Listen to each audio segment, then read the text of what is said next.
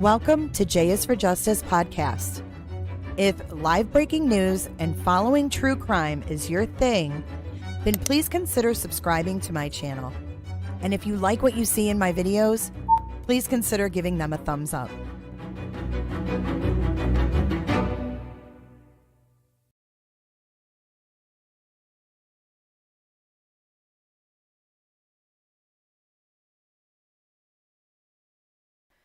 Muted looking ass. We got all kinds of echoes going on and crazy stuff. Good morning. Good morning. We are reconvening for the sentencing of Kaitlin Marie Armstrong. And you are in the J is for Justice channel. Welcome, Roberters, loungers, and everyone else who is here. If you are new here, please consider subscribing. And if you like what you see, please give a like to this video. It is Friday, November 17th, rather. Yeah. Good morning, Christine and Kendi and Shell and everybody else who was on our Discord call. late into the wee hours. We had such a wonderful conversation that it was like 1 o'clock in the morning. We're like, holy fuck. We got to go to bed, y'all. So we had like a really emotionally draining day yesterday. And considering that it only took the jury a little more than 2 hours to convict Kaitlin Marie Armstrong, doesn't surprise me that they've already come up with the sentencing. Dandy, good morning. Island, good morning, Island Thrifts. We had so much fun in Discord. If you would like to become a member of our Discord, all you have to do is become a member of the channel. It's very easy. And poor Potato, she hates missing bonding time, so I feel really bad. Because of her schedule, or the time difference, it's really hard sometimes. But it's okay. You don't suck. We're going to do these all the time, you guys. But we learned a lot from Island Thrift last night, and it was fun. And Christine. So we actually got new nicknames, too. But my mind is foggy, and I can't remember them because I'm tired. But I believe that Island is now Little Rock. And I think that Christine is now Chat GPT. Hi, Jammers. Of course. Oh, you're not. Jammers hopped in from the closet. I'm going to be honest with you guys. I haven't talked to anyone on the phone that long, except for my kids. That's like in the last 2 years. Thank you so much, Shell, for your super chat. And Jammers, you're never chop liver. Make sure you put it on live chat too, because I just remembered I didn't. Island, thank you so much for your super chat. You can't. Okay, we'll help you, Michelle. Email the team.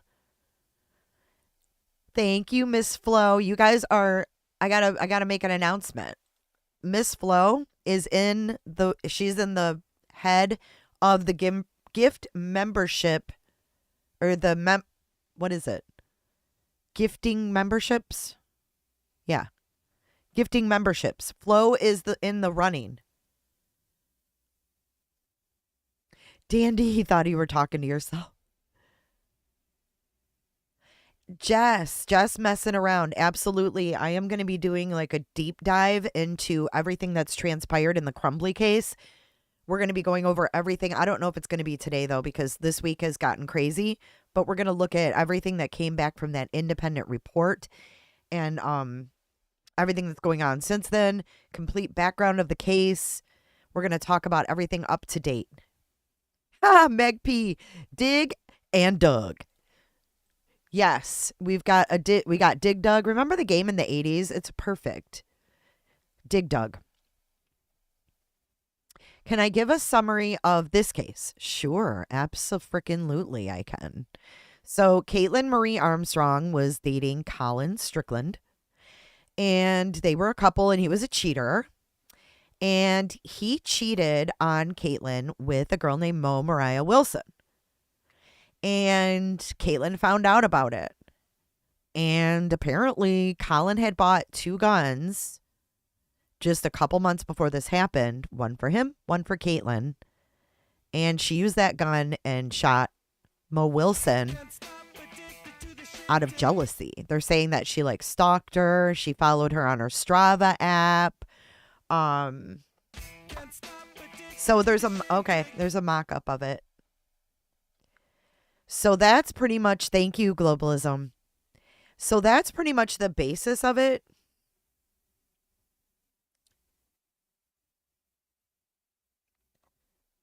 And then she was caught driving by on surveillance.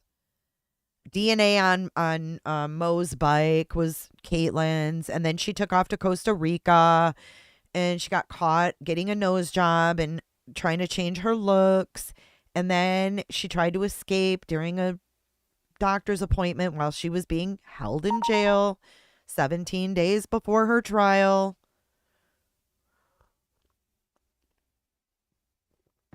And it took the jury only 2 hours and 22 minutes to find her guilty.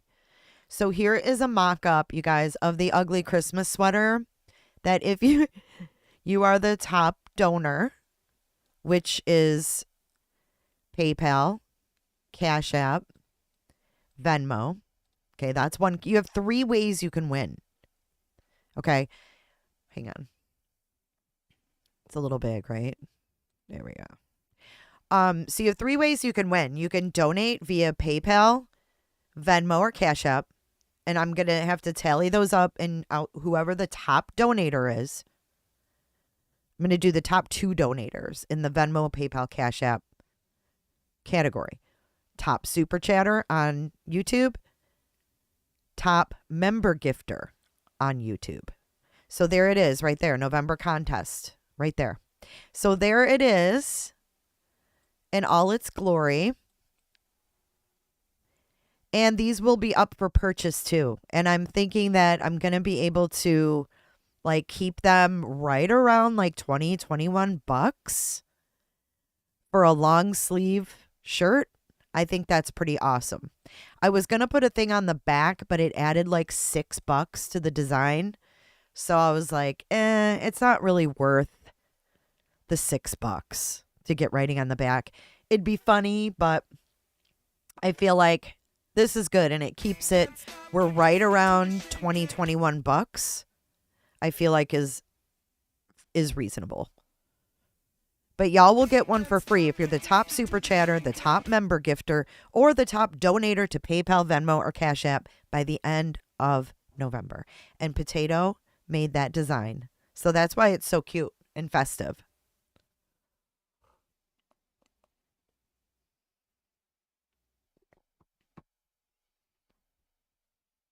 It would be a cute hoodie. But do you guys think I should lose the podcast part and just keep it the J is for Justice? Here, take a closer look.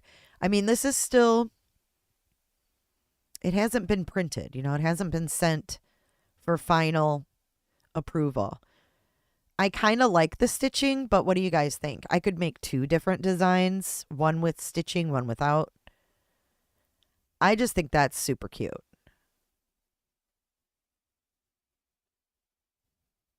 Just make it a crop top and save some money. I know Potato did such a cute job. I love the 4 and how she put the snow for the blood. Like, it's adorable. Keep podcast. It says J is for Justice podcast. Casey says other creator stuff is like 50 or 60. 20 is awesome. Yeah, I want you guys to be able to, you know, I don't want you to just spend $50 on a shirt.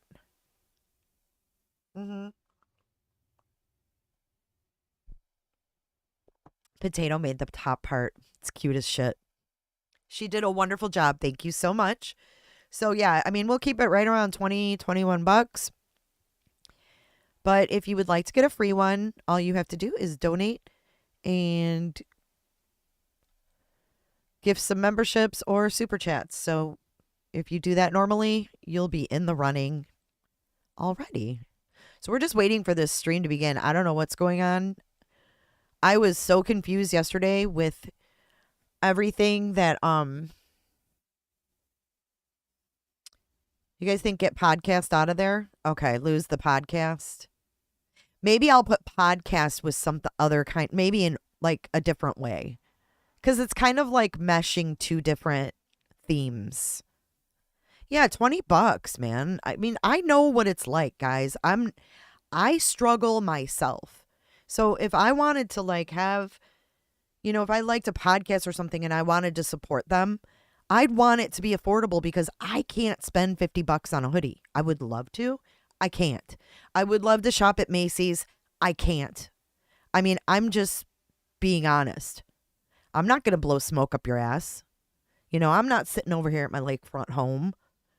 So, I mean, I feel you. I feel you. I'm just like you. So, do a hat that says pot. I do today. Maybe not in black. Maybe make the shirt black and the podcast green. Yeah, I'll play with it today. This is just a mock-up. But the top part won't change. But I appreciate your feedback. If you don't like tell me in the comments. Like if you don't like something or you think I could change something and make it better, I am fully open because like I'm going to tell you, a lot of these YouTubers you watch that are successful, they have managers, they have producers, they have script writers, they have people that are getting everything set up. So all they have to do is click live, if they even have to do that.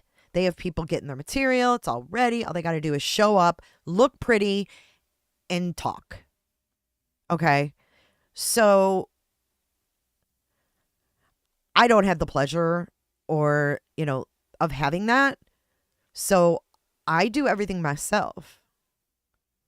So I want your feedback. I'm not here to tell you. You know what I'm saying? Like, I like all the focus on the top. Hey, Jason. No one will know what it means if podcast isn't mentioned. I agree. Kendi says, I'm winning that shirt. I like these shirts. I like these shirts a lot. Hello, Mike Sander. I hope you had a nice ride this morning. Are you flooded down there? And I'm not saying that's bad. I mean, if I had the money and the means to pay people to make my life and my job easier and more efficient and better for you guys, like I will. I would. I mean, but I don't have those means and I don't know where these people get the means. More power to them, but I'm just over here plugging along, just little old me. And I understand the struggle. Who wants to spend $50 on a freaking hoodie that you're going to wear for for the one season a year? Aw, Emily, that's cute. Thank you, Myron. I like it. Anna got it. I like that shirt. I like these shirts a lot. Where'd you get that shirt? I think she got it on Amazon. I like the shirt a lot. Hey, Unseen.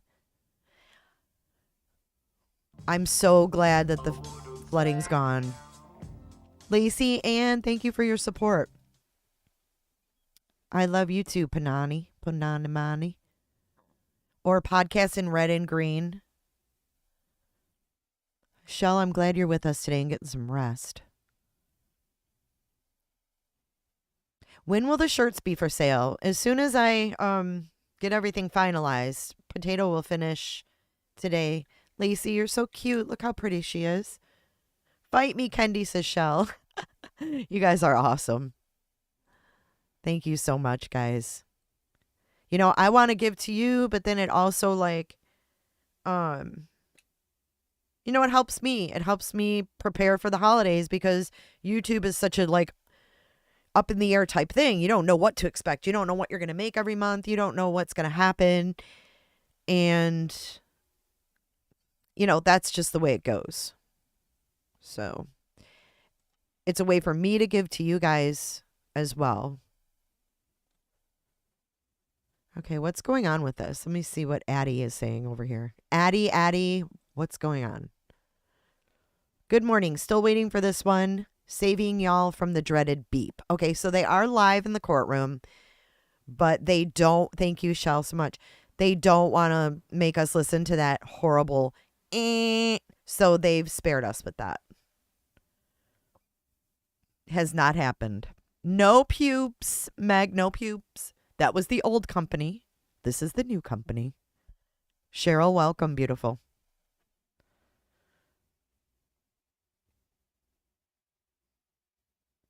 Christine says, I'm winning one, so stand back, y'all. But if you win, you also get a free ornament, too. So let me show you the ornaments. They're cute.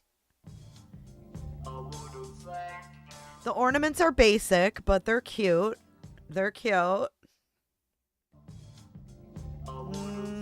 Where are they? I put it in Discord, but I can't find it now. They're so chatty up in Discord, I can't find it. Let's see here. We've got so much going on, guys. There's so much new news. I just want to get this Kaitlin Armstrong out of the freaking way so that we can move on from this and start focusing on Delphi, Corey Richins, all these new things that are coming out. Here's the ornament real quick. You see that? Can you guys see it okay? Let me make it a little bigger. Well, whatever. I can't really make it bigger, but it says J is for Justice, and then it says 2023. J is for Justice True Crime Podcast, and then it says 2023. So there you go. And let me see what the heck's going on over here in chat. I love the Detroit Lions. I love anything Detroit. Okay, let's see what's going on here. We've got globalism. The sweater is now the wedding bouquet. My ass off. The sweater. Lacey, Kendi, Holy, gifted 1 membership, One-Eyed Flo. Thank you so much. I got to go back and see who got that. Lacey Ann also gifted a membership. Thank you so much. And just so you know, it YouTube tallies everything for me. Faithful, thank you for being here, beautiful. I love your puppy dog too. How cute. I love you guys. You guys accept me for who I am. You don't judge me. Because before I came on here, I'm like, are you kidding? That's another thing we're going to be going over is Crumbly. I was like, are you kidding? I look like literal hell, but you guys never judge me. I'm sitting here with hair that looks scraggly, and you guys never judge me. You accept me for who I am, and you make me comfortable. I was never comfortable in front of this camera. I was always like, oh, God, I don't want to do it. But you guys make me comfortable. You guys have helped me get over my own insecurities too. So Daff, welcome Daffy. Jen and Cal, it's nice to see you. Who else got gifted? Doozy? You're a doozy, honey. You are a doozy. I love it. If you are from Michigan, it is required. Potato, you're so sweet. Does YouTube pick who gets memberships? Yes. You you just enter, when you enter the chat, it asks you, do you want to receive gift memberships? And you say yes. And if you say, oh, do you want Christmas memberships? We're like, oh my gosh, yes. We're going to go on Zoom and we're going to talk about Christmas memberships.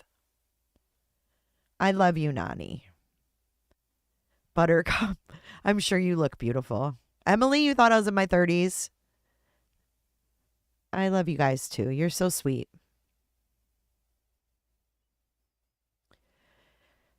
J is for Justice. Can we get a video of Armstrong trying and failing to jump the wall? Can she do it? Oh, failed. You're 50 and look 30. Thank you, Unseen. Lacey Ann, I found you through Gabby and stayed quiet. I've always enjoyed you. You've always been yourself and never swayed. Thank you. That means a lot because I do. I'm just myself. J is only 49 minus 49 plus 1. Make sure they have enough of us. Unless it's going to be a pre-order thing. I must drive now, but I'm listening. There'll be enough. Thank you, Shell. I love you, and so are you. Daff. I'm sorry for that second part of your comment, but I still love you, Daff, and you know that. So these are Christmas memberships because if you get donated or win a Christmas or membership, you'll be a freaking member through Christmas. Well, Ohana, I was going to cover Danello's hearing, so that's another thing. Jay needs to sleep sometimes because Jay was up making an event at 3 or 4 in the morning for Danello because I got an email from the court, but I kind of misread it. And it said, thank you, Ronder. And it said, the public will not get the Zoom. And I didn't see that part. So I was like, oh my God, we get to see him on Zoom, but we don't. So I had to get rid of it. So sorry about that. That was a whoopsie. That was a tease. Paul Clank. Oh, I've never had anyone say something so nice. Wow. He said he's getting back into dating because I remind him of the kind of girl he wants. That's so sweet. You know what? It's really nice, Paul. Crumbly? No, he doesn't have a lisp. Nope. It was during Jared Lysick's hearing. And remember, Duty Ron was like caught like talking in the Zoom, and he was talking about Christmas memberships. If you know, you know. Christine coming in hot. I can't wait to tally up today and see who's in the running. You guys are competitive. Thank you, Christine. Christine is our chat GPT. If you don't want to download the app because you don't trust it, Christine, she's chat GPT. Christine GPT.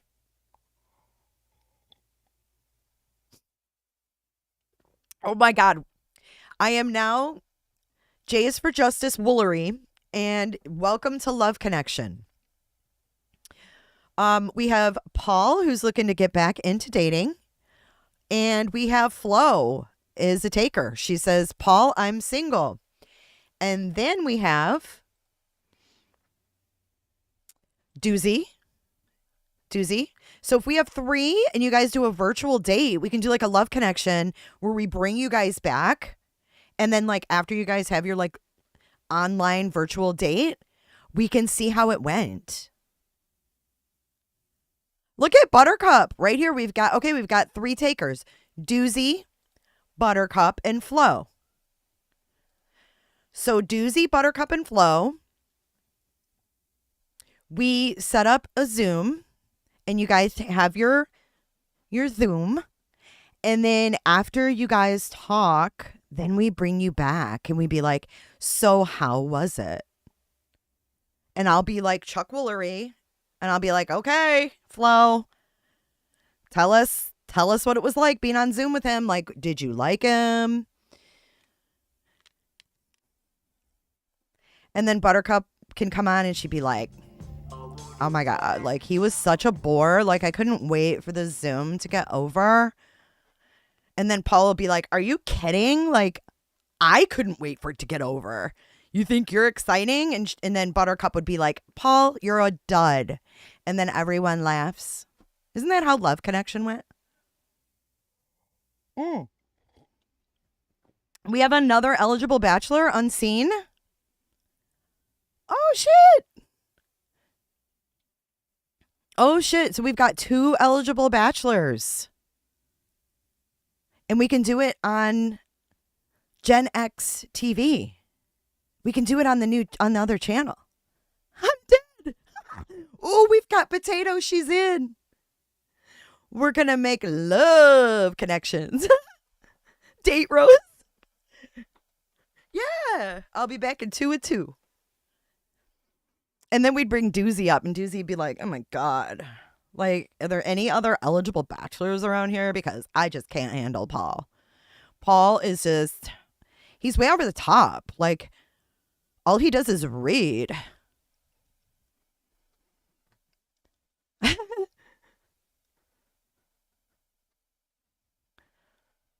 I think it'd be so funny. We'll be back in 2 at 2. Oh my God, my neighbor just fired up her car and my window's open. It scared me.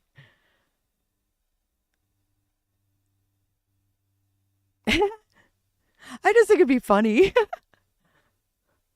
But you guys are so nice. You probably wouldn't say anything bad about each other.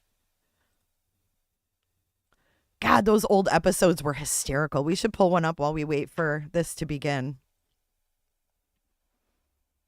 Nobody's old, dude. No one's old. Age is just a number. We're only as old as we feel. All right, let's see. Love Connection episode. See, this is the kind of stuff we're going to do over on the other channel. And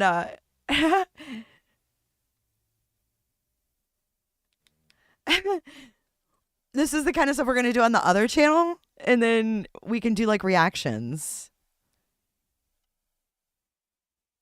Okay, let's see this one. Let's see this one.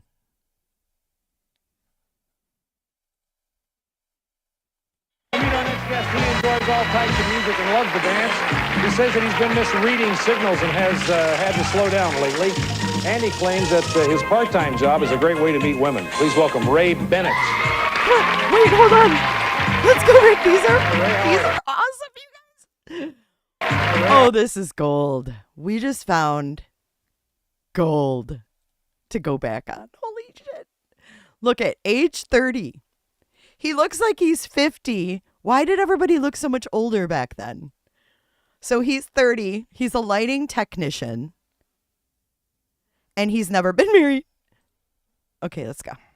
Claims that his part-time Ray job Bennett. is a great way to meet women. Please You know what welcome would be Ray. really cool? If we did these and then we found these people now and we were able to bring them on the show and be like, hey, Ray Bennett. Look at his face.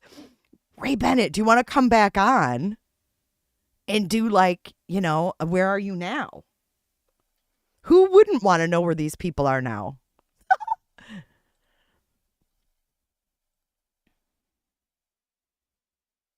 Oh my gosh.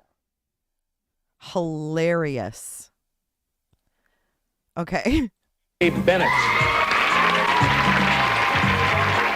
how are you? Look at his boots. Look at Holy shit. Look at his boots. I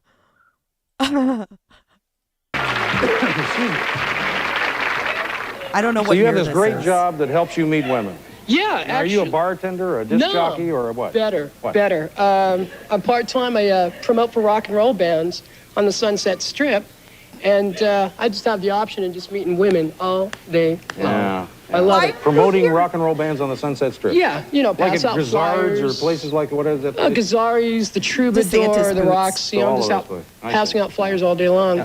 Have any of these women that you've met ever turned into a serious relationship, or is it all just kind of superficial? It's superficial, but gotta tell you, if I've had like 40 or 50 like one-night stands, just meeting these women on a strip. It's Well, I won't true. ask you to define that. I just I'll take your word. 40 or 50 one-night stands. This guy is like the poster boy for STDs in the 80s. And you say you had to slow down. Yeah, usually because with these women, I'm usually a very aggressive person. But I usually now, over the years, I'll let them do the initiating because, you know, I've been slapped like a couple of times. It's like, whammo, whammo.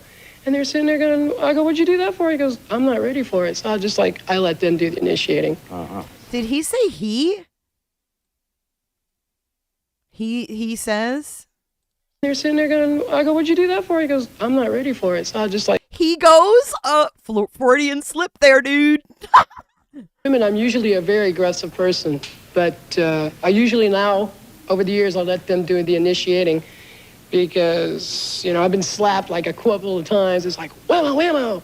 And they're sitting there going, I go, what'd you do that for? He goes, I'm not ready for it. So I let them do the initiating. Uh-huh. Well, okay. Let's take a look at the women that Ray had to choose from. Now, remember, you're going to pick the woman that you think's best for him. First, there's Maria. She enjoys Yikes. dancing and miniature golf. She thinks that there are some great places to Dude, meet men, why like would they bars, even beaches, Navy bases. She usually Hold on. dates once a week, and she says that good luck. Why would they even put anyone on a date with someone who would even say that? Scary. Looks are not a priority for her, and here's what she's looking for instead. Maria, age 31, medical assistant. An honest, sincere person. Someone that can talk to me. Doesn't have to yell at me. Can tell me whatever he wants to tell me. Because I'm going to either take it and deal with it as I can. Burger. She usually kisses on a first date. Here's what she said. Dawn, age 25. This chick's 25. She looks like she's 45. If I felt it was right, if, you know, I really liked the guy and I felt he really liked me, I would kiss him. I wouldn't do anything else, just like a little peck or something. I don't think it's too good to, you know, just go all out and start making out on the first date. You don't even really know the person. Finally, Darcy says that sometimes she goes to nightclubs by herself. She describes herself as, quote, wild at times. She says that lately she's been losing interest in the men that she's been meeting after 2 weeks. or the men that she's been meeting after, I suppose, she's been with them for 2 weeks. And it seems that a lot of guys approach her at work, and here's more on that. A lot of guys approach her at work. Darcy, age 28. Unfortunately, you have to sift through those too. You know, once in a while you'll get someone who will just be completely covered with oil and grease, and he'll just look at you, ooh, baby, you know, will you go out with me? You know, like, I don't think so. 1-900-GET-REAL, you know. 1-900-GET-REAL. She said 1-900-GET-REAL. I hope he picked her. All right, who do we think he's going to pick? 1, 2, or 3? Put it in chat. 1, 2, or 3. Completely covered with oil and grease, and he'll just look at you, ooh, baby, you know, will you go out with me? You know, like, I don't think so. 1-900-GET-REAL, you know. 1-900-GET-REAL. She works at an auto parts store. All right, who's he picking? 1, 2, or 3? Vote in chat. Those are the 3 women Ray had to choose from. It's time for you to decide who you would match him up with, if you'll do that now. A lot of people are saying 3. We're going to take a break, and when we come back, we'll meet the woman that Ray selected here. Everything that happened on their date, we'll do it. 2 and 2. Be right back at you.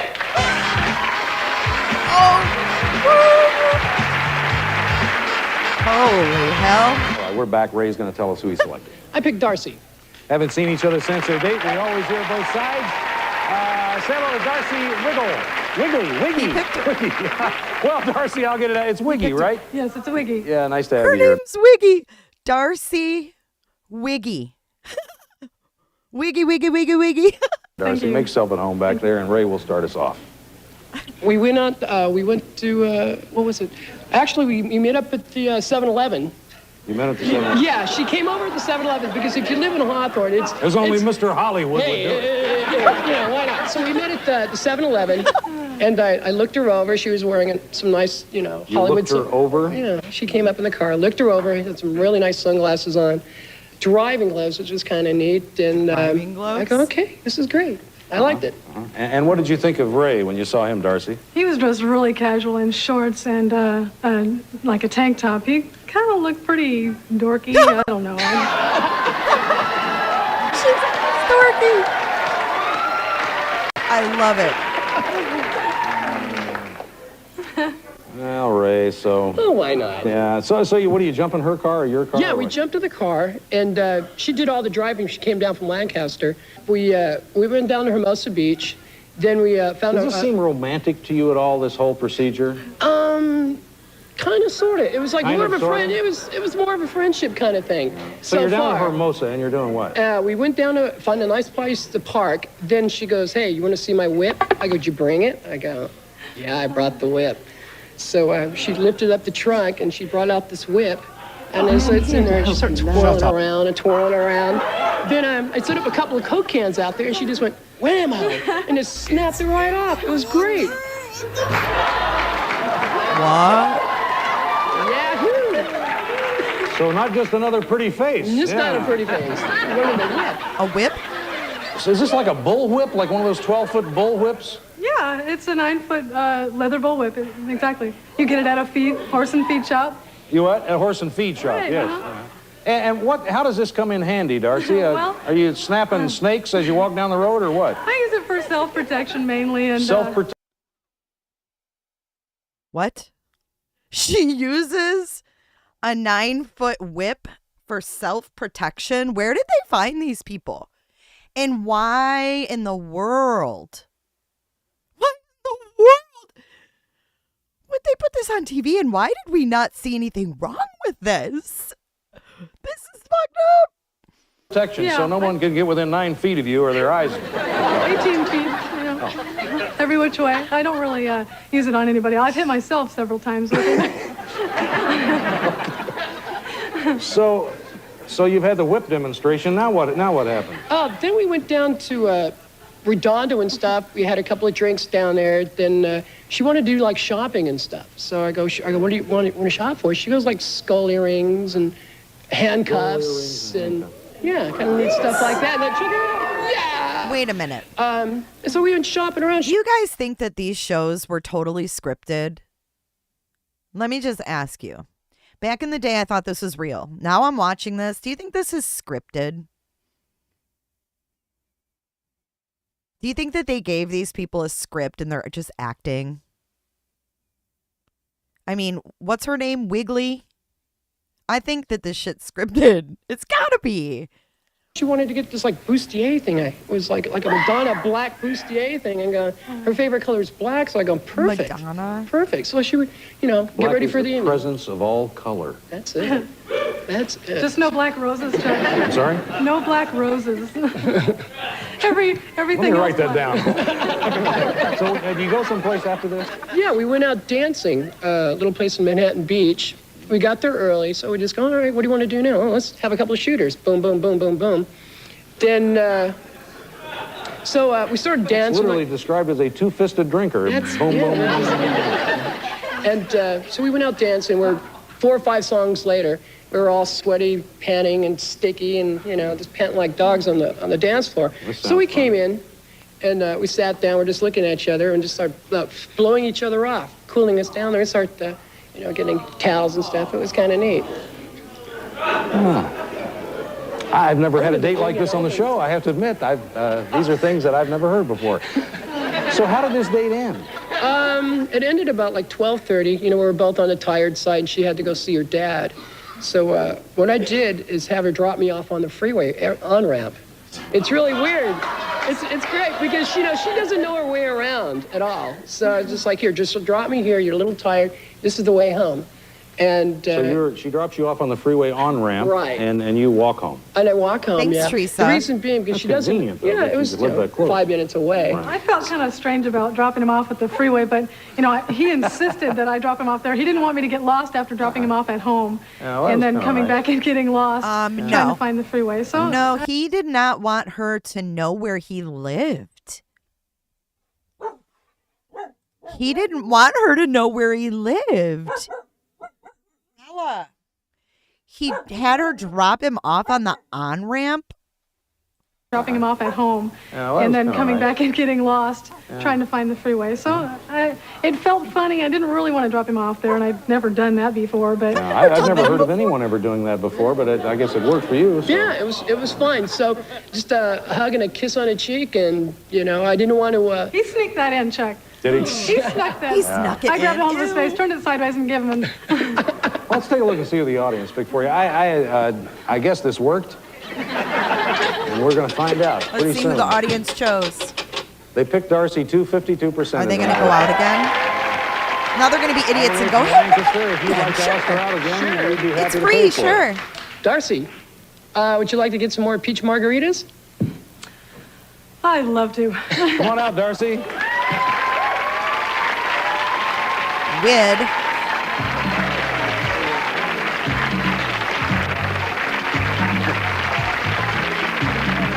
I must tell you, for all the Lord have mercy. for all the verbal bravado going on here. Whoa. I mean, were they all this freaky?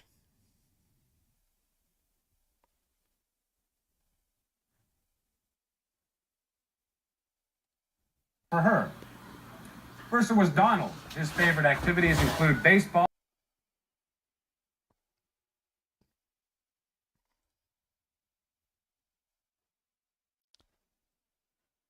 This is this guy's mom. Rico, this person that has this channel, they say, yep, that's my mom for sure. So I don't know if this is their mom, but let's Gonna meet our next guest. see how old she is. Now, she says she's a feminist and a workaholic, and she uses positive. She's my age. She's 2 years older than me. Look at. She's 2 years older than me right now. I'm 50. She's 52. This is what people looked like at 52 in the 80s. Isn't that weird? Did you know that the Golden Girls were in their 50s? Why were the Golden Girls in their 50s? It's so crazy. All right, let's watch this lady. She works in social services. She's 52 and she is divorced. Is thinking to bring the right man into her life. Please welcome Pat Ruhlman.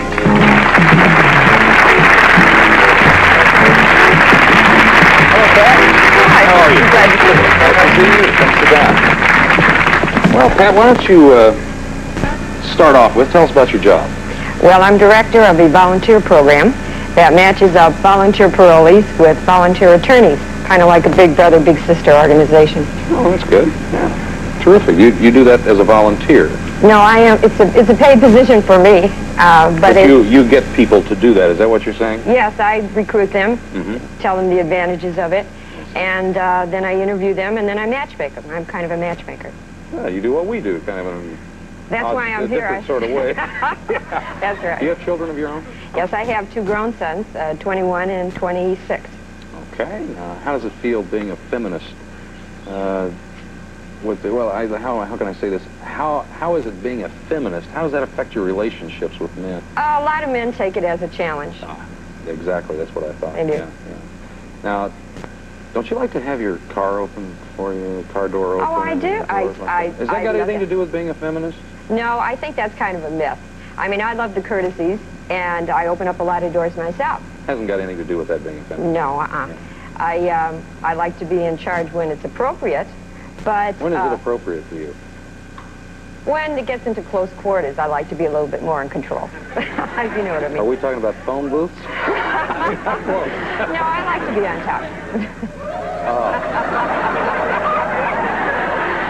I'll let you draw She said, I like to be on top. your own conclusion. Let's take a look at the tapes that Pat saw. Don't forget you're going to vote again. Now, first there was Charles. He's poetic about women. He says he likes eyes and thighs that hypnotize. That's what he says, and he tells us why he enjoys being single. I see some guys that are married, and it looks like as though what they are is a garden with occasional sex privileges.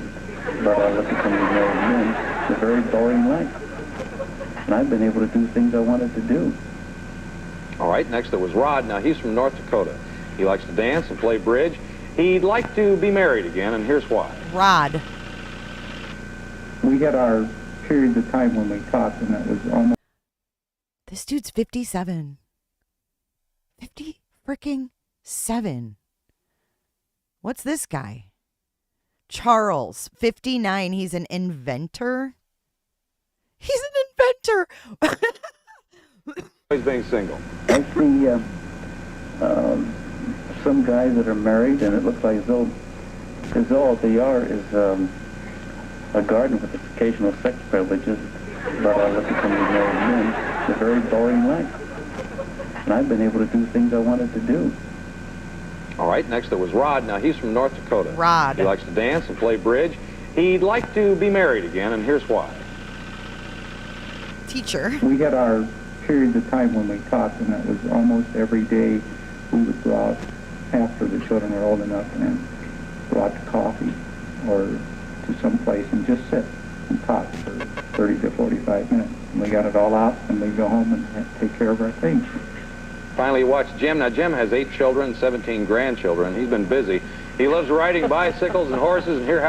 Dude, this guy's 59. Hold up.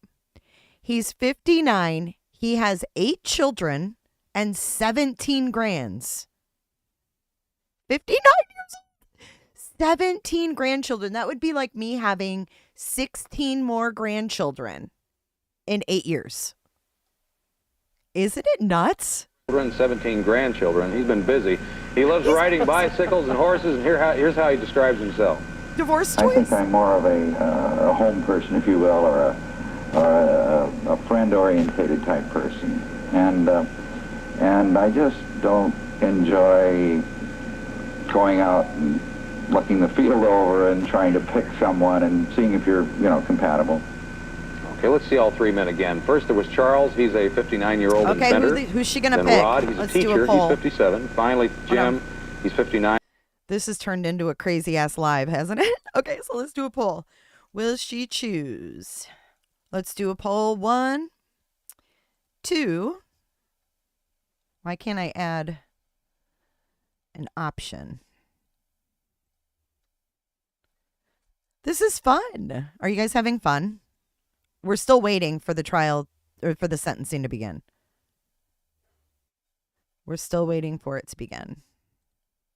So let's put our poll up and we can vote and then we'll see who they picked.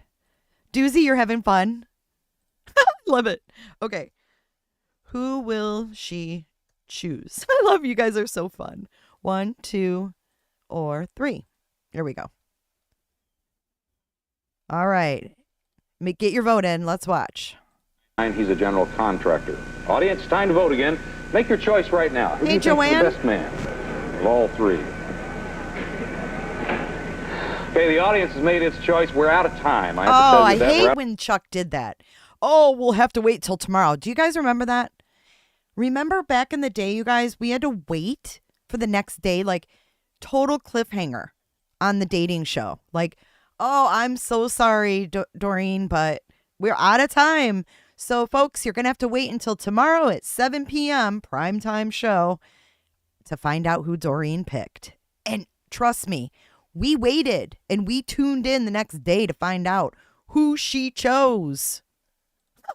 We truly did. Out of time. We're going to have to wait till tomorrow to find out what happened on the date. Pat, can you come back and join us? I'd love to. All righty, I tell you, that's our show for today. This is Chuck Woolery, and we'll see you tomorrow. Bye-bye, everybody. Thanks for being with us.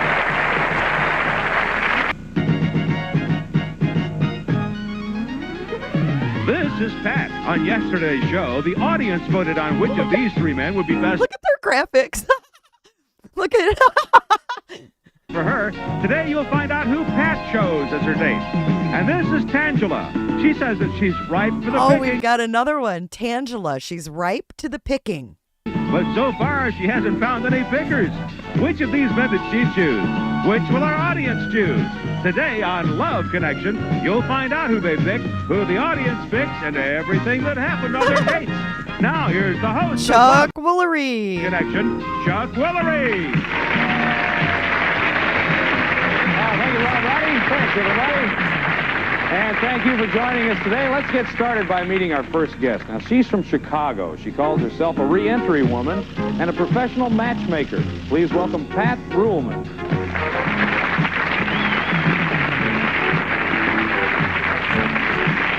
Hi, Pat. Welcome back. Nice to see you. And welcome back today. Sure. What's a re-entry woman, Pat? Well, that usually means something that happened after what I call the big D from death or divorce. And you kind of try to get your train back on the track. Get your life going again. Feel like you've gotten your train back on the track? Sometimes I'm still in the station, but yeah. Okay. What's this about you being a matchmaker? Okay, hold on. Let me give you guys an update on this. So they're going to be on standby. It says they did, in fact, begin deliberations about 40 minutes ago. So I guess they're deliberating. They're deliberating on her sentence right now. So I guess they didn't come to a decision yet on the sentence. So we're just in the background waiting. That's per Law and Crime. All right. Well, in my job, I'm director of a volunteer program that matches up volunteer attorneys with volunteer parolees to help with social rehabilitation of these minors. I see. Good. Let's remind everyone what happened yesterday. Now, our studio audience saw Pat's 3 choices, and they voted for one. Let's take a look at all 3 men again. My studio audience voted as well, Chuck. So here we go. We're going to get a recap of the 3 men. If you didn't vote the first time, get your vote in now. For you today.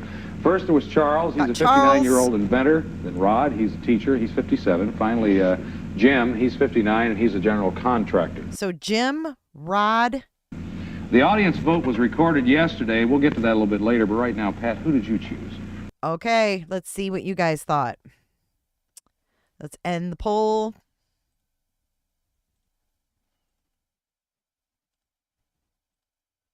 "64% of you said 1, 24% of you said 2, and 11% of you said 3. Let's see who she chose. I chose Jim. You chose Jim. Okay. She chose 3. Now, Jim's backstage. Let's say hello to Jim Ashford. Hi, Jim. Hi there. How you doing? I'm fine, thank you.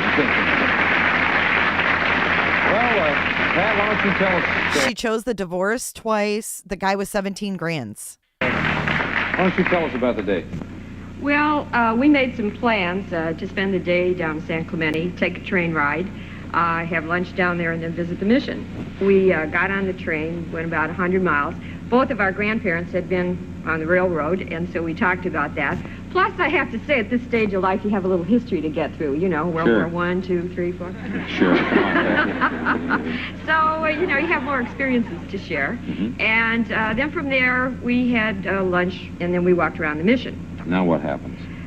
Are you getting along? You guys enjoying each other? And this good? At this point, lots of signals going back and What forth. kind of signals are going back and forth, Pat? Well, let's see now. We were walking around the mission, and he had his arm around my shoulder. Mhm. And then he said, you're not a very touching person, are you? And I just thought, well, let that one go by. And, 'cause Are you? I am, but I wasn't going to say, oh, well, they call me Fifi the monkey girl. You know, I was embarrassed, you know, really. Yeah. May not be Fifi the you know, monkey girl? really, thing to say, you're right. Then he didn't like my non-response, so to speak. see. And I think a few minutes later, he said the same thing, kind of Look at her rephrased it, and I jacket. did find myself a little bugged by that. Yeah. Now, Jim, did she ever give you the impression that maybe she wasn't that interested in you, or? Well, she's no, not really. She's a very strong lady, and you know, I was trying to make it, trying to get to know her better, trying to, you know, see who she is, kind of thing. And so I figured at this point that anything that was going to go on, why, she was going to direct it, and I'd just see what was going to happen. So I just kind of went along with the whole deal. Okay. I think we're experiencing a little difference in perception here. Why? How do you perceive this? Well, well, I sort of felt that he had a kind of like a script that he wanted to happen, and that maybe we weren't moving along fast enough. And so I kind of hit the brake a little bit. Yeah. Okay. So after you hit the brakes and he goes through the windshield, what happens next? Well, he's Fifi like the monkey girl? He's a perfect gentleman, but he also is very stubborn, and I could tell that, you know, we weren't in the same wavelength, you know. So it ended how? Now, exactly what happened? So he said, gee, I really didn't see your house that much, you know, I'd like to come in for a bit. So I said, fine, let me make you a cup of coffee for the road. But, and I was tired, too, I was tired. And so we talked a little bit, and he was, at that point, we were in the kitchen. Can I tell this? Yes, he gave me this big kiss. Oh, in the kitchen, Lord. Yeah. which, if I wasn't so tired, I might have paid more attention. I think it was about a 4, but in actuality, it might have been about 6. But he said something to the effect of he really wanted to mug around a little bit, but in my business, that means something else. Oh, my God, what? But anyway, I do have to admit, I kind of shuffled him off a little bit and said, hey, you really have to go. I've enjoyed it, but goodbye.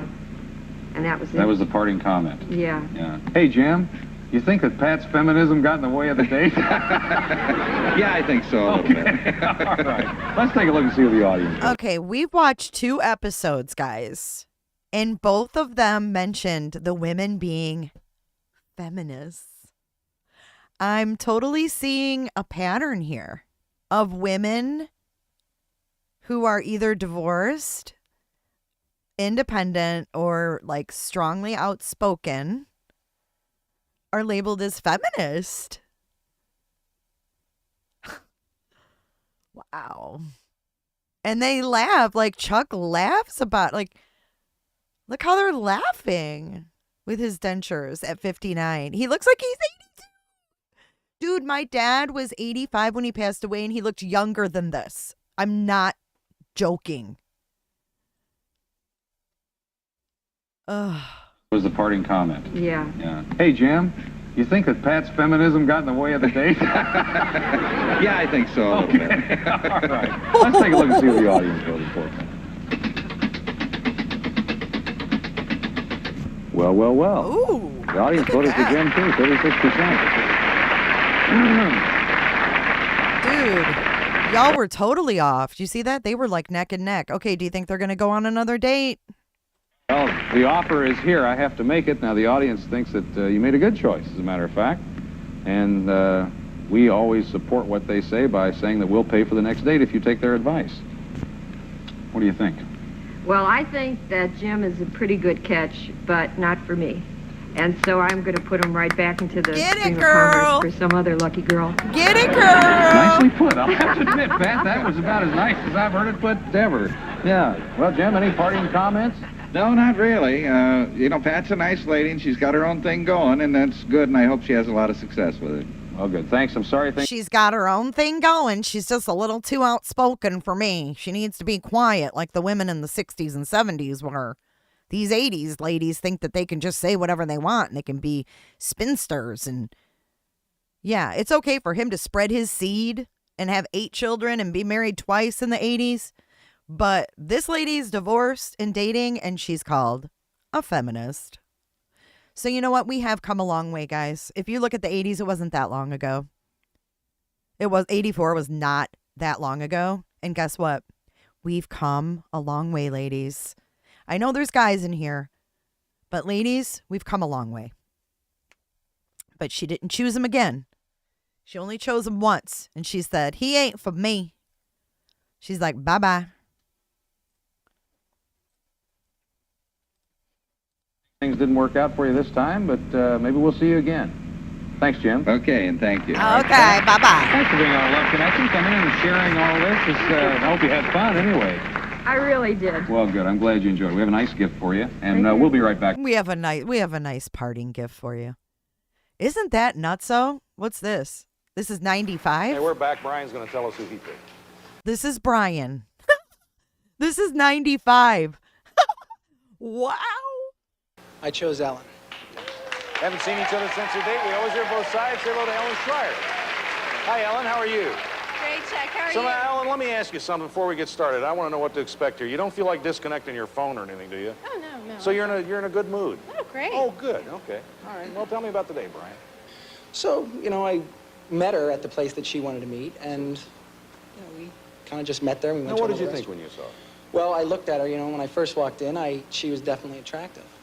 She's an attractive woman and, or girl, whatever. I prefer girls. I like younger. So, I... What the fuck? What? Oh, my God. This is 1995. You ready? You ready? She was definitely attractive.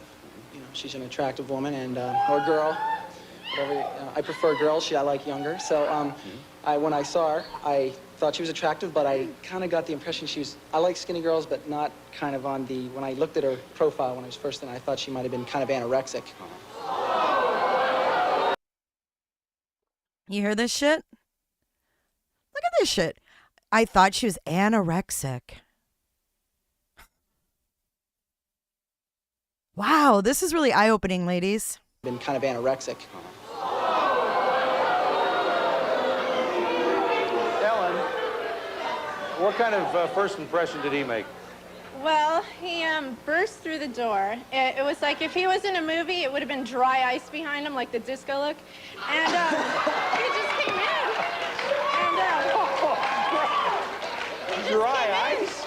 The smoke gun coming out? Brian's coming through the door. Well, I don't know whether it's true or not, but it is funny. And he just came bursting through the door, and no one was remotely single except for me. And I had a lollipop in my mouth, and I told him I'd have a lollipop. And so there's no way of getting around it, but he had a video camera with him, and he was just surveying the whole place. And then he goes, to no one in particular, there she is, that's her, that's got to be her. And I'm all, oh my God, no, I just wanted to run. So you were embarrassed. He had a video camera in 95?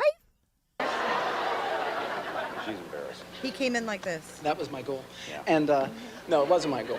This guy's a dick. That was his goal, to embarrass the poor girl? No, it wasn't my goal. But I wanted to have the camera there for the, the mother-father the way thing. she described you coming in the doors, though. Mother-father but, thing. when I walked in, she was sucking on a lollipop, so I kind of was like, I don't know. Well, so now where did you go? Well, we went over to the restaurant, and, that I chose, I thought it was a very nice restaurant. I've been there before, and so I went in. I couldn't get her to eat. Not eat, I couldn't get her to order. And, it was like she wouldn't even order a salad. Were you not hungry, Ellen? No, I didn't understand anything on the menu, but I ordered, and then he just kind of forced food on me. He just ordered. Are you not a big eater? No. You're not a big eater, yeah. Now, anything stand out about his behavior over dinner? I mean, anything that he did to, I don't know, do you remember? Well, he pinched the waiter's butt for one thing. He was hitting on the waiter the whole time. I'll tell you what happened for real. The guy. Are you kidding me? I was eating dinner. When you're eating dinner, you don't want somebody's butt in your face, and it was right here. So I'm thinking, I'm in the joking kind of mood. I always am. So I went, and stuck him right in the butt. He turned around and he goes, ooh, he was all surprised, and I go, she does that everywhere we go. And then I was blaming it on her. Oh, my She didn't like it. God. She moved around to the other side of the table. I don't know Did why. I ask them to do that? So now what happens? Well, I suggested by the end of the meal that we go dancing. And, we both worked all week and stuff, but, when it comes to the weekend, I like to go out, and stuff like that. So Your I'm like, comments "Let's go are dancing." gold. And she didn't really want to do it, and I didn't really want to make her, so I just kind of talked her into it. I just kept pushing for it. She So went. it's kind of like eating. You don't really want to dance either, do you? But No, you're not a big dancer? No, I am actually, but I just worked the whole week, and then he was so exhausting on top of that. It was like having 2 jobs. So by the time I was done with him, I didn't want to go anywhere. It was tiring. So it's tiring. I guess you were a little too much for her to handle. Probably. So you did go dancing? Yeah, we went dancing, but, we got to the club and stuff, and outside, I had to change clothes because I thought we went to a nice restaurant, so I was kind of dressed. So I wanted to get in something like this, and it was. So we went into a club, and He wanted to we get went into in his there and Backstreet Boys just played some outfit. pool for a while. Neither of us were playing pool very well, so then we just went to. She didn't like the dancing. She didn't like the music. That's the impression I got from her. But I think how it's did he 'cause look she to you was when he tired. changed, Ellen? He's changed out of this. I guess he had a suit or something on. Yeah, he had a nice tie-in shirt on, and then he changed in the parking lot. And he put on this shirt, kind of like the one he has now, but more raggedy on the sleeves. And a big tank top, and then he messed up his hair, so it looked like he had a big octopus on his head, like all these tentacles were hanging out, and he kind of looked goofy. Chuck, come on now. So you Oh my God! Look at him. Come on now, as he slicks his hair. Come on now. So you go. So you're not. Based on my observations, We went into the club. his Like hair I was said, we very played pool for a greasy. while, but it got to the end of the night, and I was kind of like, well, I know she wanted to go home. And, I'm kind of glad we drove separate cars, which was her idea, which was good. She went with her instincts, and that was fine. And so I kind of suggested, and she kind of suggested to me, I think we better get going. And we went outside. It was both of our ideas, and I went outside with her. I didn't kiss her goodnight or anything because it didn't, I didn't feel that there was a connection or anything. And I'm I sure just she's left great, it at Paul. that, and, Okay, let's take a look and see who the audience picked for you.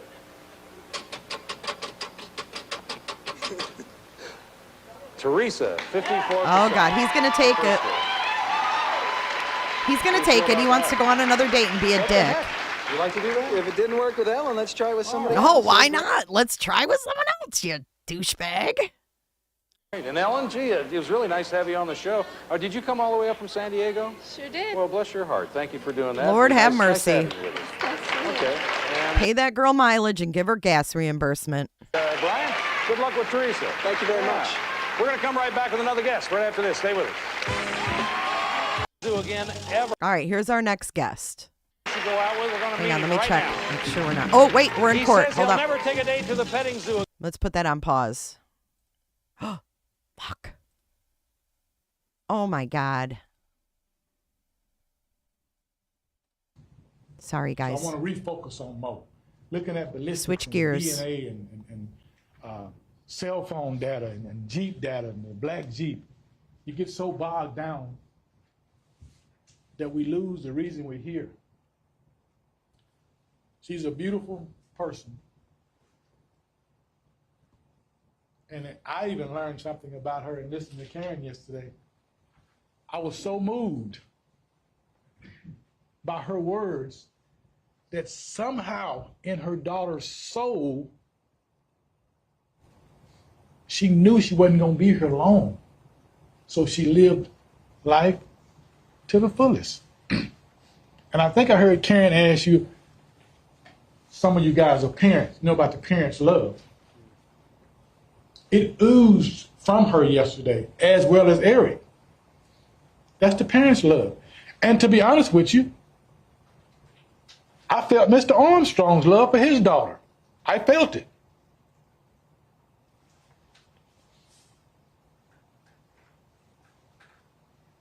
But the difference is, his daughter is still sitting right there. She's not in a good situation, but she's still sitting right there. But Eric and Karen, their daughter is gone. I want you to know I was not being callous when I called her a prodigy. In trial prep, talking to all those cyclist people that you heard, Alan and Lance and Colin and people like that, they're the one that convinced me she's a prodigy.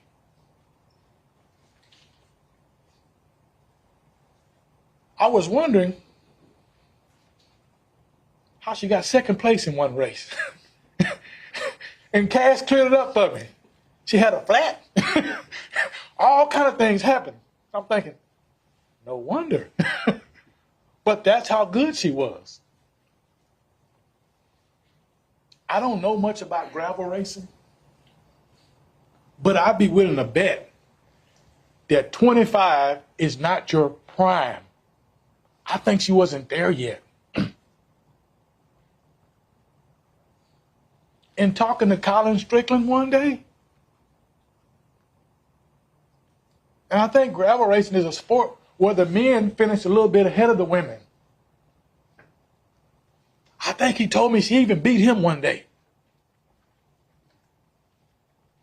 And you heard him. He was pretty good. He was a professional. Made a little money at it. She beat some of the men. That's how good she was. So today, I want to make it about her. I want to make it about what she deserves. We can have passion for Mr. Armstrong. We can even have passion for the defendant. We can certainly have passion for Eric and Karen and Matt. Matt told you he was going through a depression. His sister helped pull him out of it.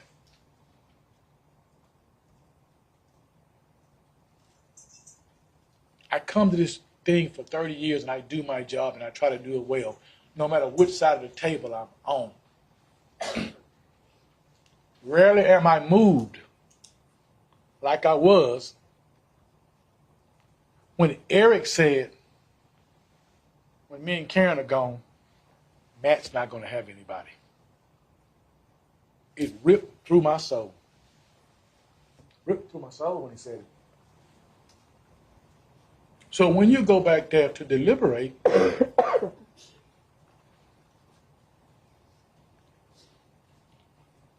don't want you to think about Kaitlin Armstrong.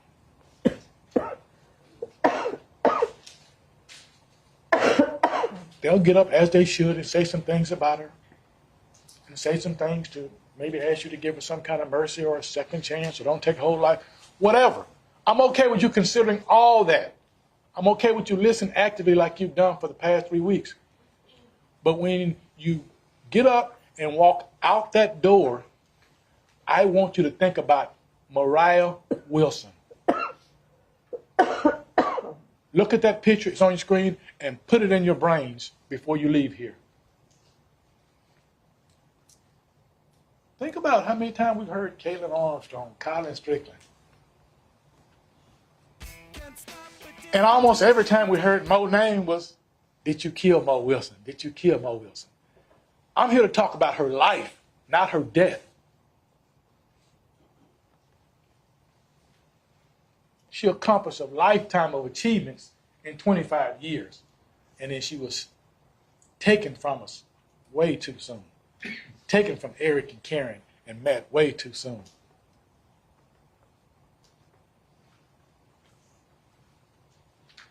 Just a few more words before I concede my time. My new best friend, fellow Longhorn Cash. By the way, her daddy told me, I'm going to call her Kaitlin. I don't care. I'm still going to call her Kaitlin. So I'm going to call her Kaitlin today, too. Kaitlin Cash. Just like what she said, she went back to that apartment to not let it get control over her. She's a bigger person than me. I don't know if I could do it. I just don't know if I could go back in that space every day like that. It's too tragic. And it's very emotional when she talked about that washer and dryer, because we all seen that bullet hole in that washer and dryer, stackable washer and dryer. And when she said they replaced the tile, I had the vision of that hole in the floor on that tile. I just don't know if I could go back there. Now, I do understand that the defendant is not on trial for doing anything but the murder of Mo Wilson. But Kaitlin case said for 555 days, that's 16 months, she's lived in terror and in fear. And how many pictures have you all seen of those little wooden stairs up there? And she said every time she get to those stairs, she got to fight herself to get up those stairs. Wherever you are back there, you think about those 16 months she suffered. You put a plus sign on whatever number you got. I'm asking you to do that for Cash and for Mo Wilson. And I do understand how everybody has suffered. And there are a few other things, without rehashing all that evidence we heard. Think about a few things.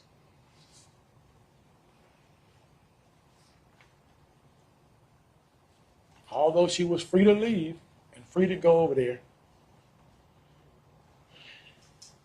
she put her sister in harm's way by stealing her passport. That's a federal offense. What if they try to conclude that her sister gave her passport? You just never know. She put everybody at risk. She was selfish. Utterly selfish. Think about that. The plastic surgery, all those things she did to evade the police. And for me, the video of her trying to escape was mind-boggling. I've never seen anything like it in my life.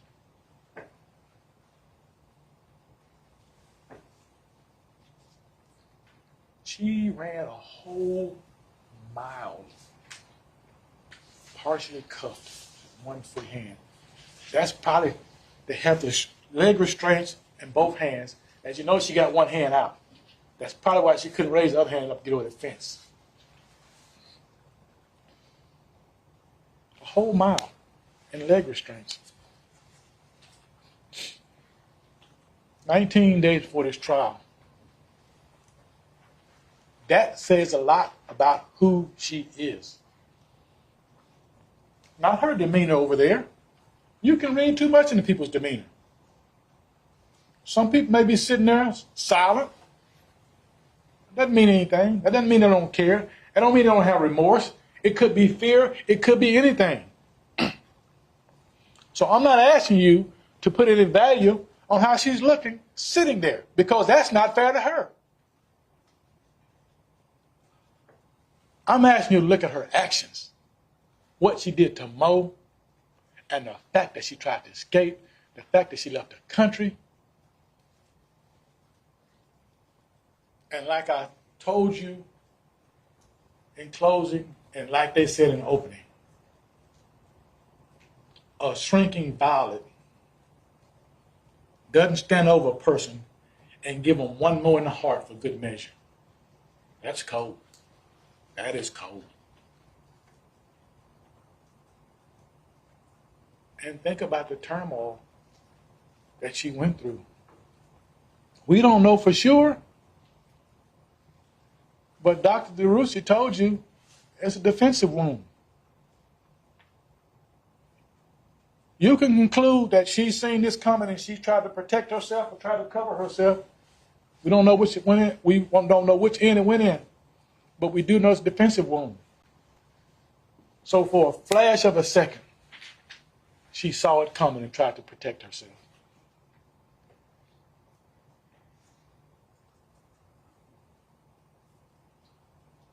And her friend had to pop on her chest for 10 minutes, not knowing she was already dead, and live with the horror of having to go to her home. Home is a safe place. Have a bad day at work. I want to go home, relax, get the remote control, get something to drink, get some food, just relax, wait for the kids to come home from school, or whatever your situation is. Home is a safe place you go. Having a bad day at work. go to the mall, having a bad day, it's crowded, doing Christmas shopping or whatever. You say, I can't wait to get home. Home for her is living hell. Home is a place where she watched her best friend. And lastly, because I asked you to put 16 months on top of whatever your number is, I want to leave you one final word about Kaitlin. And I'm not talking about Armstrong.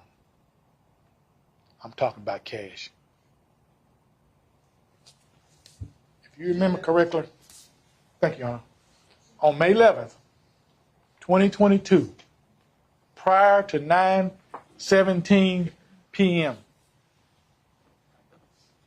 and I was quite moved because I didn't know this until yesterday. I found out the same day you did.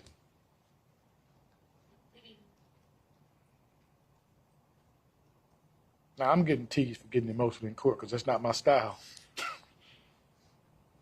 When she sent her mom a picture of them saying, I will protect your daughter.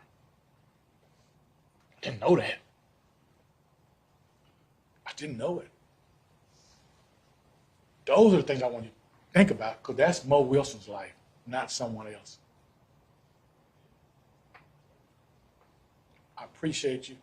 I appreciate your quickness. I appreciate your speed. And on behalf of the state and Travis County DA, I'd like to thank you. And we will accept whatever decision you come back with. Thank you.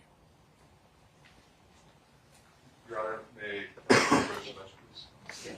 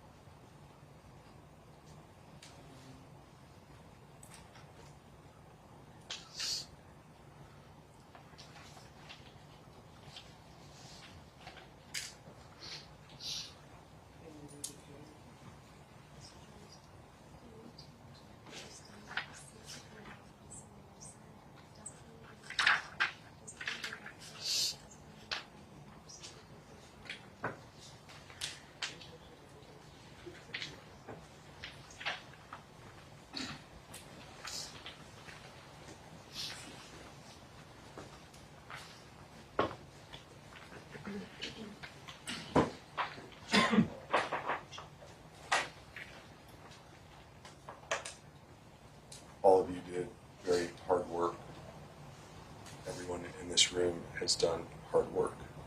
I don't just mean thinking of emotions and feelings, not just the last 3 weeks, but for the last 16 months. I won't have that much to say to you. I will share some of my experience, observations for what it's worth. For 15 years, I've practiced law as a prosecutor at that table, as a judge, as a defense attorney. You did heavy lifting and work trying to assess guilt or innocence. And that's a difficult job, but it has some real clear-cut rules. There's a reason why the instructions are so long. Punishment is a lot less clear-cut. It's a balance of things: retribution, deterrence, accountability, rehabilitation. How do you balance all of those considerations in a single number? No less than 5 years, no more than 99 years, or life, a fine up to $10,000. We, the defense, we have no recommendation for an appropriate sentence. That is your decision alone. Two families are devastated and grieving in very different ways. Kaitlin has no prior criminal history. She has no rap sheet. There's nothing to contextualize Kaitlin for your determination of her sentence. This case is unique. It's unique for this courthouse. It's unique for our community. And the pain that's in this room yesterday, today, is palpable, and it will continue. There are a lot of emotions. How do you take account of all of that? What's fair? And can we ever forgive? Forgiveness doesn't suspend judgment. It doesn't mean not holding people accountable. It doesn't mean ignoring injustices or forgetting the past. Forgiveness allows only for a possibility of atonement. And maybe redemption, which has to be earned. And there is a tug of war in our criminal justice system between retribution and redemption. Those are both principles undergirding our system of law.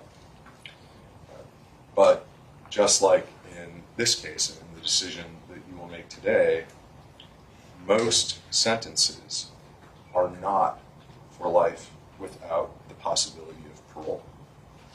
The fact that there is an end date to a sentence is an implicit acknowledgement that as a society, we at least see a possibility of redemption. Because growth can't happen without the necessary ingredients of redemption and forgiveness and self-forgiveness. If we're not allowed at least the opportunity to atone for our sins, then we cannot grow as a society. The reason we consider forgiving isn't to release the offender. It's not to give a gift to some other person. It's to release ourselves as well. The Reverend J.C. Austin said about forgiveness, "We do not do it to let perpetrators off the hook. We do it to preserve our own humanity." Forgiveness and redemption doesn't mean giving up on moral judgment or excusing crimes. It means setting ourselves free of our human desire for vengeance or revenge. The author Bell Hooks asked, "How do we hold people accountable for wrongdoing and yet at the same time remain in touch with their humanity enough to believe in their capacity to be transformed?" Redemption is not a gift for the offender. Redemption is for all parties and the community itself to be restored to whatever degree of wellness and wholeness is possible. Redemption seeks and demands accountability from the wrongdoer, but ultimately it is a type of healing for everyone involved. From the bottom of our hearts, thank you. Thank you for your service.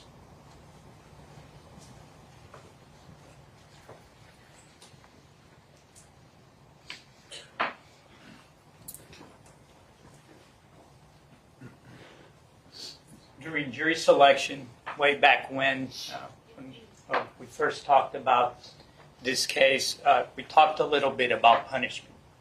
And we talked a little bit about this huge, big range that the state of Texas has said that a jury should have to consider on murder cases. You've heard that range. It's 5 to 99 years or life in prison. It also comes with a $10,000 fine. I do want to say this with regard to the fine. The fine doesn't go to the family. So don't feel that you need to struggle or contort yourself over how much of a fine and whether or not. If you want to do it, great. If you don't, it's not going to really matter. I did discuss with you guys during jury selection that this punishment range contrasts and expands based on the facts of the case. And that's, I think, how the state expects it to be used. That a segment of the community, that's you guys, should evaluate all the facts and all the circumstances that you've heard up to now, and that you decide whether this range should be shortened or expanded. That you guys will decide what's appropriate. I know this is a difficult situation, and I don't think any of you have ever been in a situation or probably really equipped to make a decision like this. And I heard what Mr. Kofer said, and you know what, I may agree a lot with a lot of what he said. But one thing that I do want you to think about and to factor into here is that accountability for your actions are just as important as redemption and forgiveness. And I submit to you that without accountability, there cannot be redemption and forgiveness. And that may be hard, but that's simply something that I'd ask you to consider. Because ultimately, I want you to think about some things. This person here, the defendant, is an adult when this event happened. Sophisticated, well-educated adult. College graduate, worked in the financial mortgage business, sought out by friends and family for her knowledge and expertise in financial matters. World traveler. Okay. So this person, this sophisticated person, when made the decision to embark and go down this path that has brought all of us here together, is not a person without experience and thoughtfulness, that certainly a person that would have realized what she was doing. Okay? This was a person that had certainly that day a long time to think about the consequences. We've seen the evidence. She drove around that neighborhood for over an hour. She parked at the entrance of the alley, turned off her Jeep for at least half an hour before the murder. Turned it back on a few minutes later. This is a person who had time to think and meditate and calculate about her actions and certainly the consequences of her actions. She then, after committing this murder, thought about, planned out, and acted out how to get away with it, how to avoid the consequences of it. And you heard how she did that. She stole her sister's passport, she used her sister's name, she flew to Costa Rica. You heard how she acted and behaved in Costa Rica. All while she left certainly the family and friends of Mariah Wilson to deal with the consequences of, again, her actions. Again, this is not a teenager. This is not a spontaneous act. This is somebody, a sophisticated person, a person with the capacity to think and understand and calculate what their actions are. And again, just 3 weeks before trial, she again calculates, thinks about how to act, takes a chance, tries to avoid facing justice, tries to avoid the community listening and hearing to the facts of her case. That's just 3 weeks before trial. Again, accountability. Okay. But accountability needs to be factored in with all of those things. Ladies and gentlemen, the defendant certainly damaged the community by her actions. Just like when any life is lost needlessly, the community suffers. And here, certainly that happened. The loss of a young, talented person taken away, really for no reason. The defendant damaged the friends of Mariah Wilson, took her away from their life. Okay? And certainly it caused, as we saw, some of those friends to have an ongoing and hopefully not a lifelong trauma because of what the defendant did, because of the defendant's actions, because of the defendant's calculations. And you've heard Mr. Jones talk to you about it, and you've heard the evidence. I really don't need to go into it. But think about that 10 minutes of being subjected to that in your own bathroom. But one thing that jumped out to me is when Mr. Salinas, the young man who was the officer first on the scene, was asked to talk about it. Some of you may remember. You saw his reaction when I asked him to tell you about it. As a professional, let alone the homeowner, the friend. She certainly damaged, devastated the family of Mariah Wilson. Okay, and they're probably going to be going through that for the rest of their lives. And we just saw what that looks like for about, half an hour. They have to live with that for the rest of their lives. Defendant's calculations, defendant's decisions, her choice. And it struck me also that she also damaged her own family. You saw her father, you saw her sister, people loved her, supported her. And again, by her own actions, by her calculations, threw that aside, threw it into the wind. Okay? This is a person who made, again, not a snap decision. This was not a momentary action. This was somebody who thought and had time to calculate and meditate about what she was about to do. Okay? And all of this is because of her actions, because of her thoughts and calculations. And ultimately, that calculation, ladies and gentlemen, really comes down to an age-old, beginning of time motive. Right? So, talking about jealousy here. Right? This is what this is all about. And she had to make a calculation with that solid financial mind that she has.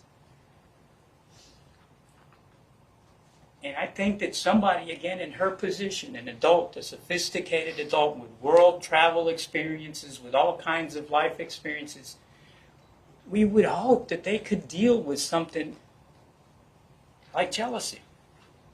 Right? There's an appropriate way to deal with that, ladies and gentlemen.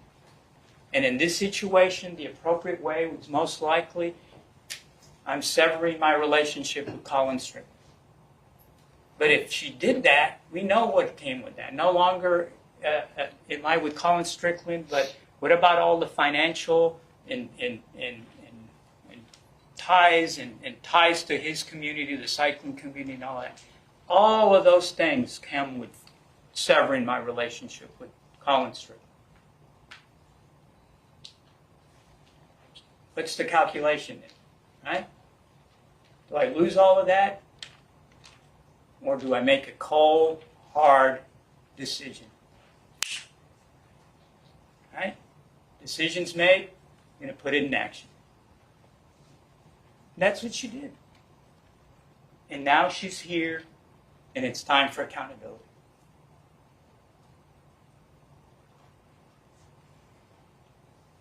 Taking all of that into account, taking into account Mariah Wilson, I think that she deserves that you begin your calculation, this hard calculation, and I understand. But I think that you should begin your calculation at a minimum of 40 years in prison. And that you go forward from there and decide what is appropriate as a solution to this situation. Thank you. You've been retired for the jury.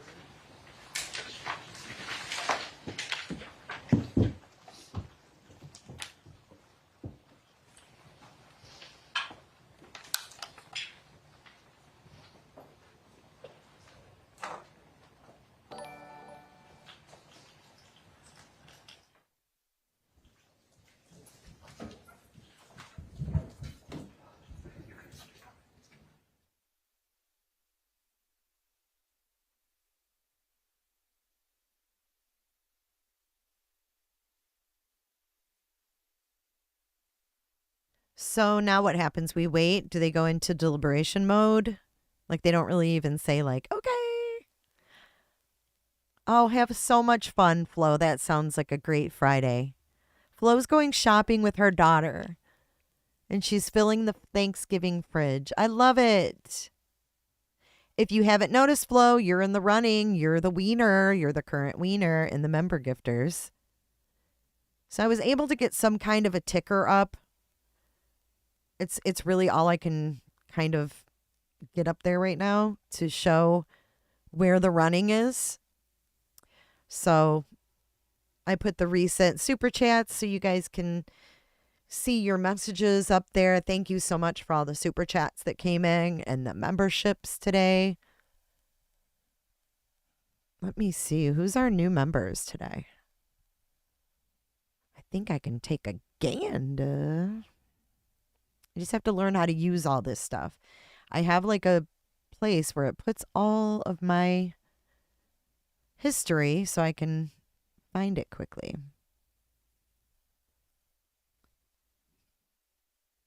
Members.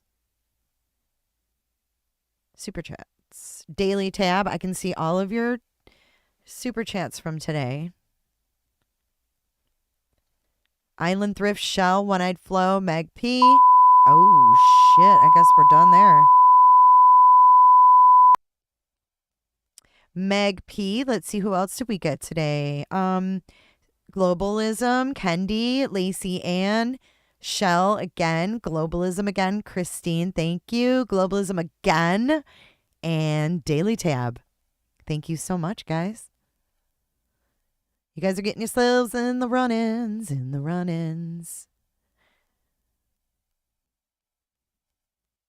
All right, so we're going to watch. This was on Globalism's request. This is condemned LA murderer Rodney Alcala. I've never heard of him. Chosen as winning bachelor on the dating game September 13th, 1978. Let's go back in time. From Hollywood, the dating capital of the world, it's The Dating Game. Dating capital of the world. Here's the star of our show, your host, Jim Blythe. Hey. Thank you. Good luck to all the contestants. Thank you very much. Thank you. Thank you. And welcome to The Dating Game. And we'll get right underway. Thanks, it's time to meet our first three eligible bachelors for game number one. And here they are. Crazy, I love your picture. You look beautiful. Good luck, gentlemen. Well, let's see. Bachelor number one is a successful photographer who got his start when his father found him in the dark room at the age of 13, fully developed.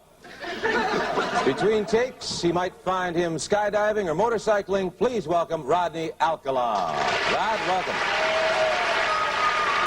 And it's time to meet our young lady for game number one, and here she is.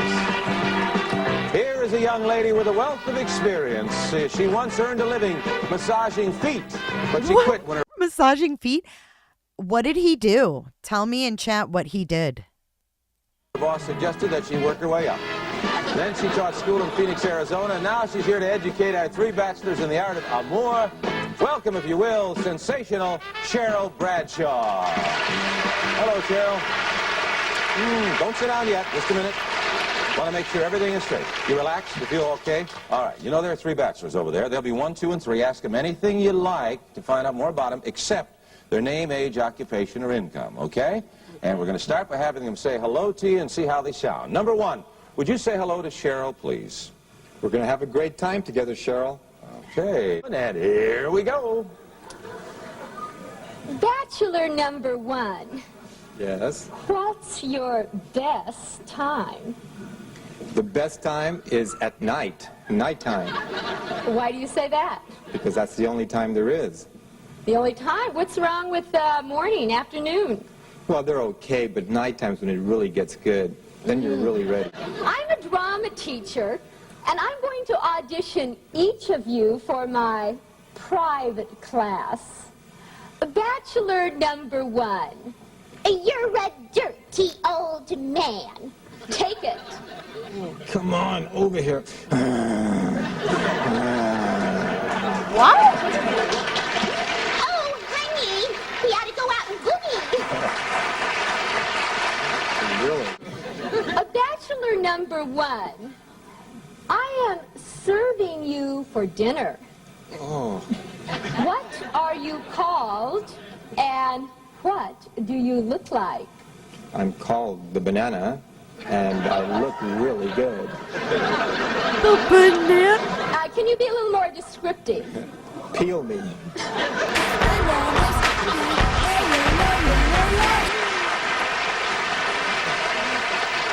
Bachelor 1. Later.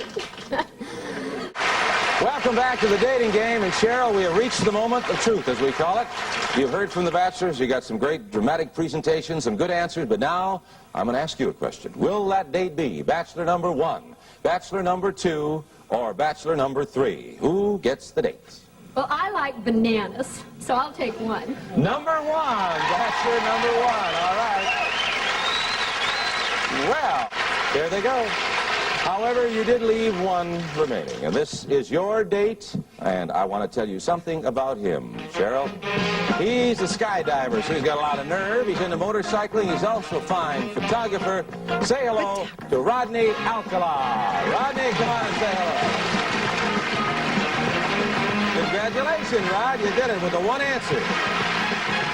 Well, as far as I can see, Cheryl and Rodney, it looks like the 2 of you may be involved in some sort of racket, so we're going to have you taped to the court. Oh, first you'll receive tennis lessons from expert Naomi Besa of the famous Kirkwood Tennis Club. Do you think they did the tennis lessons together?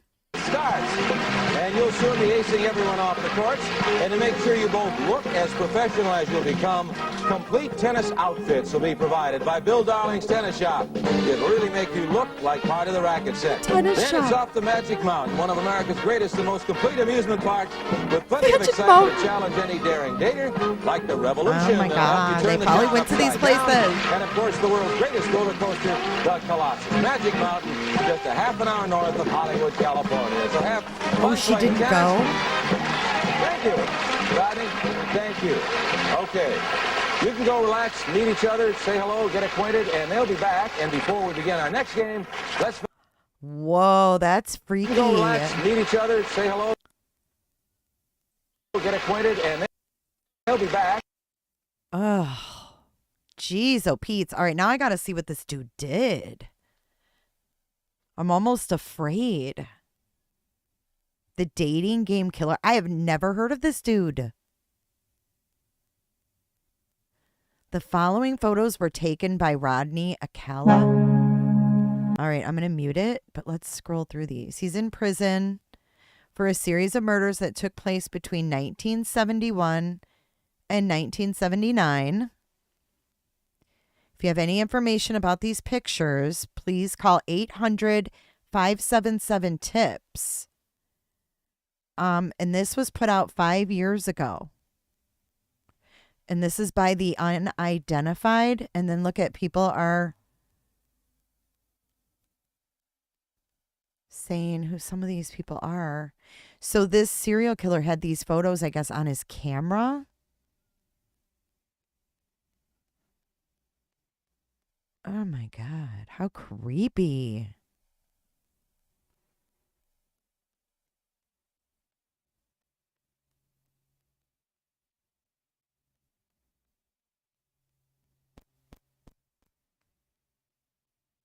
Oh, Lord.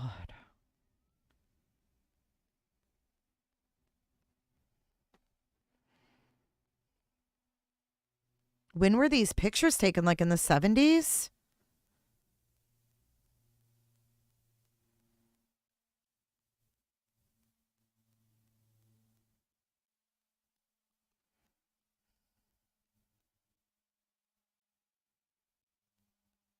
Oh, he's dead now in 2021?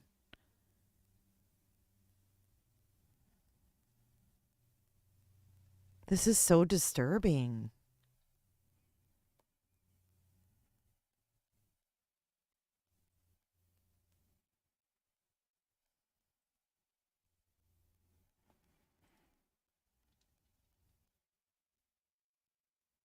Where did this happen? California? Oh my God, this is sick.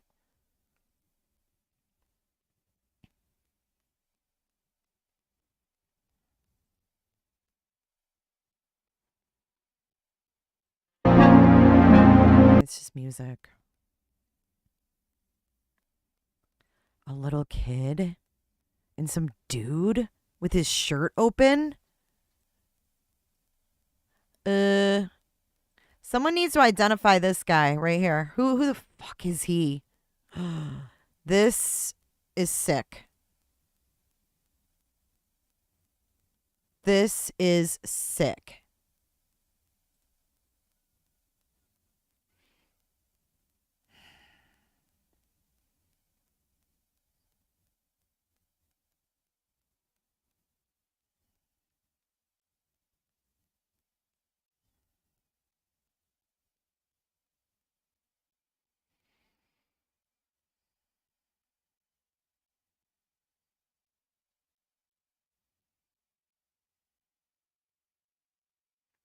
Thank you for the update, Brenda. Keep us updated.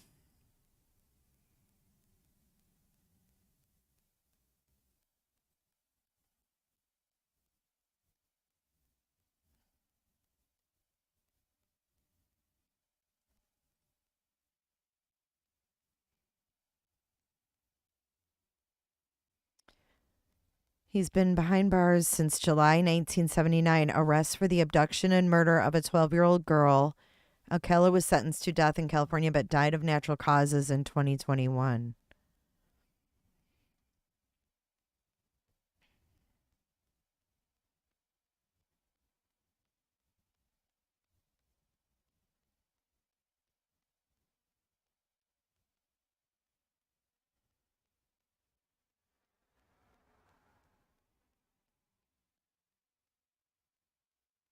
This is weird.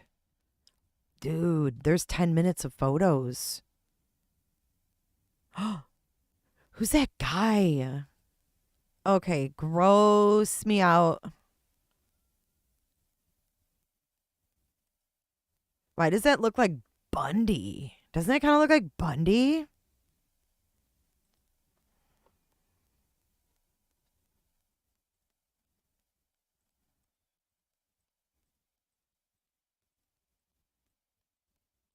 Did he know Bundy? I mean, I'm not kidding. Look at that guy. He looks just like Bundy. Not saying it is, but weird. Weird. You don't think it's Bundy?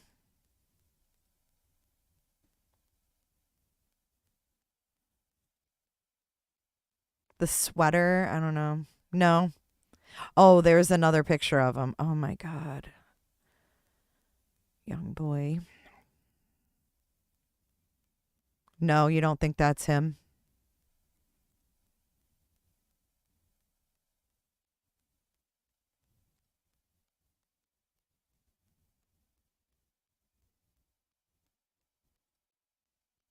He also posed them after. Buttercup, thank you for donating.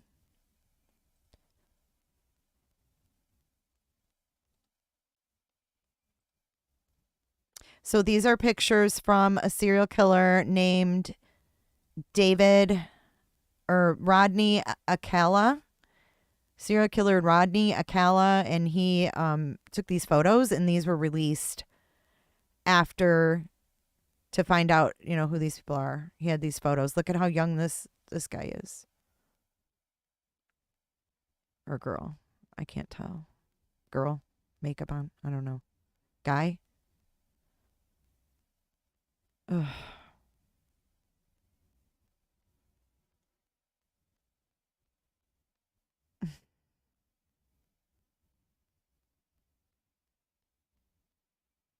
Weird.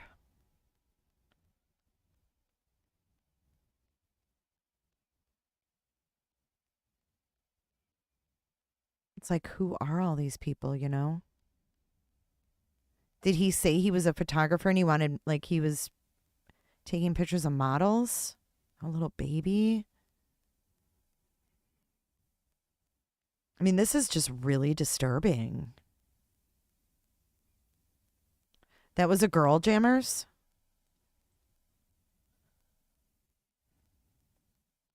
I thought it was a boy with eyeliner, yeah. You say his last name, Alcala? Okay. Alcala. What did I say? Alcala. Alcala. Look at our styles have totally come full circle. This doesn't look like a 70s picture. Well, that does. But like the clothes and stuff in some of these, it looks almost modern day. It's weird how styles come back around.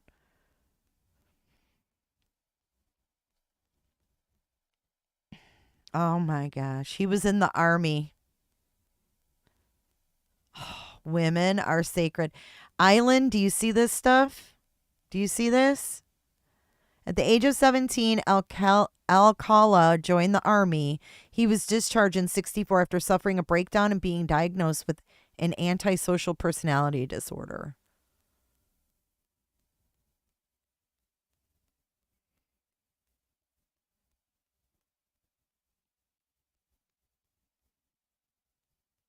Oh, a baby. Another baby. Oh. Like, why would... Oh, my gosh.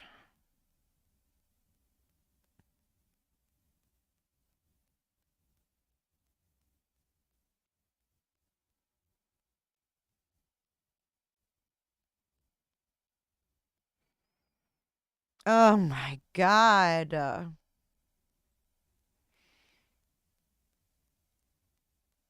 There's got to be documentaries about this. This is so disturbing.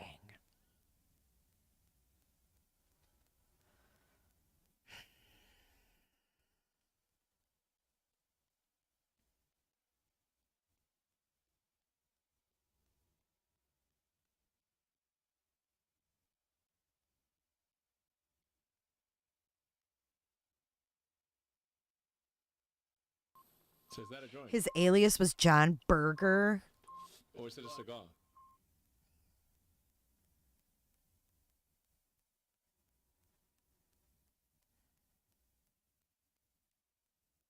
I literally can't. All these people are unidentified. They don't know who they are, but he had pictures of them.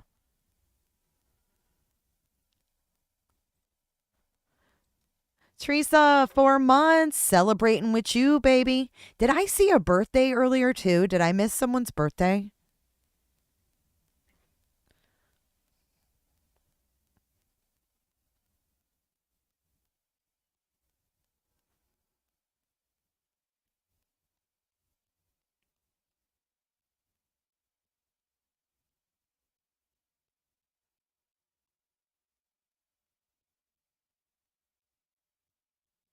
Did they ever identify where these were taken? Because I see like the same. Is that his house?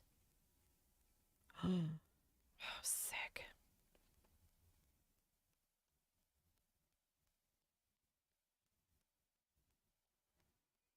Buttercup, how did he get a hold of a baby? Probably saying that he was a photographer and getting the mom to like get a picture with her kid.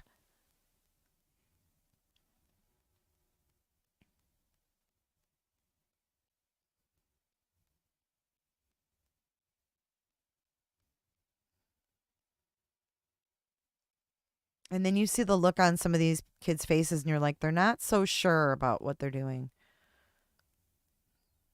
Woman of the Hour on Netflix. Thank you, Ed Gain. Woman of the Hour on Netflix. That's his apartment. Thank you, Flo. Have a great day shopping today. Let us know if you get any good finds. We can't wait to hear what you found.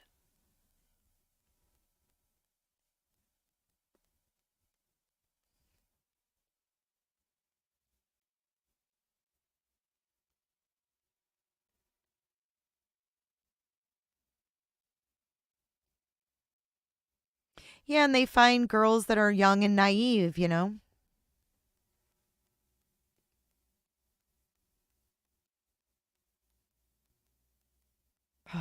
Little girl.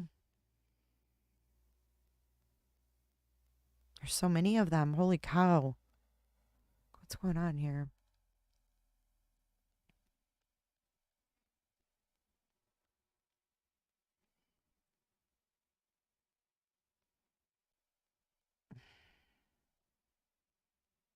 Is that him?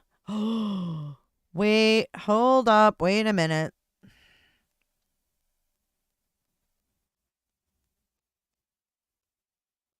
Was that him? That's him on the left, isn't it?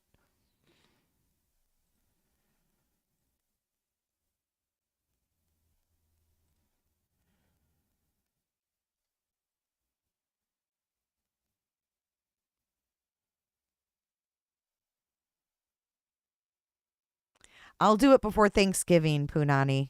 I promise. I forgot about it, to be honest with you, but I will do it before Thanksgiving. Buttercup, thank you so much. And don't worry, Buttercup, I'm keeping track of all the donations as well. Tracy V, glad to have ya. Love your photo. It's a great picture.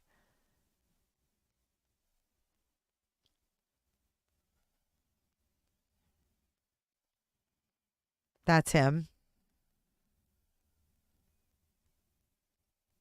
Ugh. There's a few more. What is this? A guy doing a back bend?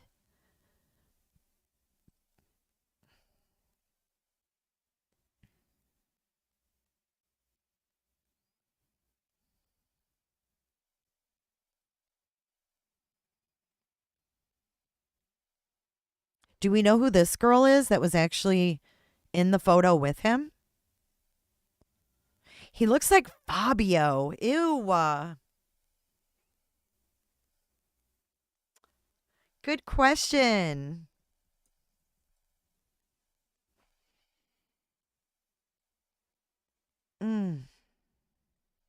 Oh, it'll be out soon. It's new, Ed Gain. That's awesome. Thank you for letting us know. I mean, what? What am I looking at?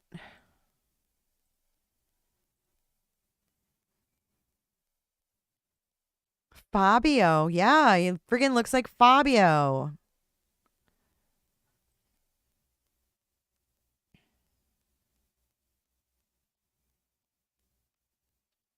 And these people look so happy, like they had no idea they were in the midst of a...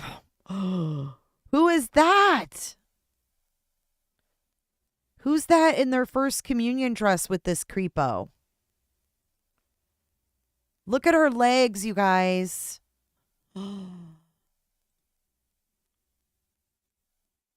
I saw that, Kimmy. No, look at this one, you guys. Look at her legs, and she's in a freaking... Oh, wait, let me move it up. She's in a freaking first communion outfit.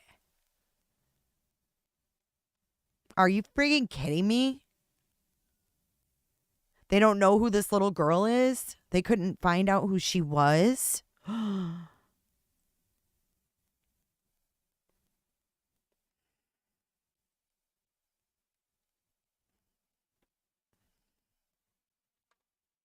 Yeah, but you meet someone in public and then you're holding this child like this? Ew.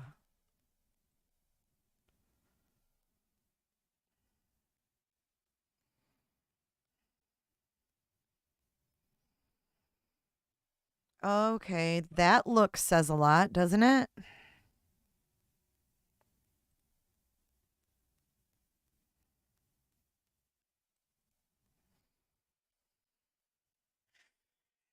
This is so disturbing.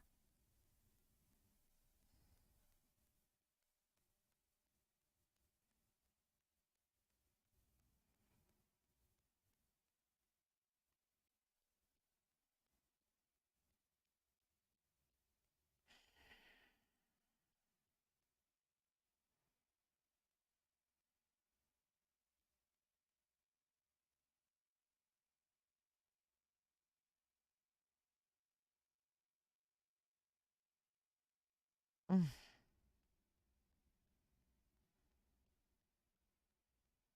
This is so bizarre. Yeah, but he was a rapist and he was a killer, Christine. I get that, but ew. Weird.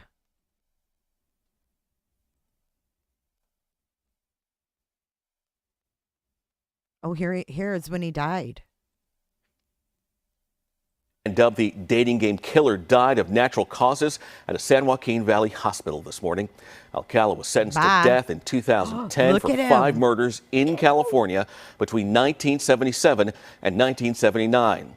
He was known as the dating game killer because in 1978 he actually appeared as a contestant on the television show The Dating Game.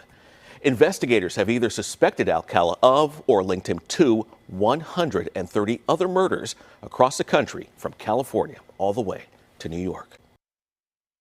And we thought Koberger is bad? From California all the way. Alcala of or linked him to 130 other murders across the country, from California all the way to New York. 130? 130. From California to New York.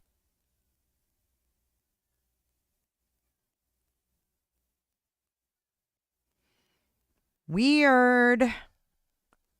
Well, I'm so glad that they're better at catching these creeps before they kill 130 people. What is this? The scariest killers. What was that? Clickbait. You stupid piece of. Obviously, he got escorted outside the courtroom, yet he continued. Total clickbait. See that thumbnail? That's not even in that video. There's a lot of videos on that guy or documentaries on here. Oh, what's this? Rodney Alcala is known as a notorious serial killer in the United States. He murdered at least 8 people from the 1970s to the 1980s, with victims including young women and children. Alcala was first tried for murder in 1979, but was later appealed and re-convicted in 1986. In 2010, he was sentenced to death for another murder conviction. He died in 2021 from leukemia. Rodney Alcala is known as a notorious serial killer in the United States. I've never heard of him. That's nuts.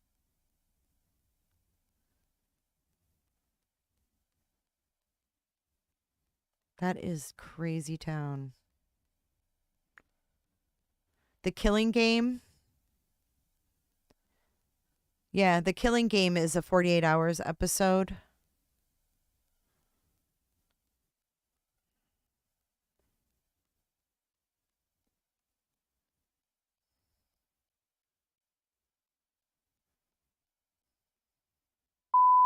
We're still on jury watch. What else can we watch? Hey, potato.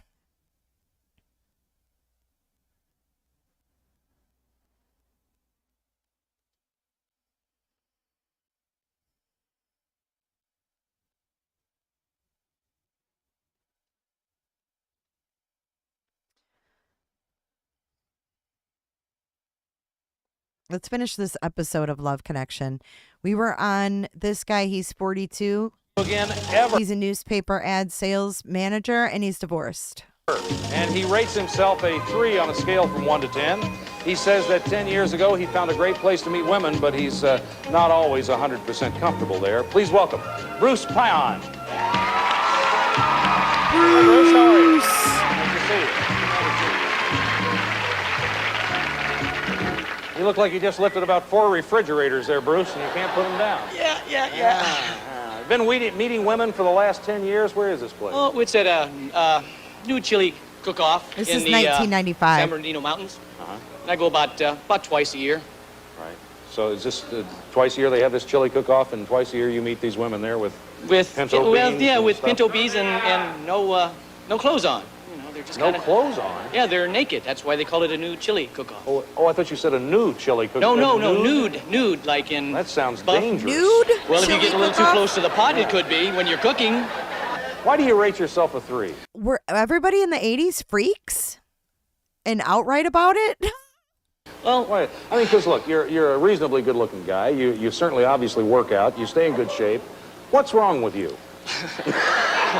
Well, I gotta go. I don't know. It's just one of those. You're in. It's like the stock market. You're doing well one time, and then all of a sudden the stock market crashes. Well, I'm in the recession. I'm in the crash. I'm in the dumper here. The bears have moved in. Yeah, I'm the seller. He's in the I've been shitter. traded like in Seiko. You need to stop telling people you go to a nude chili cook-off. That may be a good opener for you right there. Yeah, so to speak. We're going to show you portions of the videotapes that Bruce saw. Now, remember, he agreed to let the audience choose his date, so watch carefully. Whoever you choose, that's who he's going to go out with. All right, you guys, pay attention. First, Jan, she dates about 2 or 3 times a week, and she's turned off by men who are short, bald, or fat.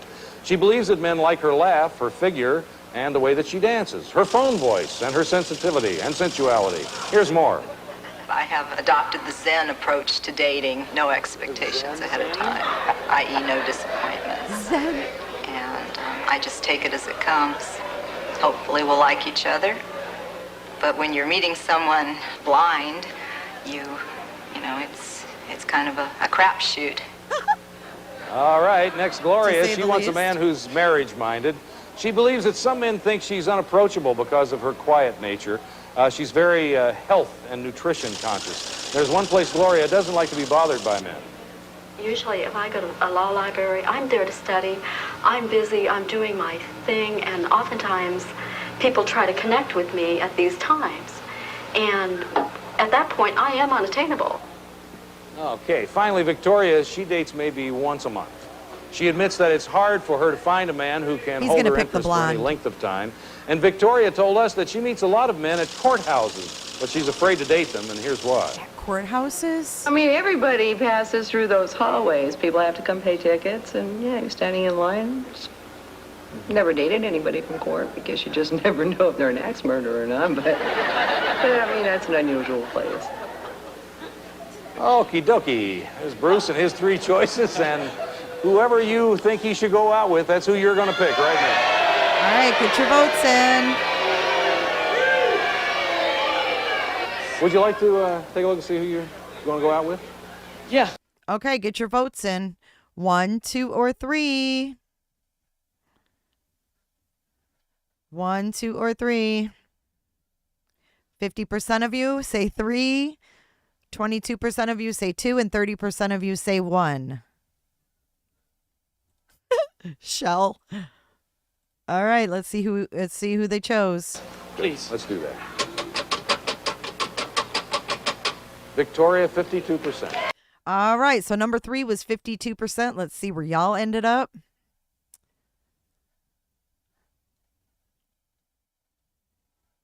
Number 3, 50%. Look at you guys. Number 1, 31%. Number 2, 18%. You had the 2 top ones reversed, and you were right on the money with the blonde. Let's see how it went for them. Bingo. Victoria, come back here and tell us about your date with her. Meantime, I'll tell you that that's our show for today. We'll be back next time with more singles trying to make a love connection. I'm Chuck Woolery, and I hope all your dates... And it was a freaking cliffhanger, and the video ends. All right, let's watch some more. These are funny. Let's see. Let's check our... Yeah, we're still on jury watch. Let's see what we've got here. This guy put, "This is my dad" on Love Connection in 92. Bob, Ashley, Kim, 1983. Let's see. Uncomfortable Love Connection moment. Love Connection. 1991. Yes, let's do it. This is Stephen Toback. Look at this is the guy's channel, y'all. My big break with acid wash jeans and metal feather in my ear. And then he puts his name's Stephen Toback. He's got a channel. This is him. Hailstorm. This is Stephen Toback. What is he? Can't find my way. Oh, he's an artist. This is him now. This is him now. Okay, let's watch his Love Connection, and then we're going to watch who he is now. Shut the front door. This is amazing. This is amazing. He made this video on himself, y'all.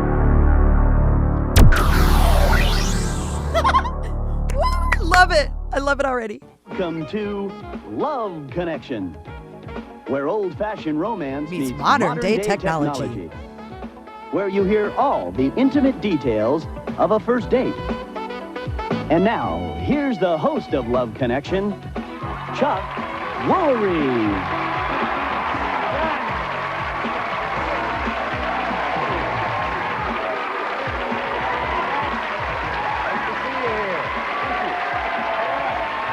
Started by meeting our first guest. She moved from New York City to Anchorage, Alaska. She was just 4 years old. She moved here about 4 years ago. She likes to be mysterious, she says. Oh, shit. We'll meet our next guest. What happened? What just happened? Did he cut that? Was that his edit? Hey. And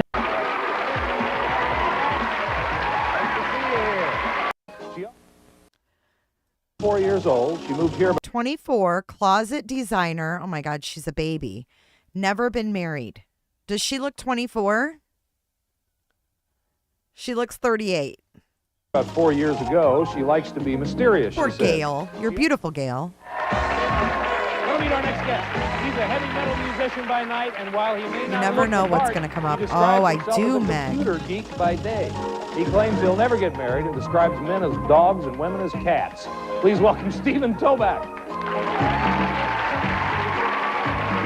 This is Stephen. Go, Stephen. Go, Stephen. Go, Stephen. Go, Stephen. Men are dogs, Chuck. We're easy to please. Wow, You look give at us that a bowl hair. of food He once was a day, cute. throw a remote control our way. You know, we're happy. You scratch us on the belly. That's all it takes. I'm not going to lie. I probably Women like in the early 90s would have thought he's pretty cute. I like his hair. Women are like cats. They're beautiful. They're cool. They're aloof. They have those eyes that can see right through you. They know when you're lying. They'll come up to you and rub up against your leg and purr, but you rub their fur the wrong way and they'll scratch your eyes out, man. They've got to tell these people the corny shit to say. Dude, his hair's beautiful. Look at how beautiful that hair. I mean, really. Men are dogs, Chuck. I'm not We're- going to we're lie, easy to man. please. You give us a bowl Woo, look at those curls and those bangs. of food once a day, throw a remote control our way. You know, we're happy. You scratch us on the belly. That's all it takes. Women like cats. What does Women that are mean? like cats. They're beautiful. They're cool. They're aloof. They have those eyes that can see right through you. They know when you're lying. They'll come up to you and rub up against your leg and purr, but you rub their fur the wrong way and they'll scratch your eyes out, man.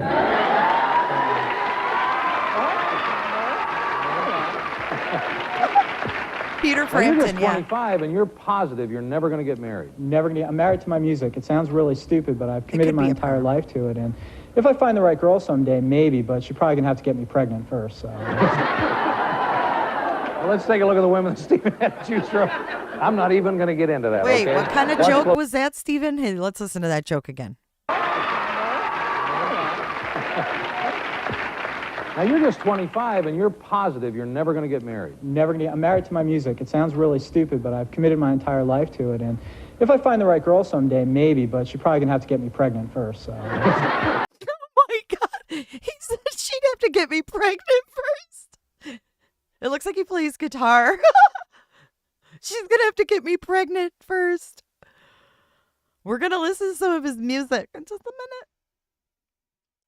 minute. Look at his face.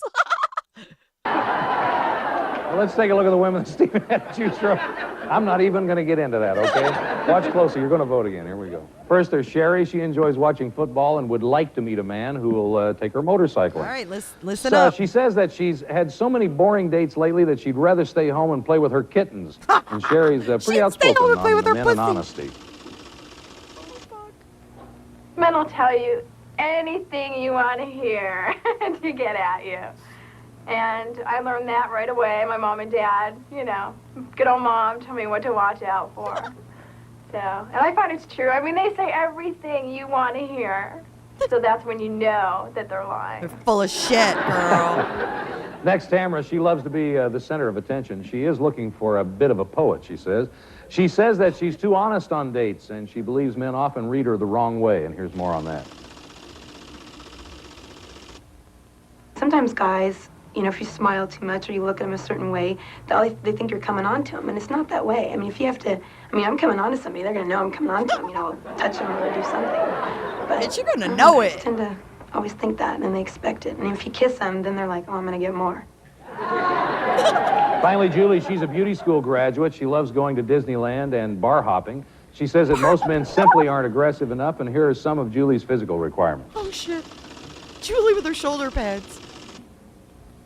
I like shoulders about this big, but it doesn't really, that isn't the only thing I like about somebody. I have a real variety of taste. I can have long hair, short hair. They can be tall, short, muscular, thin, just so long as they have a real fun, distinctive personality. Okay, those are the three women that Stephen had to choose from. Time to vote. Who do you like best? Pick 1, 2, or 3. I'm saying 3. Stephen, who'd you say? Numbers. I think Sherry. Get your votes Sherry? in. She's backstage. Say hello to Sherry Bush. Sherry Bush. How are you? Sherry Bush. Stephen will tell us about the date. Well, I called her up a couple days before the day, and we talked on the phone for a couple hours. I was a little bit intimidated because she told me about one of the guys she had gone out recently. He's a real bona fide rock star, and here I am struggling. So I said, well, I'll be as much of a rock stud as I can be and try to impress her. Oh my God. And we planned a date. We planned a day date in Laguna, and I told her that I was going to rent a car. I was going to rent a Mustang for us because my car doesn't have a front seat in it. So I figured. Any other things he told you about the date, Sherry, besides the car? Yeah, he also told me that he was gonna rent a hotel room, and he asked if that was okay, so that we could change and shower for dinner, and I said yes, that was okay, since we know a lot of the same people, and after talking to him for so long, I felt really comfortable with them, so I said it was all right. So it was not to stay overnight, it was just for the convenience of the day? Correct. Good intentions. Very good intentions. Yeah, we were going to be all sandy and dirty, so I went and picked her up on Saturday. So you get down there, and what happened? Okay, so we drive to Laguna, we get down there, and we decide I'm going to take her to Balboa Island. There's a little amusement park there. We take the ferry over. It's really gorgeous, and we said, let's take the Fun Zone boat cruise, because how can you go wrong? It's the Fun Zone. I have no idea. So we cruise around Newport Harbor, and we're out there in the ocean about 10 or 15 minutes, and then she snagged a kiss, Chuck. She did? She snagged on right on you. Took me completely by surprise. Took you by surprise? Steven, you forgot about the Ferris wheel. The Ferris wheel was great. We rode the Ferris wheel for a while. And he put his arm around me. And I put my arm around her. So what made you take advantage of him first, Sherry? Well, I looked deep into his eyes, and I could tell he was a shy kind of guy, and I knew that he wanted to kiss me, but was afraid to. So I just planted one on him, and he just kissed me right back. She sounds like somebody writing romance novels. Oh, my God. Get it, Steven. Get it, Steven. Was he comfortable with that? He kissed me right back. It was funny, because I put my hand on his heart, and it was pounding so hard. It was a nice kiss, Chuck. It was okay. So now you go to dinner. So we go to dinner. We leave Balboa, drive down to Laguna, and went to dinner. And we had one of my favorite Mexican restaurants in South Laguna. But it was hard even to concentrate on the meal. I just kept staring at her all through dinner.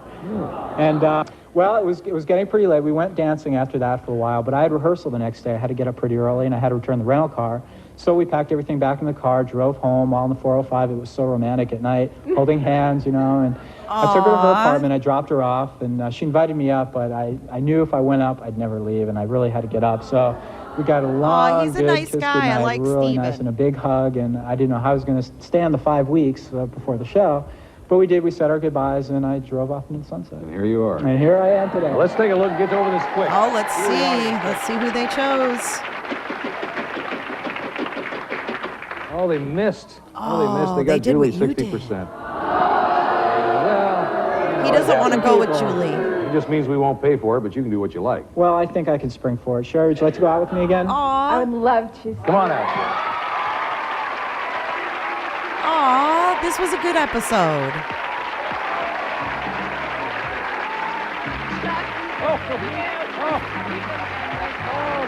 Aw, she brought... Oh, look at that.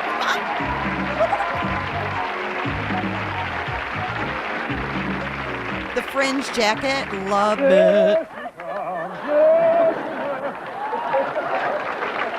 I've never received roses before. Thank you very much. You're welcome. Yeah, that's great. That's very. There's a little card here. Yes. Can I read this? Absolutely. Oh, she wrote him a card. Somebody find a large fruit jar for those. Of course, it's sealed, tightly. You have to rip it open, right? And the winner is? And the winner is. Thank you. Well, you're welcome. That's short and sweet. Yeah, thanks, Alex. Stay in touch. Will you do that? Absolutely. She's going to come right back with our next guest. Stay with us.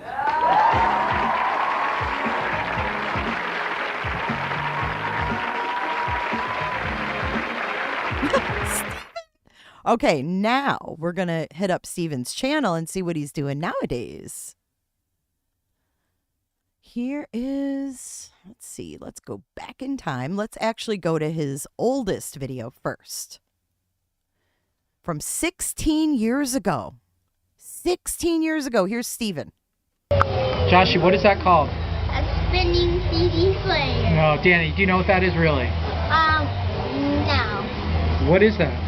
You don't know what those are for? CDs. Joshua, you know what those are for, right? Playing CDs. What are they? It's called a record player. Yeah, I forgot. Josh, you know what a record player is? Records, so they could tape it or something like you do on TV, like they tape shows. No, it's not like a VCR. Joshua, do you know what a record is? A record is when you go in the Guinness World Records book. Oh my God, when you go in the Guinness World Records book? Okay, here he is a year ago.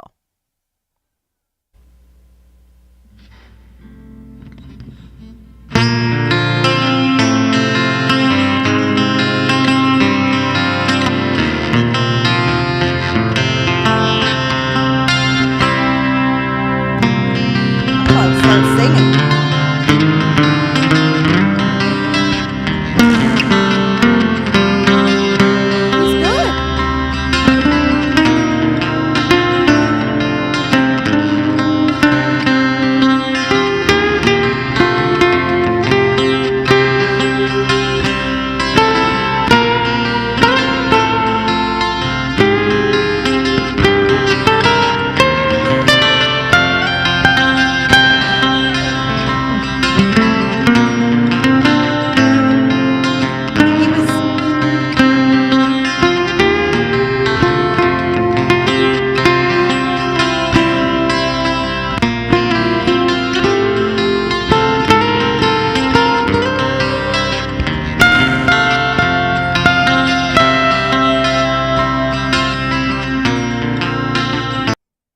He's good, huh? See, we found a gem. Let's see what else he has. My first cigar box guitar. He's got doggy. Look, he's a doggy lover. This is awesome. He was on Love Connection. Let's see what else. He has live Ozzy. He went to see Ozzy. Looks like he was in a band. Trying to find songs we know. This guy is dedicated, man. All right, let's go back to the oldest. I'm curious now.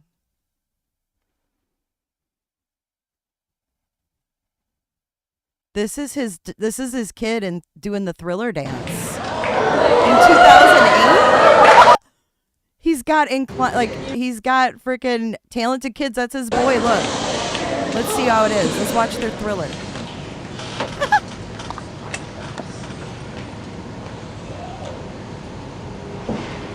Honestly, we're out of gas. I'm sorry I didn't believe you. Or is that his daughter? Danny, it's his daughter. He did the whole thriller.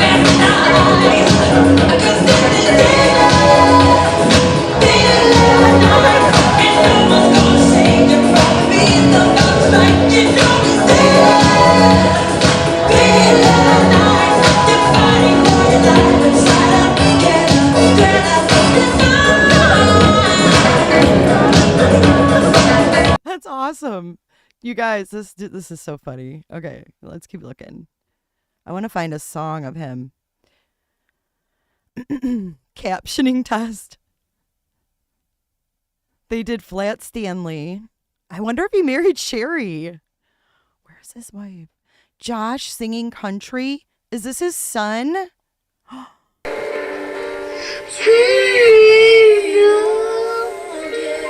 can't. I'm gonna cry. It's close to you.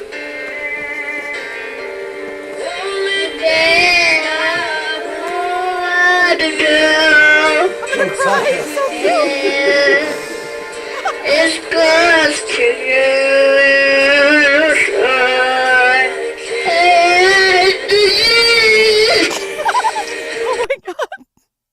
This is wonderful. This is so wonderful. So he got both his kids into music. They both play instruments, which is awesome. But we got to find, is he married to Sherry?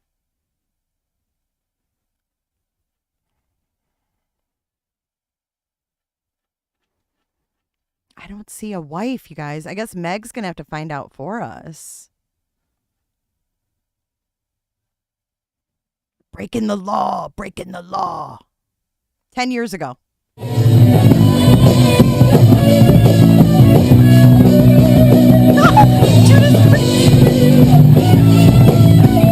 Get it, Steven. Oh, making the curve, making the straight. It was only 17 seconds long. Let's do the popular ones. Let's see. Love Connection. Oh, here we go. Squire, Bullet, Telecaster, Gibson. He's testing out all these different guitars.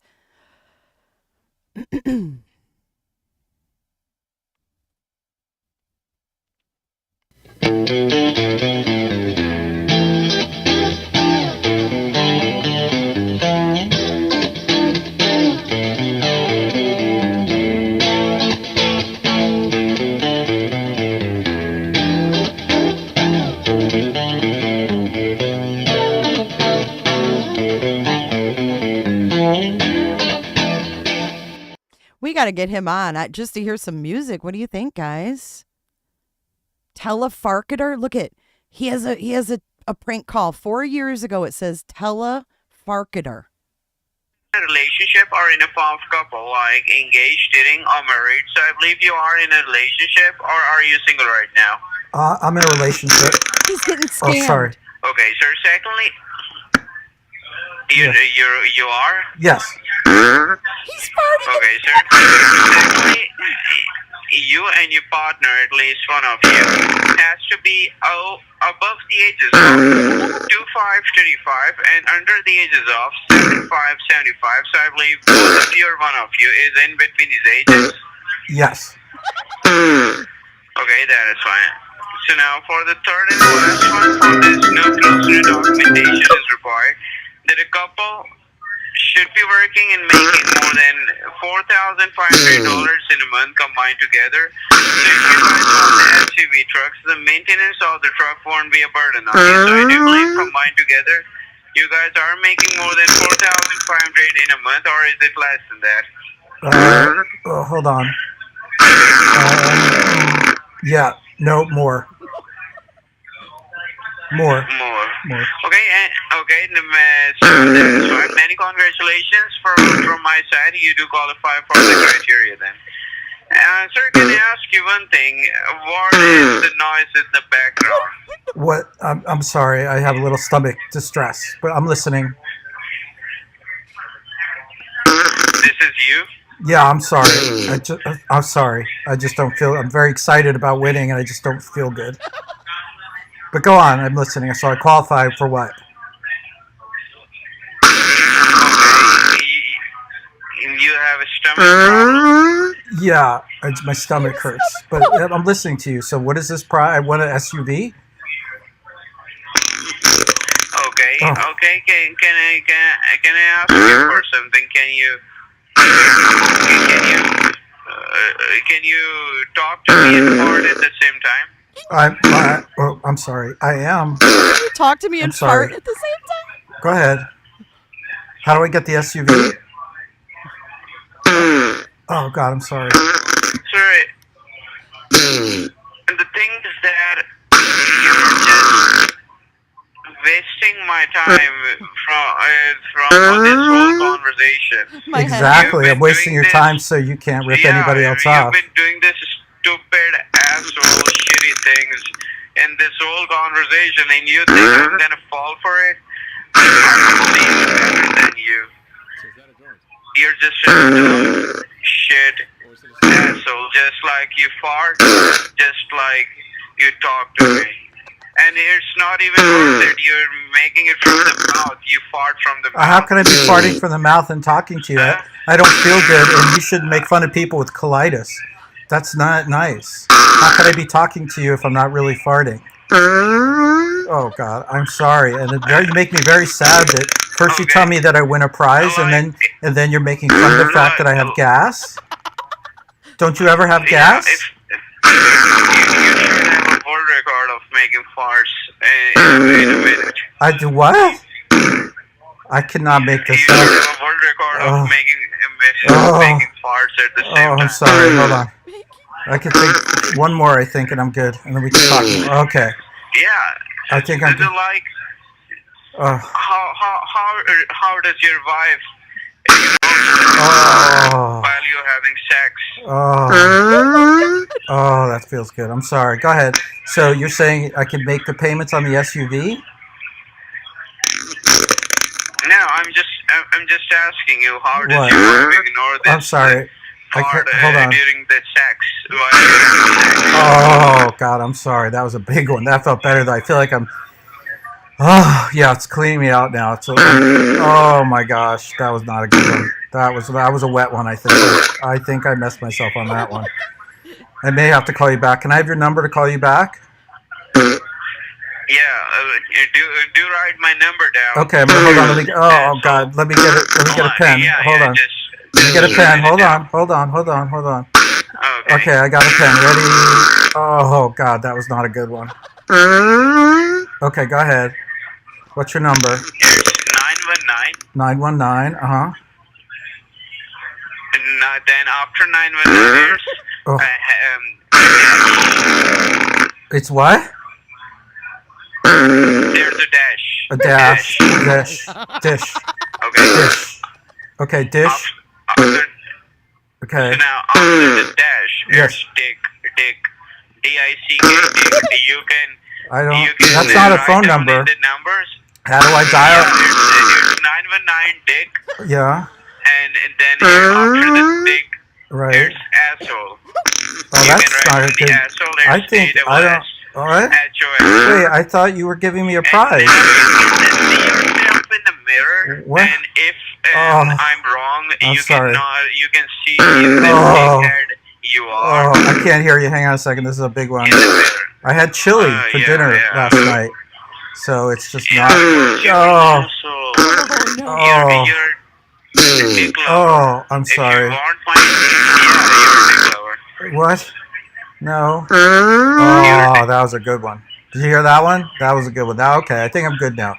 So you're saying that I get the SUV and I can make the payments on the what? No, hold on.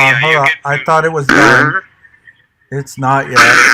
Oh, that was not good. That hurt. That hurt. Oh, it's not supposed to hurt, is it? Whoops. He totally hung up. It took him that long, 6 minutes to hang up. This guy's hysterical. Holy hell. All this from watching a Love Connection. Do you see what we do around here? We are crazy, guys. Here's Jam Night. Breaking the law. Saddle and Spurs. Saloon. We're good. Okay, so this is SNS Saloon. Saddle and Spurs Saloon. Las Vegas's last remaining real honky-tonk bar. And this was done 7 years ago. Tom Wilson from NC's Judas Priest tribute. Breaking the Law, jamming with me, which is Steven, and Las Vegas's own the incredible Corey Grotham and some amazing fellow musicians we met that night. So let's take you back 7 years ago. We're going to do some Judas Priest.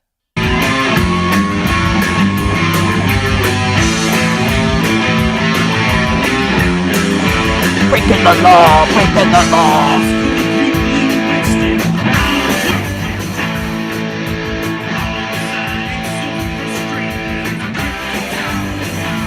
Steven, though.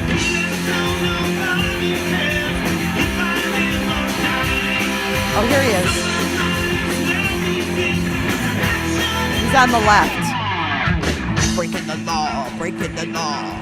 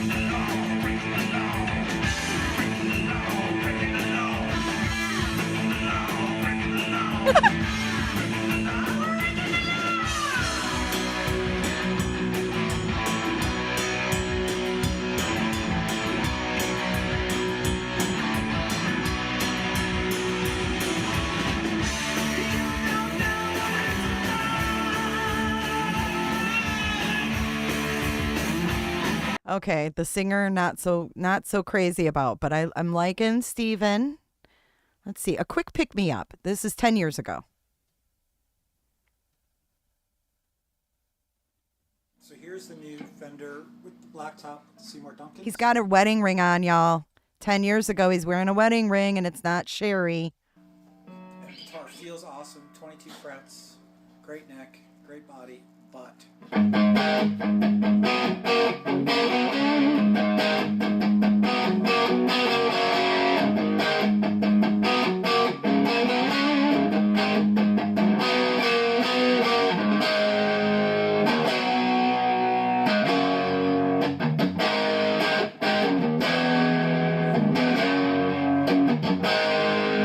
Sounds like a Strat, right?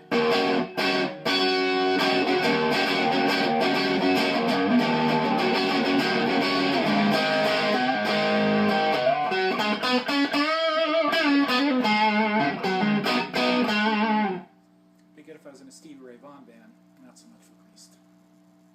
So, swapping pickups. Here's the Korean Strat that I built with the TNT pickups in it. 21 frets. Now listen.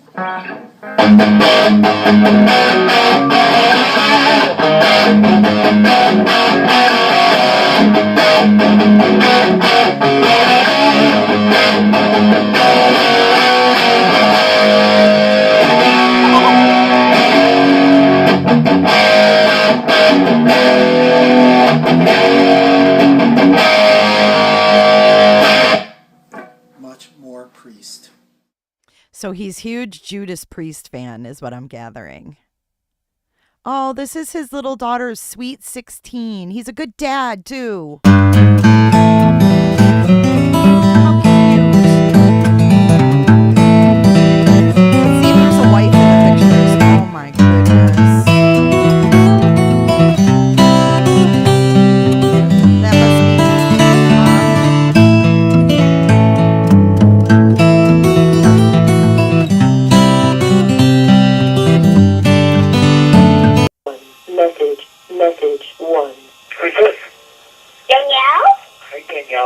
Daddy.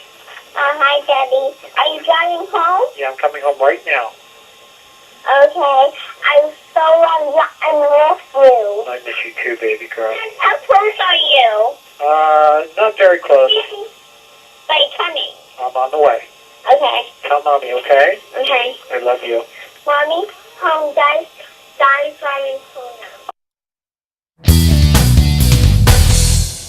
How freaking cute is that? Guys. Precious. Precious. All right, have we stalked this guy long enough? I'm not sure. I'm not sure we've stalked him enough. Halloween 2012. 11 years ago. Welcome to Halloween 2012 in North Carolina. The evil, scary, scary pumpkin ghost is alive.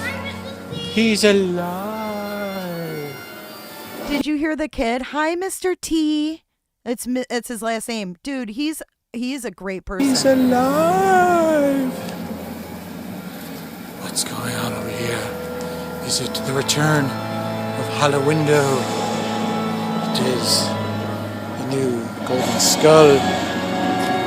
New for 2012. And the new Hallowindo. This guy is so fun.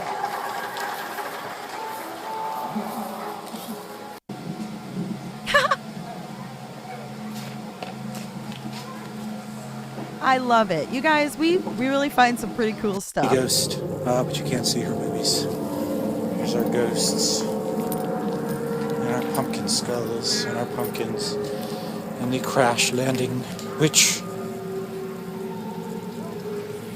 And of course, the terror that is the Tobacks. The Mark Sanchez, we knew you well.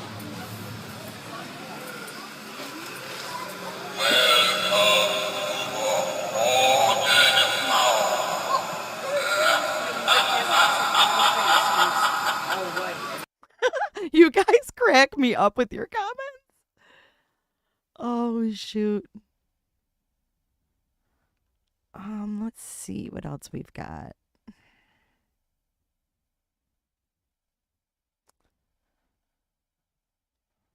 Halloween 2010, North Carolina style. Let's see what this is.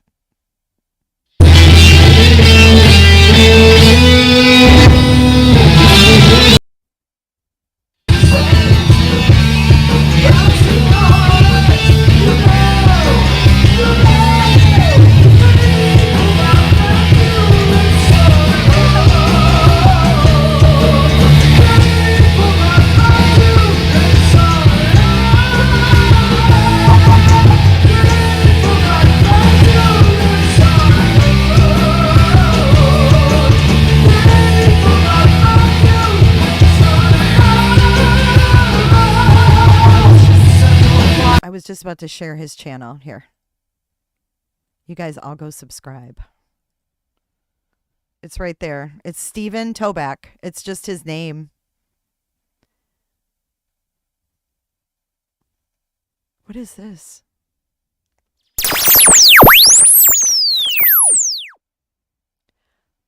This...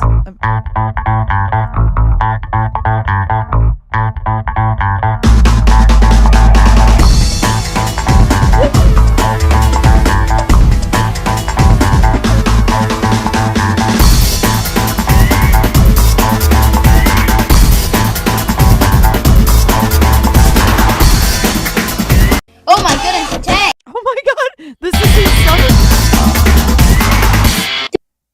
Hi, Turd Guy. Hi, Anakin. Hi, Obi-Wan. Hey, Josh. Hey, guys. Oh my goodness, a tank! Don't worry. 14 years ago. Thank goodness our reinforcements came. If they didn't, you would have been toast. What were you thinking? Fine, we'll talk to the council about this.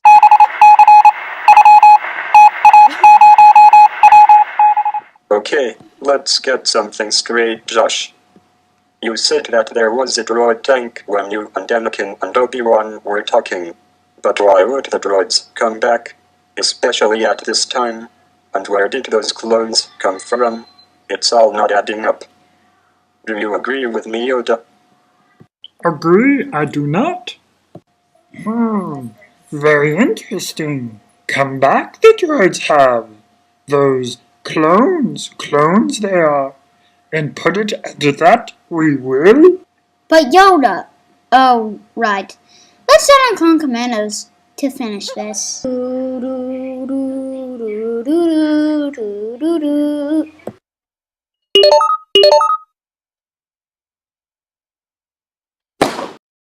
This is hysterical. You guys fucking crack me up.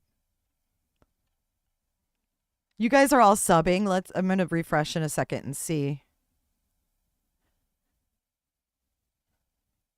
Barley Popped Jam the Trooper. Sabbath Snow Day 2014. Let's see. Let's go a little older. Look what he called this. A NAB 2012 flying camera. It's called a drone now. Look. This was 11 years ago, and it says camera flying above the show floor. This is a drone, and we didn't know what they were then.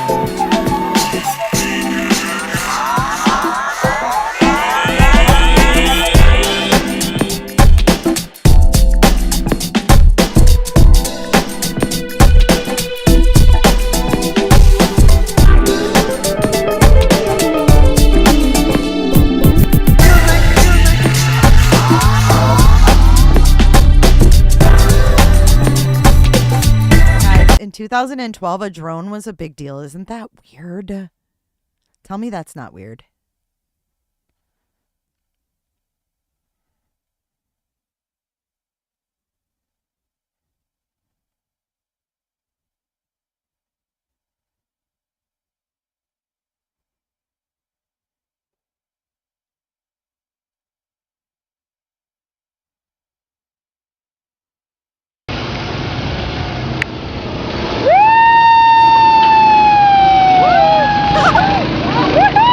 That was him. Did you see his hair?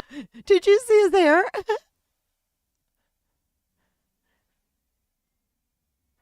He did. He's posting about the underground system. I love it. He's one of us. Hotel California guitar solo. It's only 30 seconds long, but this is the last time I'm going to stalk this man. I got to hear this.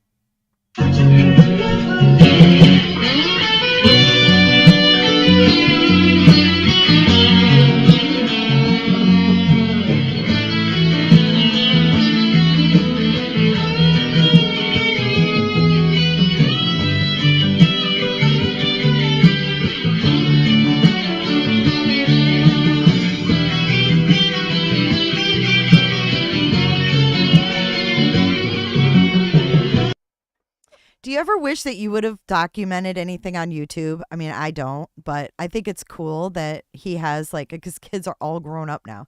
Look at Danny rides her bike 15 years ago. This dude is like super dad. Yeah, and if you guys comment, he'll get emails probably of all these comments. He'll be like, what the heck? Why are people commenting on my YouTube all of a sudden? Oh, that's because Jays for Justice played Love Connection. Look at his hair. I love this dude. Come on now.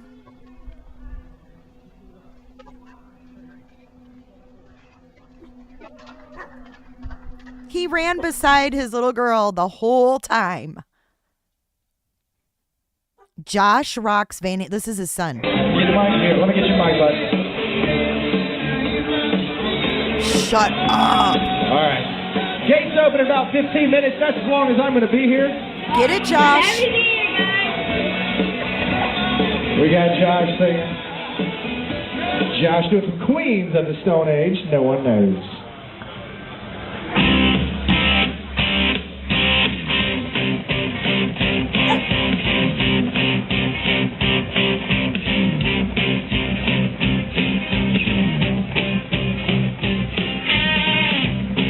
This isn't Van Halen, though.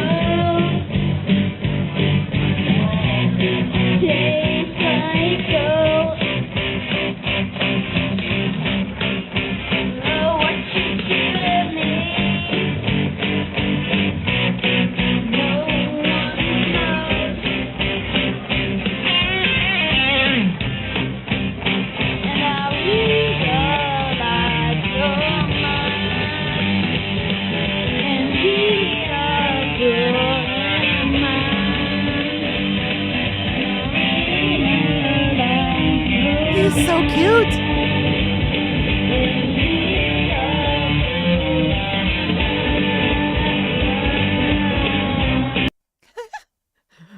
You guys, we love Steven.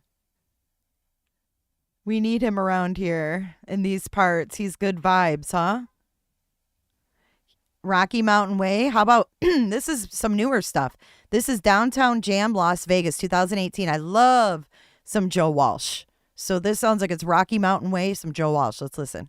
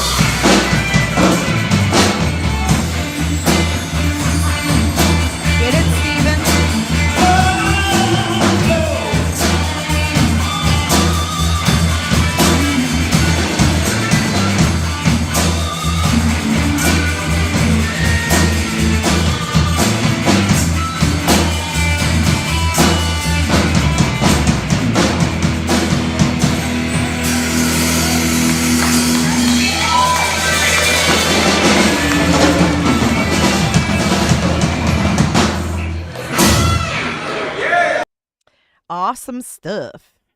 Oh my God. Islands. Takes off bra. Husband walks in. I can't.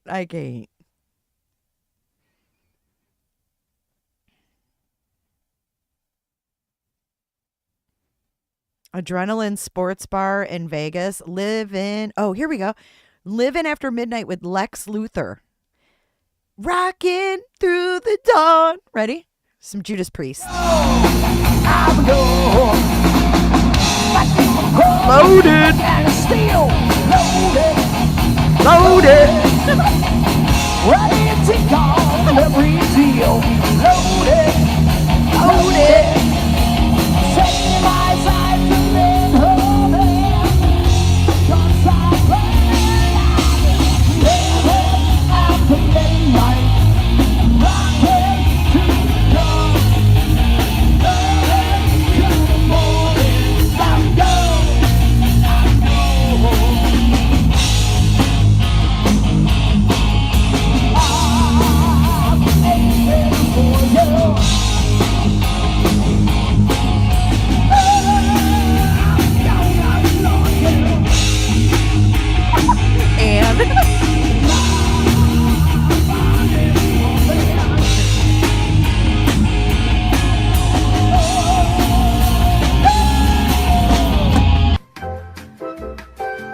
Solo, remember your protection.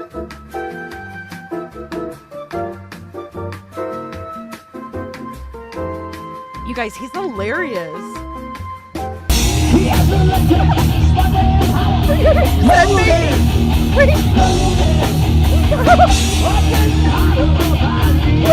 He cut himself out headbanging, guys. Watch when he comes back.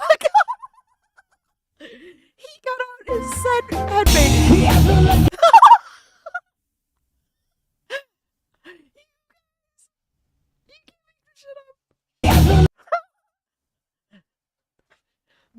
latest video? Oh, this one here. Okay, got you. Oh, shit.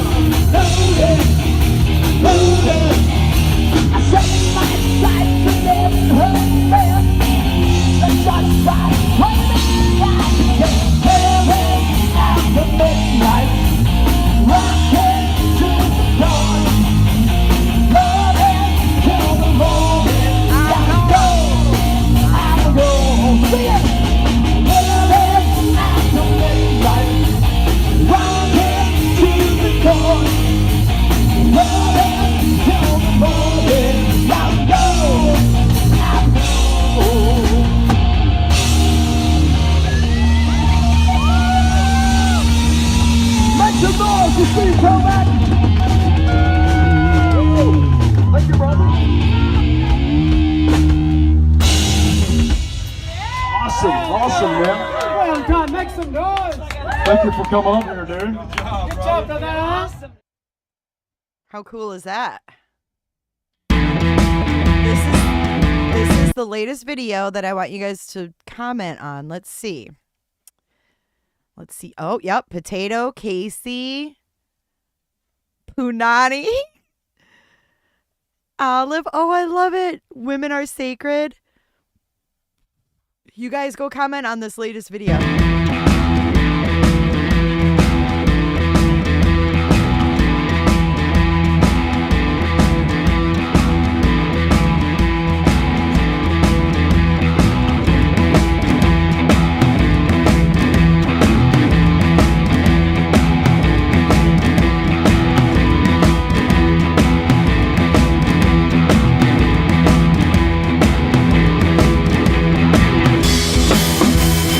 One of us, you guys. This is the Las Vegas Tesla mass transit system. This is the loop. Holy.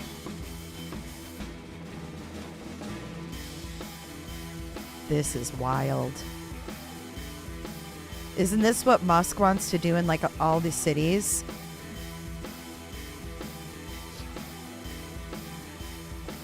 No, he's true to himself, man.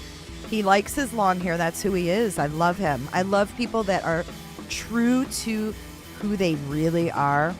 Golden. Like, we were talking last night about how we, like, get vibes from people. Like, some of us are pretty intuitive and we get vibes from people. Just, you're drawn to them, right? You're either drawn to somebody. You can get vibes where you're like, oh, I need to stay away from that person. Or you can just have whatever, you know? And when I see people like this, these are the kind of people like that I want to know, you know, that I want to talk to, that I want to be around, like people that are just have vibes like that. I don't know if that makes sense to you guys, but this is a real thing, guys. We're going to have to do a whole Elon Musk live because go to Sonic. No, I'm just kidding, Casey. Go to the gym. And then get a Sonic pretzel.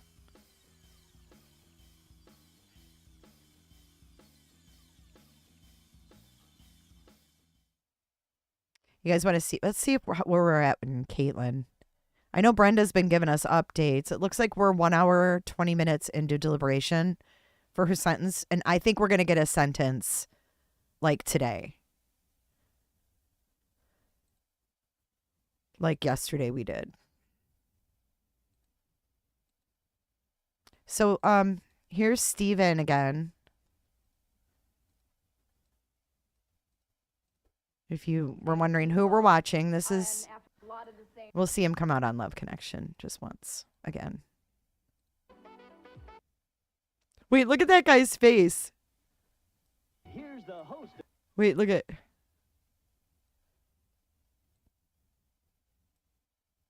Love Connection. Where old-fashioned romance meets modern-day technology. Where you hear all the intimate details of a first date.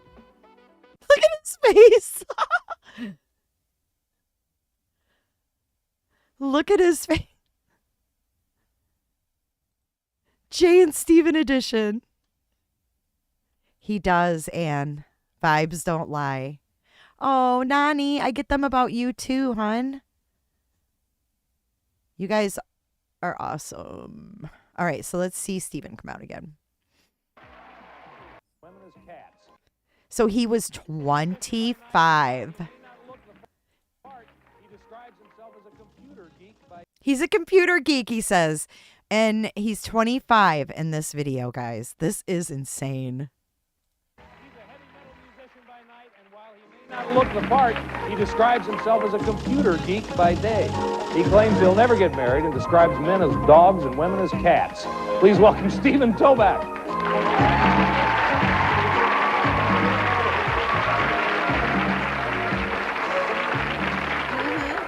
Men are dogs. Men are dogs, Chuck. We're easy to please. You give us a bowl of food once a day, throw a remote control our way. You know, we're happy. You scratch us on the belly. That's all it takes.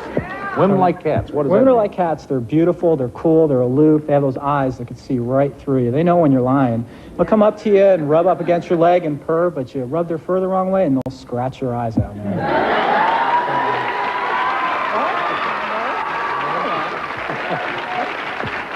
Now, you're just 25, and you're positive you're never going to get married. Never gonna. I'm married to my music. It sounds really stupid, but I've committed my entire life to it. And if I find the right girl someday, maybe, but she's probably going to have to get me pregnant first. So. Well, let's take a look at the women that Stephen had to choose from. I'm not even going to get into that, okay? Watch closely. You're going to vote again. Here we go. First, there's... So that was awesome, right, guys? All right, so let's take a look at Elon Musk tunnel project. Let's see what the traffic jam was like.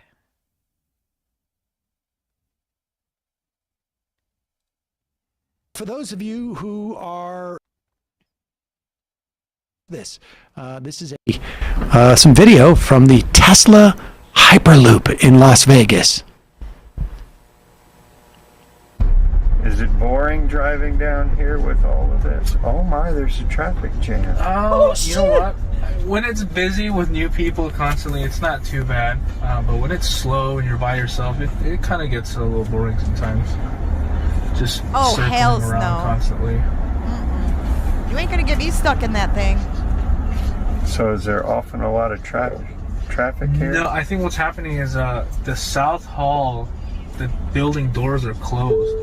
Oh, they are? So no one's going to that. So I think what's going on is it's just these two, and that's why it's just constantly, Why are they closed? I don't know. Well, like the building itself isn't closed, just the entrance doors are locked. I don't know why. Huh. So we've been dropping people off to Central if they want to go to South Hall. I don't know why. That's like being in an MRI machine.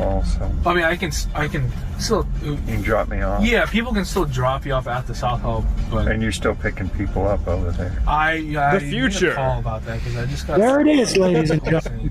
They said it couldn't be done, but there it is. It's worth going back and looking at the original plans for the Las Vegas Hyperloop. It wasn't supposed to be just for Teslas. He promised giant buses that were supposed to whip through there with people like for their, I think it was like CES, the Consumer Electronics Show. And it turns out it's just a car hole that puts like my own proprietary, our own automobiles only on skates. And guess what? There's still traffic about it. And if you also Google Tesla car fire, these things go on in flames. Let's see. My first ride in the boring tunnel. Let's see this. It's kind of cool, like looking through the tunnel. There's like LED lights along the sides, and you kind of speed up as you get inside the tunnel.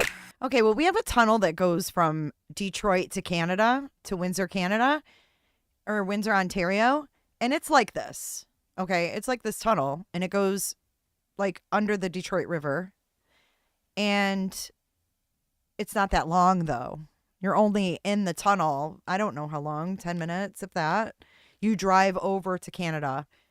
And there were times, now that I'm thinking about it, when we'd come back at night when the bars close, because we used to go to Canada to drink because the age was 19 versus 21. So when we turned 19, we used to it was so easy. We just had to have our ID or our birth certificate and we could go to Canada. So at 19, we'd go to Canada and we'd drink and then we'd come back through the tunnel and there would be traffic. And I don't remember being freaked out about it, but I'm older now. Oh yeah, and it's not single, it's double lane in there. Normally, transportation in a big city like Las Vegas involves getting a ride share, finding a bus, or taking the monorail. She's but a downstairs Brit. from me right now is the future of transport. A fleet Is of she Teslas British? driving through a boring tunnel that goes under the streets of Las Vegas. And I'm here to check it out.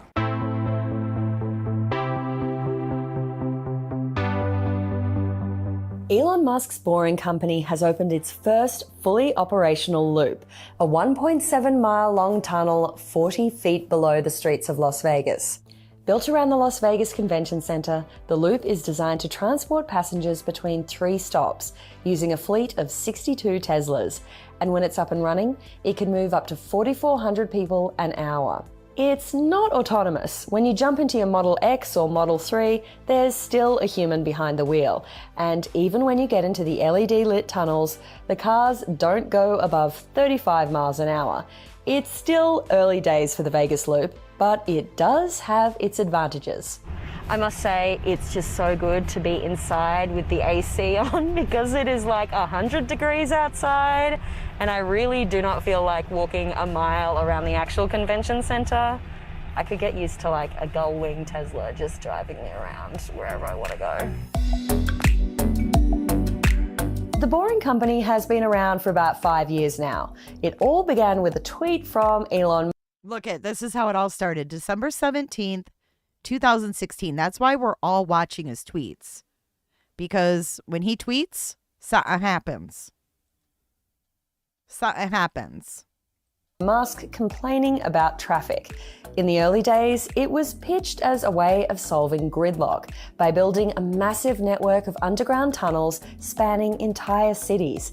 Passengers could drive their car onto an elevator platform the size of a parking space and descend underground before zooming away. Boring even teased concept videos of transport pods designed to ferry up to 16 people at transport pods? Do you see this? What? Speeds of 150 miles an hour. We were promised rides from downtown LA to LAX in 8 minutes, all for just $1. But building a massive tunnel system has its challenges. The 12-foot wide tunnel has to be dug out, inch by inch, with a tunnel boring machine, essentially a massive drill. Elon Musk unveiled the first of these tunnels in late 2018 in California, but the Vegas Loop is the first one open to the public, though you'll still need to be attending a convention to ride it. The Boring Company's pitch is to have tunnels like these in cities across the United States, bringing emissions-free subterranean transport to the masses. And one day, the plan is to ditch the drivers and go autonomous. But what will the future look like? Will we get a network of fully I can't. I don't want any of that. I don't want autonomous cars. Do y'all?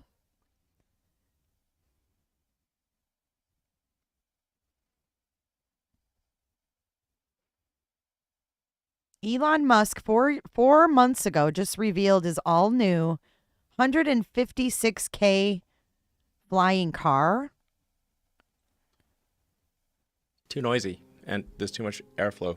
So the fundamental issue with flying cars, I mean, if you get like one of those like toy drones, think of how loud those are, and how much air they blow.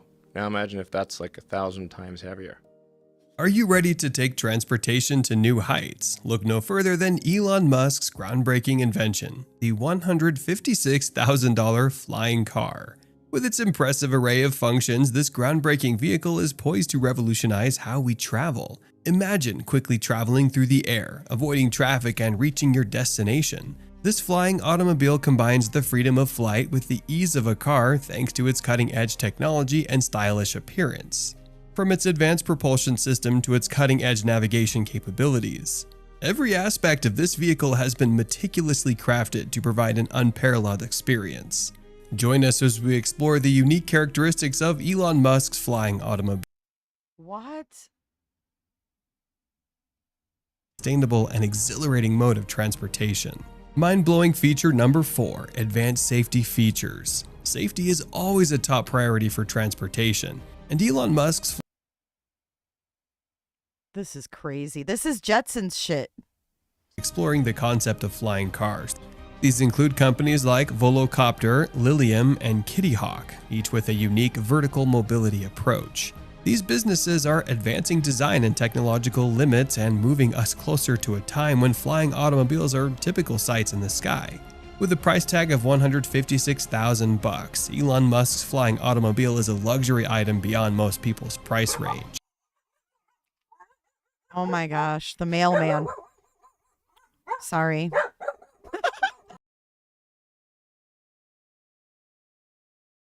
However, as previously stated, as technology progresses and economies of scale are realized, the price of flying automobiles is anticipated to decline. This suggests that flying automobiles could become more widely available and reasonably priced in the upcoming years.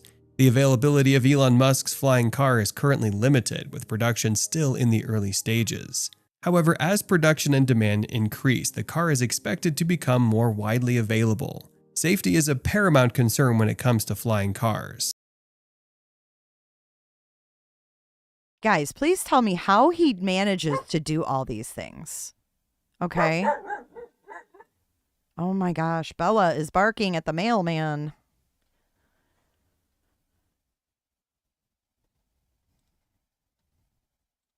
You guys, that is like some Jetsons. The first flight was in St. Pete. Yep. They're talking about using this kind of technology. Hold on, let me come back on the camera. So they're talking about using this kind of technology for commercial stuff first. So what they're doing is I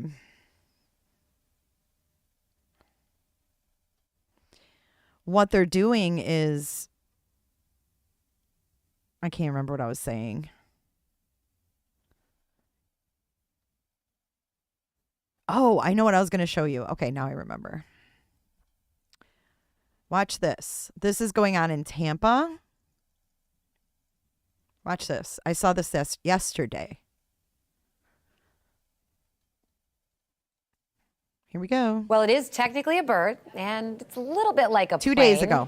It's a new drone delivery service bringing Chick-fil-A chicken sandwiches to you. This is at the Brandon Valrico location, the only Chick-fil-A that's partnered with Drone Up to help you avoid those long drive-through lines. If you want to try it out, now's the time because there is no delivery fee for now. The drone can only go within 1.2 miles, though they do plan to expand that to 2 miles soon. If you're worried about spills, they do make sure to seal off your drinks before takeoff. You could order ahead on the app too. That's a good one. All right. What do you guys think of that? What do you guys think?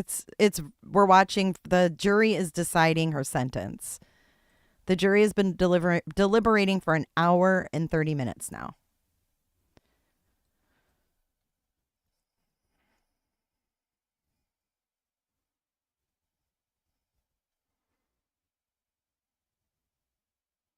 But how does Elon Musk do all this stuff?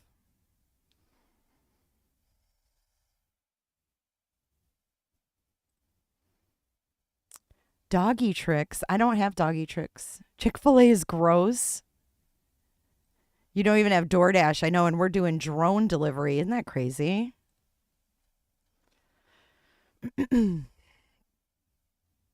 So he's got the phone, he's got these cars and trucks and everything else. I was going to show you guys something else, and now I can't remember what it was. It was Elon Musk related, but I can't remember now. There's too much airflow. What it was.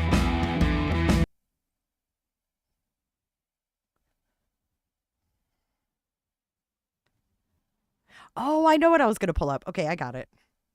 Watch this. This is what's funny. We watch these videos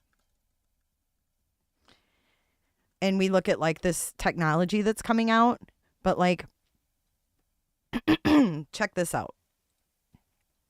The new Pelican ashtray is convenient for parking cigarettes, while the keeper of the modern cook shop is busy with other new kitchen gadgets. This is the home of the future The from woman the who 50s. uses the latest egg separator gets a clean break. The yolk and white are quickly divorced. Sticky fingers are eliminated, and the housewife doesn't have to be a juggler. There is also the new gearless egg beater. Its hand pressure operation is facilitated by revolving balls, which maintain speed and balance, making it a whirlwind whipper-upper. The new electric donut factory simplifies the deep fry game. One unit puts the batter out, while Okay, that's kitchens, but watch. A home of the future. Let's see. This is British. This is, okay, we're going to watch this one for potato. This is from 1944. This is in Britain, Millbank, London. This is a home of the future. This is what the Brits predicted in 1944.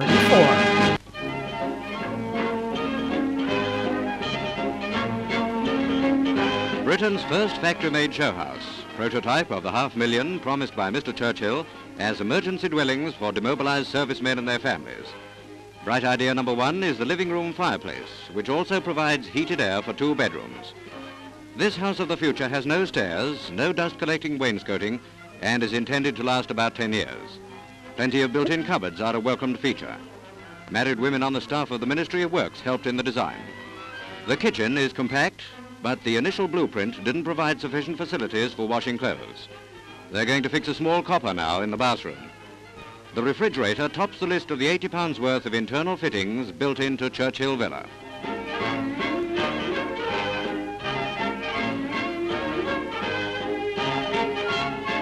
A hinged breakfast table is a space-saving idea. This show house can be seen in Millbank near the Tate Gallery, London. This is before IKEA. This is some IKEA ideas here. Tickets of admission obtainable from your local authority. Bedroom number 2 also has plenty of cupboards and, like the other rooms, is central heated. Housewives will want to know where to hang the washing in wet weather, and many may criticize the width of the hall. But here's one opinion. I think it is very good indeed. For a small house for the men who are coming home and the women who have been working hard in the factories and want to get back to family life, I think it is an ideal house. Of course it is small, but the planning is good, and the house could easily be worked and would be most economical to run. I consider the kitchen, with a built-in refrigerator and such other useful equipments, a great advance in a working man's home and a step in the right direction. Whoa. Okay, Brits. Now let's go to an American version. This film was made in the 1960s, narrated by Walter Cronkite. And this is what they're going to say what the homes are going to be like in the 21st century. So this is supposed to be 2001. There might be inflatable. This is 2001. McGraw-Hill. Here we go. The home of the 21st century. What will it be like? How will we choose to live in the next 34 years? We might fill our home with furniture like this. Our beds, tables, and chairs all made of paper. Our home may be lighted by electricity from fuel cells and the wood and leather of today replaced by chromium and plastic. Our favorite easy chair might be inflatable, like a huge balloon. The kitchen of tomorrow could look more like a laboratory than a place to bake a cake. Advanced technology already has begun to find a place in the home. With new developments in food preservation, a meal might be stored for years and then cooked in seconds under a barrage of high-energy radio waves. Robots may help us with our housework. It's all possible in the home of the 21st century. Oh my God!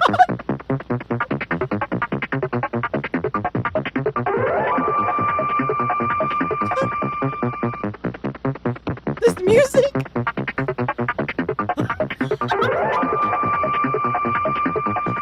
What the fuck?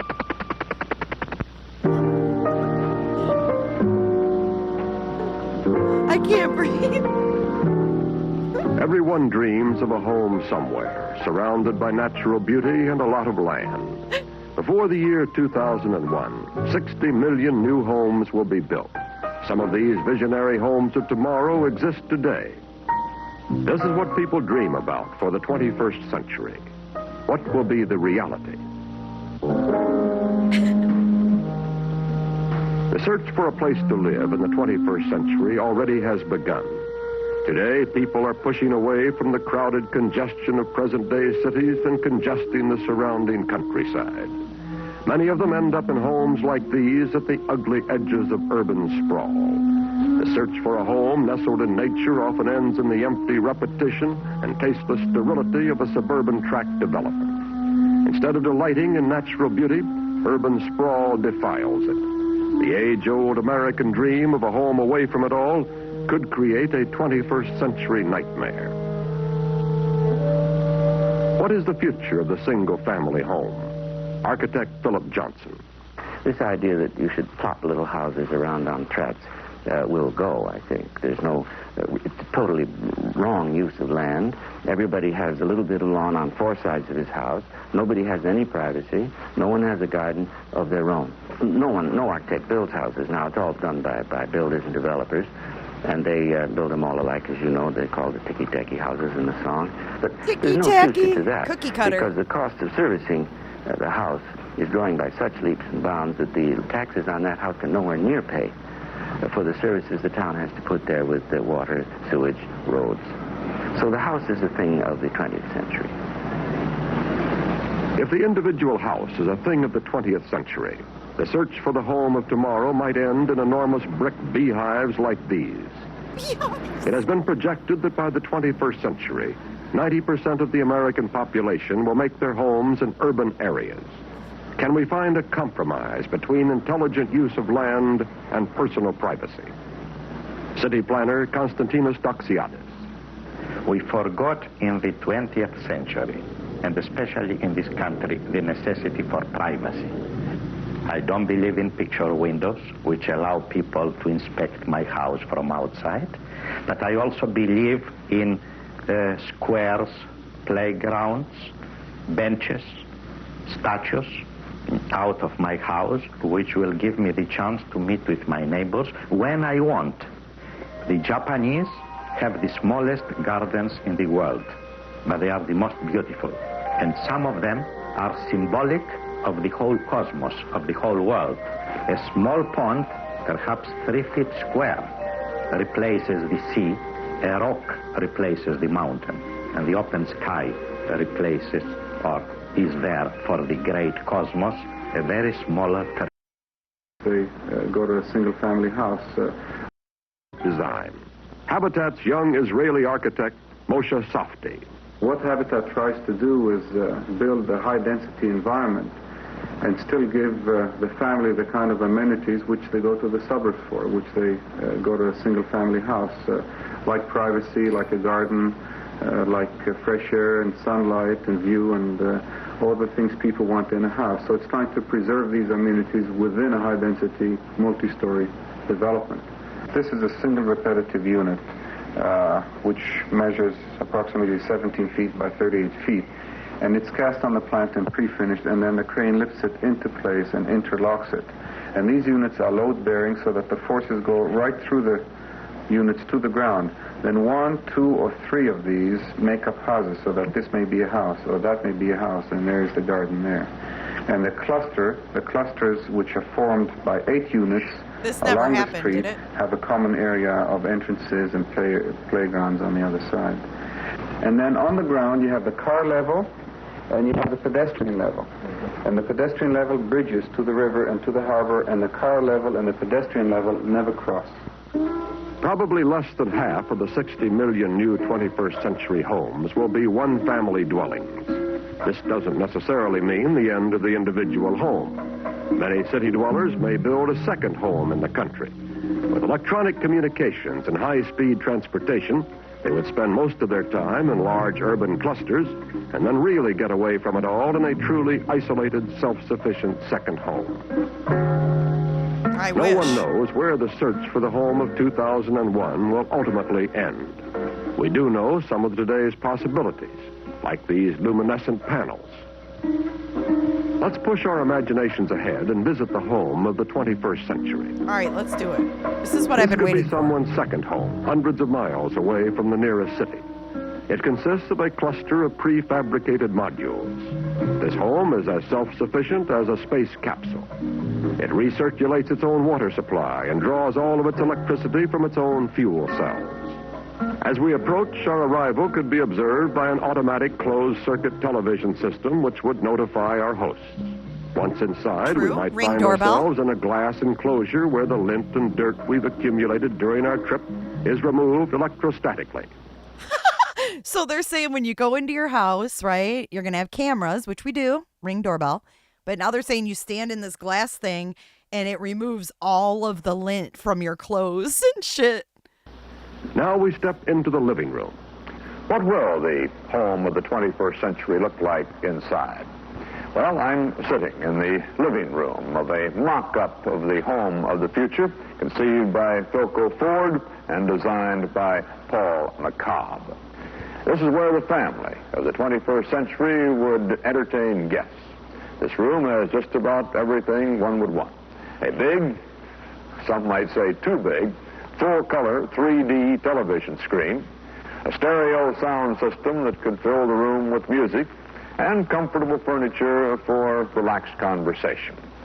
Now, in the 21st century, you might bring your favorite chair along with you when you go for a visit. To do this, you wouldn't need a small trailer, just a little bag like this. Now, there's a full-size chair in here, a chair that blows up like a balloon. Like a balloon. Here's Look the at way there it is. Sit in it, looks Walter. after it's been fully inflated. When a guest arrives, he just pulls out his inflatable chair, a small pressurized air capsule would inflate it, and it would be ready for use. At the end of the evening, he'd just pull out the plug and put the deflated chair back into his little bag. Sounds preposterous, but some people are convinced it will happen. And here's another piece of furniture that might be found in the living room of the 21st century home. When you're finished with this little children's chair, just throw it away. It's made out of paper. In the 21st century living room, there's no reason we can't have something old and familiar in it to remind us that both the present and the future are really merely extensions of the past. Even before that chair was made, technology had begun to change our way of living. Technology is opening a new world of leisure time. One government report projects that by the year 2000, the United States will have a 30-hour work week and month-long vacations as the rule. What? Did you hear this horse shit? I bet you guys would all like to disagree with this. 30-hour work weeks and a month of vacation. Well, I guess we get 6 weeks most of the time in corporations, right? Government report projects that by the year 2000, the United States will have a 30-hour work week and month-long vacations. Okay, I guess they weren't really wrong because when we got Obamacare, remember all of the employers didn't want to have to supply their employees. Well, not all of them, but a lot of employers couldn't afford to supply their employees with insurance anymore. So they had to bump them down in hours. So they had to, you could only be like 32 hours or less. So are they wrong when you think about it? As the rule, a lot of this new free time will be spent at home. And this console controls a full array of equipment to inform, instruct, and entertain the family of the future. The possibilities for the evening's program are called up on this screen. Look at this. We could watch a football game, or a movie shown in full color on our big 3D television screen. The sound would come from these globe-like speakers. Or with a push of a button, we could momentarily escape from our 21st century lives and fill the room with stereophonic music from another age.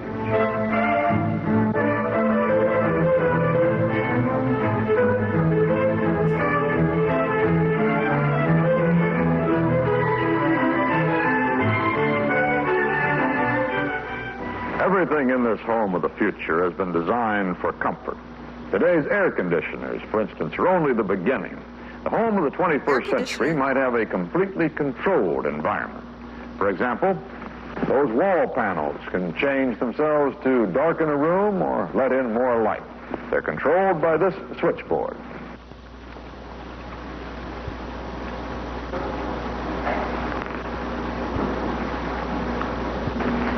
Now, this is where the family of the 21st century would relax. Over here is where work would be done. Oh, working at home. Now, this is where a man might spend most of his time in the home of the 21st century. This equipment here will allow him to carry on normal business activities without ever going to an office away from home. This console provides a summary of news relayed by satellite from all over the world.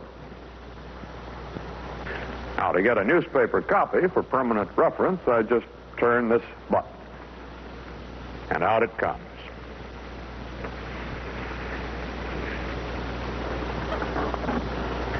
When I've finished catching up on the news, I might check the latest weather.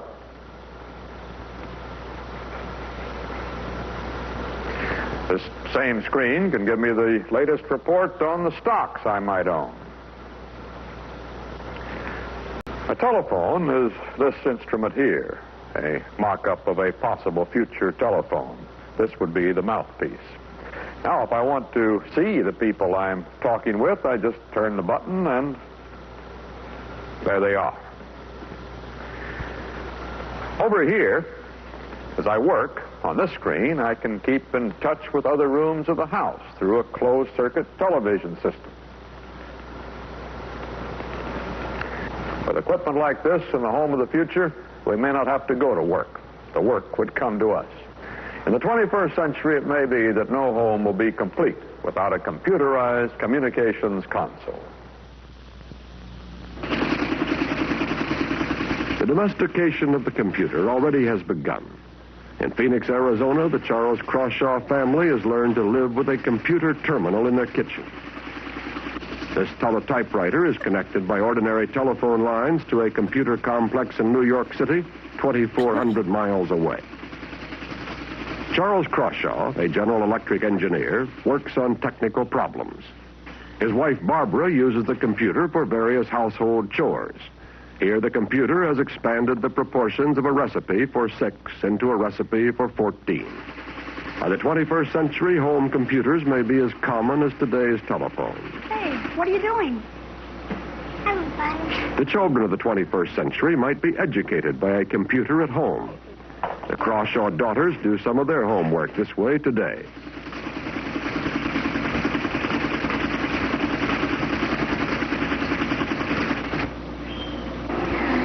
Try 148. 148.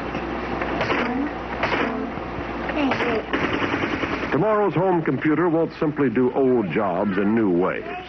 By the time the Crawshaw daughters have families of their own, we may have created jobs for computers that we haven't even dreamed of today. Even with a computer in her kitchen, Mrs. Crawshaw still cooks her family's meals. Cooking might be different in the 21st century. Industrial designer Henry Dreyfuss.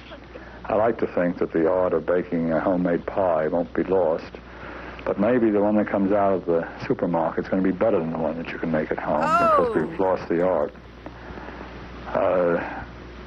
I think that packages for quick food, and this doesn't just have to be in the kitchen, that a package might very well have a disposable electric plug as part of it. Electric plug! And you just plug this in, the package would heat, you'd eat the food, and you might even eat the package. All the wasted paper in the world, it's conceivable that when the package was heated, it would turn into part of the food. I think people like to eat, and I don't think really that everybody's going to eat out of a deep freeze. I think that some people like to cook. I think we should take this away from them. For those who still enjoy cooking for themselves, the kitchen of the 21st century may offer many new ways to prepare a meal. Microwave cooking, for example. Microwaves are high-frequency electromagnetic waves, higher than the waves that carry normal radio signals, but lower than the frequencies we know as light. Microwaves vibrate energy, and food absorbs this energy as heat. Many materials, like the glass that surrounds this souffle, are unaffected by microwave energy. The glass remains cool while the food gets hot. The food is cooked all at once instead of having to absorb heat slowly from the outside. This souffle normally cooks in 40 minutes. With microwaves, it's ready in 90 seconds.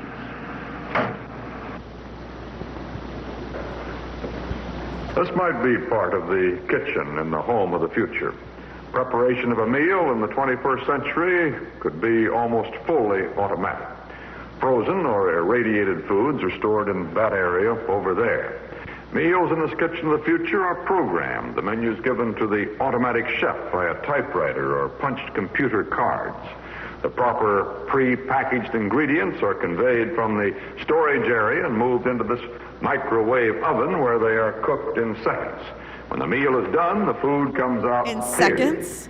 When my meal's ready, instead of reaching for a stack of plates, I just punch a button, and the right amount of cups and saucers are molded on the spot. When I've finished eating, there'll be no dishes to wash. The used plates will be melted down again, the leftovers destroyed in the process, and the melted plastic will be ready to be molded into clean plates when I need them next. In 2001, we might eat out in automated restaurants. Today, American Machine and Foundry has a system for automated drive-ins called AmFare. Press a button, and the computerized kitchen cooks by itself.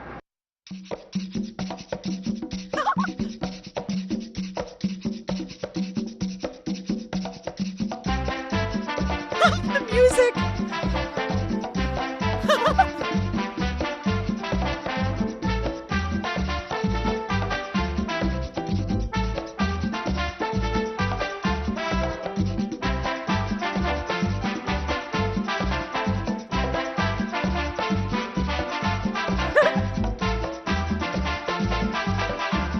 Looks like when I worked at Burger King.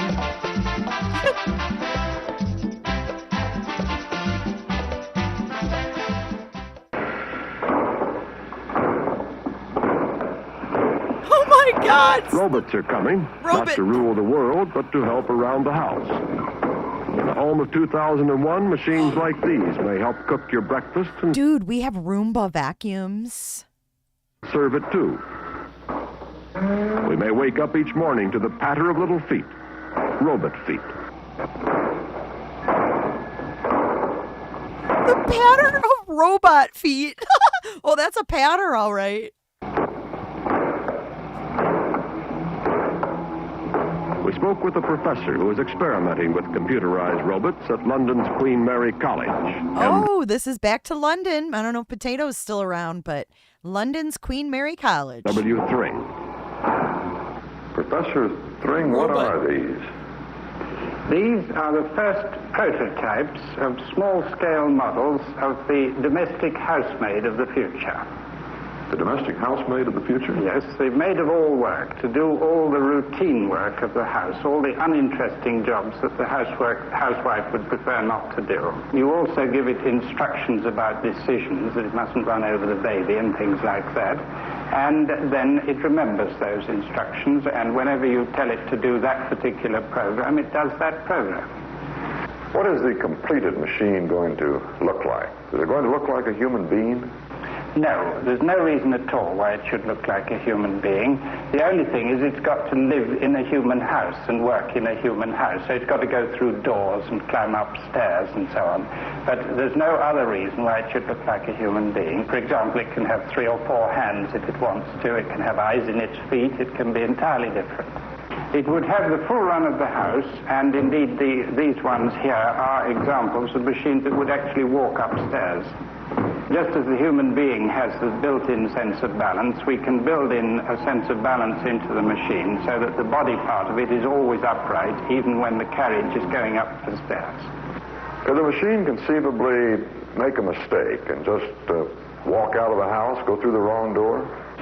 It could.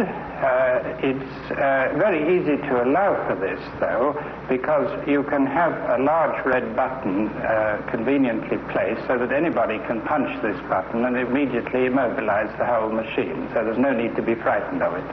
Does it fold itself up, or are we going to have to provide it a room in the house? It would put itself away in a cupboard when it had finished, where it would also recharge its batteries.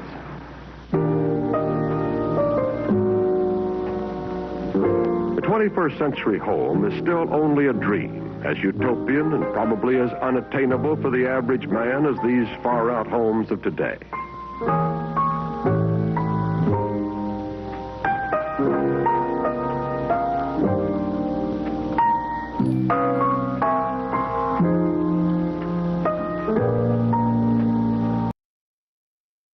Let's see this last These part. mass-produced buildings. And just mass-producing little plop-plops or... Mass-producing little plop-plops.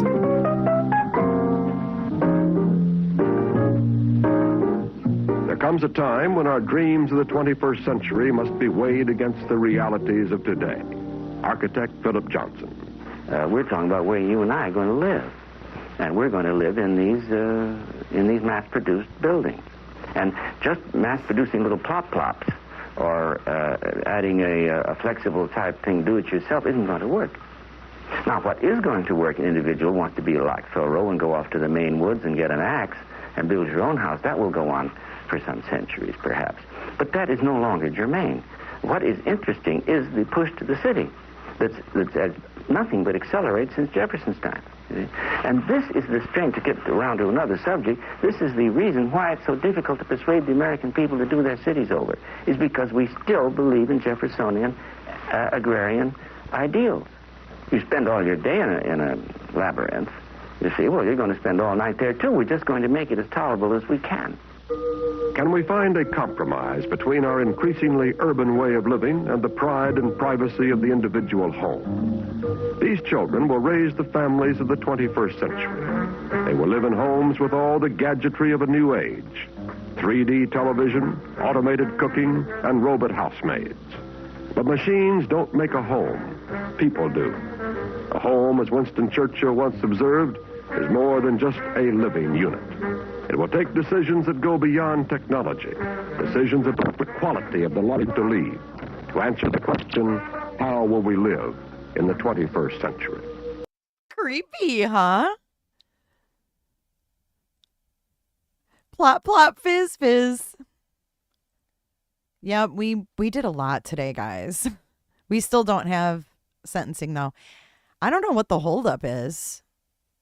They can give her up to 99 years. It's like you guys decided her fate in 2 hours, and they're taking this long to sentence her. Do you want to see the plastic home of the future at Disneyland? Let's see what this is all What do you get when you... Let's fast forward here. He agreed to their proposal. Here's the house. The house was said to handle up to 13 tons in each of its wings, along with the ability to ride out earthquakes without any major damage. But more so than in the structure of the house itself, the attraction's futurism could be seen extensively in the technologies that it featured. The kind of stuff that would revolutionize everyday life back then, like a dishwasher that cleaned its dishes via ultrasonic waves, as well as hidden cold zones for storing food behind the cabinets in place of a refrigerator. The bathrooms also saw some innovation as well, with the use of adjustable sinks and other fixtures, along with electric razors and toothbrushes that were built right into the walls. Similarly, the whole house allowed for easy access to phone calls via push-button panels in each of its rooms. The picture on the screen? Oh, that's of whoever is standing at your front door. You see him, but he doesn't see you. And you can give him any message you want over the two-way communication system. Obviously, with the actual invention of a lot of these technologies still years away, most of its amenities were non-operational, just there for demonstration purposes. And yes, that did include the living room's flat-screen TV, something that was still decades away at the time. Likewise, the home's climate center was also pretty forward-thinking, in that it'd not only let you control each room's temperature, but also its smell, giving you the option to pump in the scent of fresh roses or salty sea air, a feature that was definitely not common back then.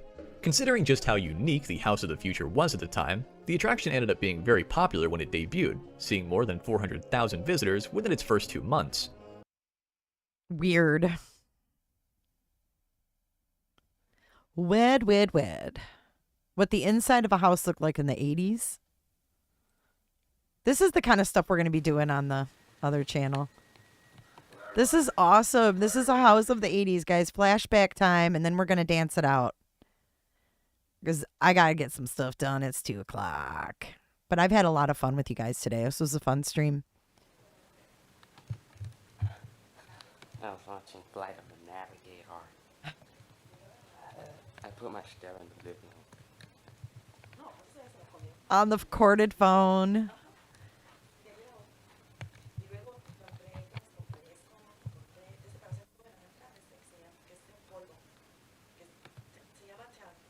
Oh, Febreze. Yeah, like those automatic thingies. Yeah. I didn't even think about that.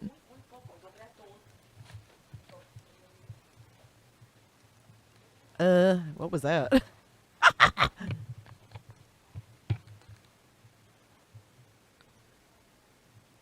I can't.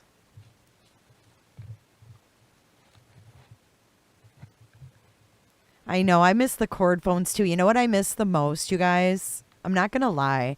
I miss like getting a phone call and not knowing like who it is. Like that corded phone rings and you have to answer it and you don't know who's going to be on the other line.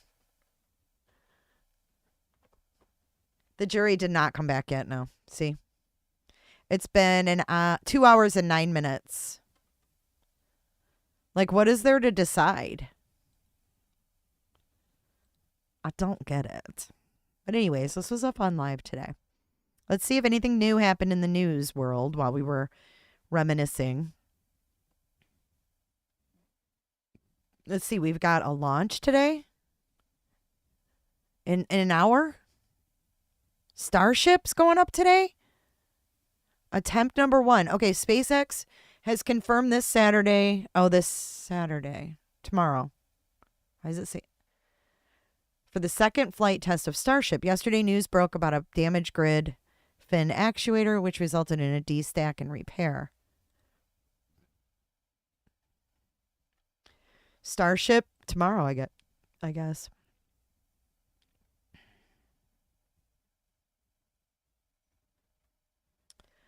So I'm not seeing anything breaking that we missed.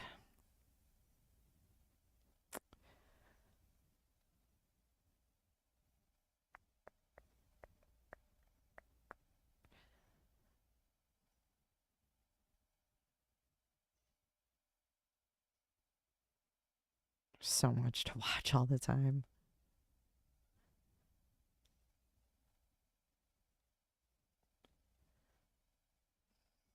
But anyways, staff shortages at Supermax in Colorado. That's always good. That's good news.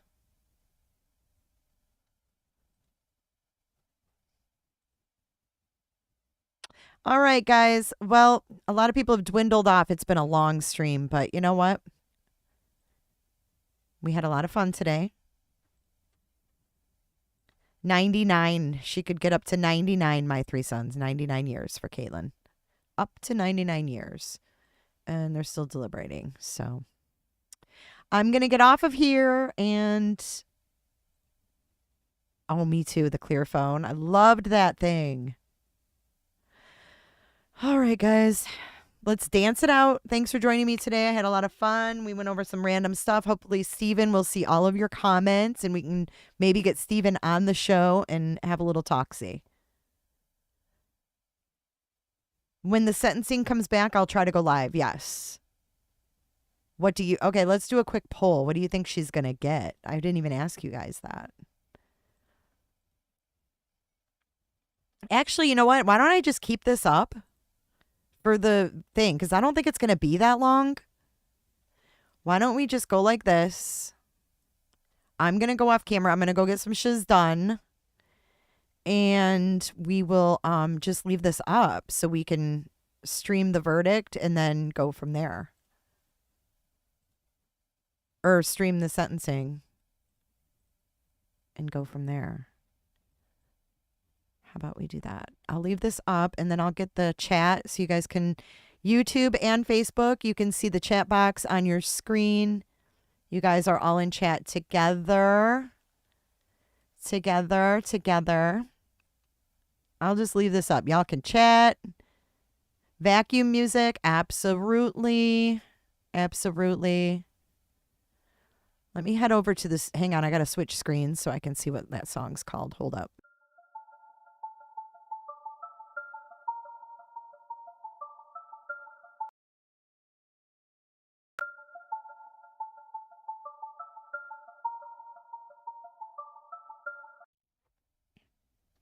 Okay, so this is called, it's called Silver something. Hold on, let me get it. The vacuum music is Silver Maple. It's called Silver Maple. Why? I don't know, but that's the name. Or Superior. Hold on. Yeah, Superior, sorry. There's Silver. Yeah, we don't want that.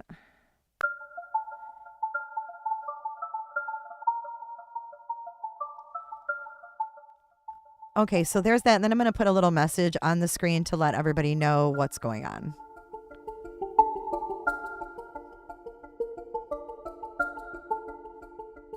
Be safe if you're driving. Be safe if you're driving. We'll see you back in a little bit. I'll keep checking to see if there's verdict. Love you guys.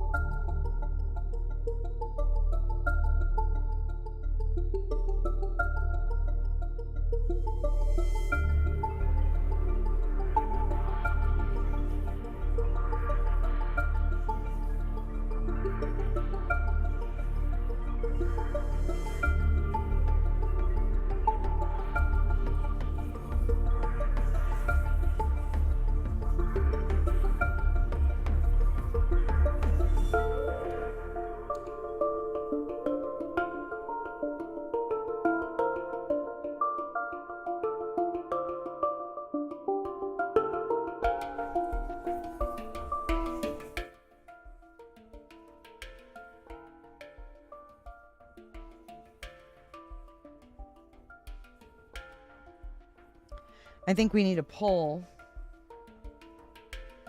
All you tongue drummers out there. J is for justice, a poll for dancing.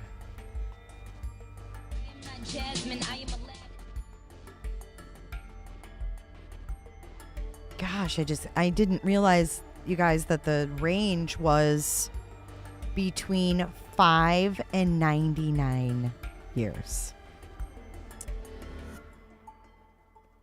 I'm sexy and I know it. That's Kaitlin when she was jumping that fence.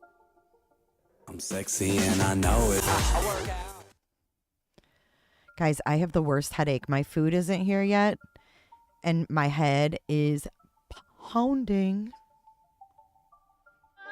Roly-poly, daddy's little Betty. Betty's gonna be a man someday.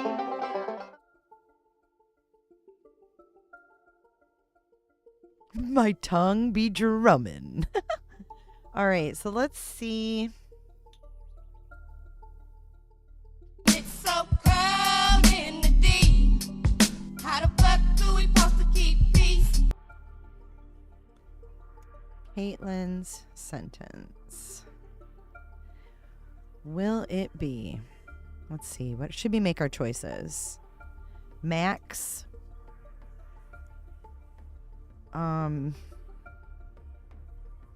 50 years. I mean, I don't really know what to make it. It's crazy because it's so broad. So let's do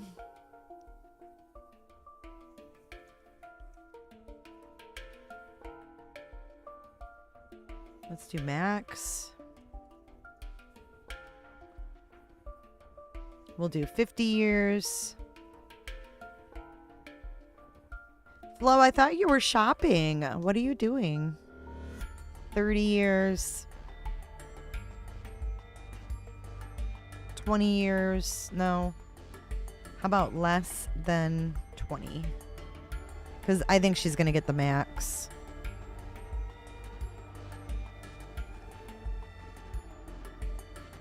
I think I'm so behind in chat, actually. All right, let's go back to our music because I am tired. When this is done, I am taking a huge nap. A huge one. Like one you've never seen before. I'm taking that nap. And do you really think that these jurors want to come back Monday just to decide this? It's only 2:16 in their time, though, I think. So we've got like 3 more hours this could go on. So let me make sure that's not muted just in case my ass like snoozes.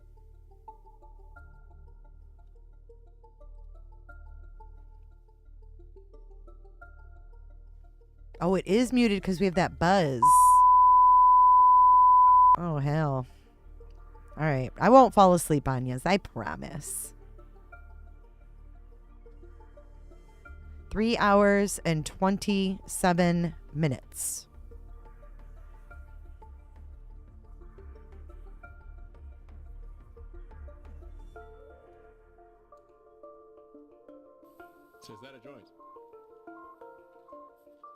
Duty calls. Welcome. Duty. I know, I'm really tired for some reason. Duty, welcome to the fam.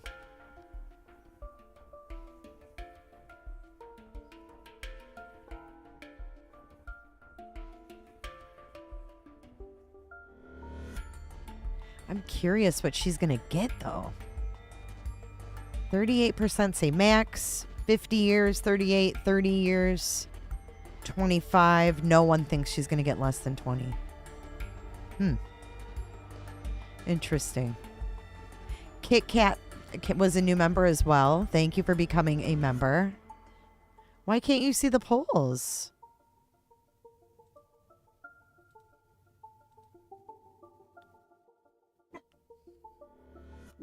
Become a Roberter today. Holy shit. I just opened up my freaking membership thing and I was like, what is that black hole sounding ass shiz? Holy crap. Have you guys ever heard that? Become a Roberter today and have access to members only chat. Welcome to the No Clue Zone where we go live for 6 hours and talk gibberish, videos, and these cool emojis. Roberta. Ooh-wee, that will scare somebody. So click that join button and become a Roberter today. How'd you like that commercial? Jury the deciding sentence? I think so. I think she had the choice and she chose a jury to decide her fate. That was just a little brief commercial break for you. Dude, One-Eyed Flo, it has been such a long week. I haven't even gotten my monitor up yet. I haven't even been off the computer long enough to do that. Like, I've slept and been back live. It's been a busy week. There's an issue on cell phones that polls aren't showing up since yesterday. YouTube is doing a whole bunch of stuff right now. And Queen, it's so good to see you. I've missed you. They're doing a whole bunch of updates. They've even updated like their monetization. They're updating a whole bunch of shiz. So I think that's what happened.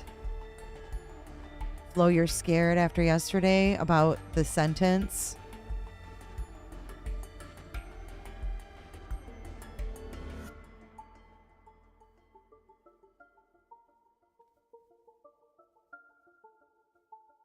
What's weird? Wed. All right. I'm going to play this one little commercial again. And then we're going to go back to our vacuuming music. And I'm going to go get some shiz done before my food gets here. If I don't collapse first. Become a Roberter today and have access to members only chat. Welcome to the No Clue Zone where we go live for 6 hours and talk gibberish, videos, and these cool emojis. Roberta. Ooh-wee, that will scare somebody. So click that join button and become a Roberter today. All right, guys, get back to your cleaning. Get your Mr. Clean shit, whatever you're using, your Swiffers, your fucking dusters, your organic, all organic, natural made cleaning products, whatever is your poison. Get to cleaning. Here's your music.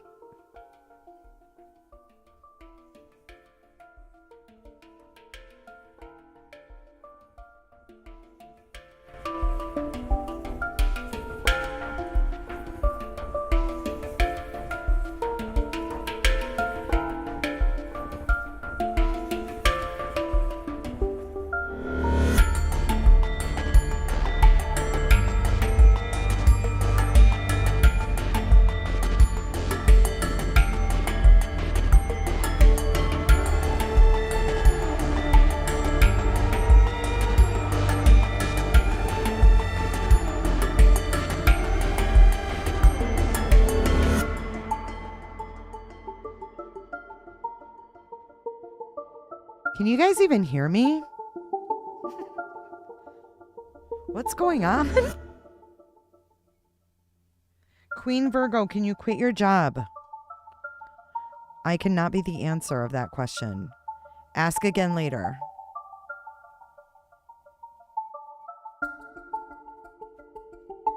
I'm so confused right about now.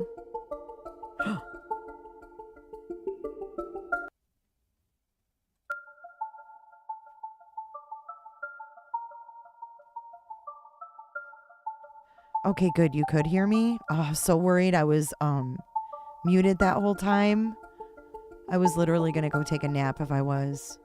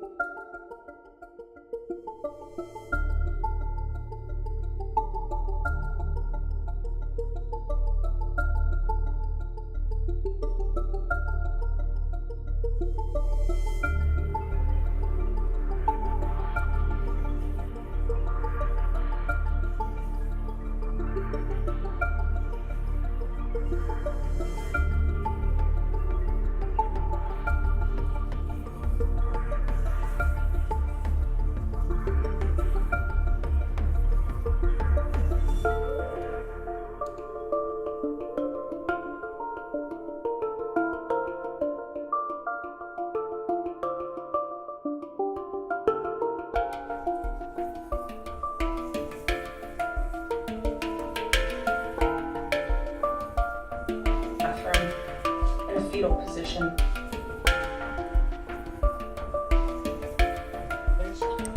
Hold on, Judge.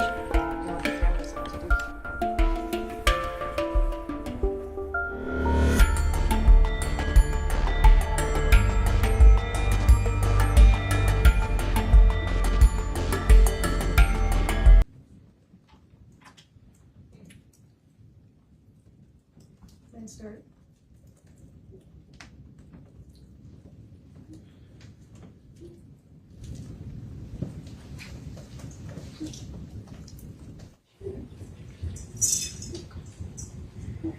Kaitlin,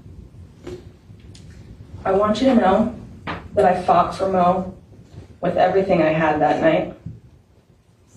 From the moment that I got home and started doing chest compressions, which was the longest 10 minutes of my entire life,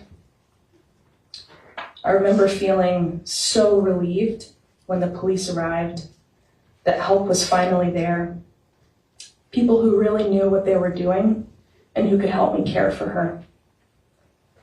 I fought for her afterwards when I was pulled from my home by police and taken downstairs.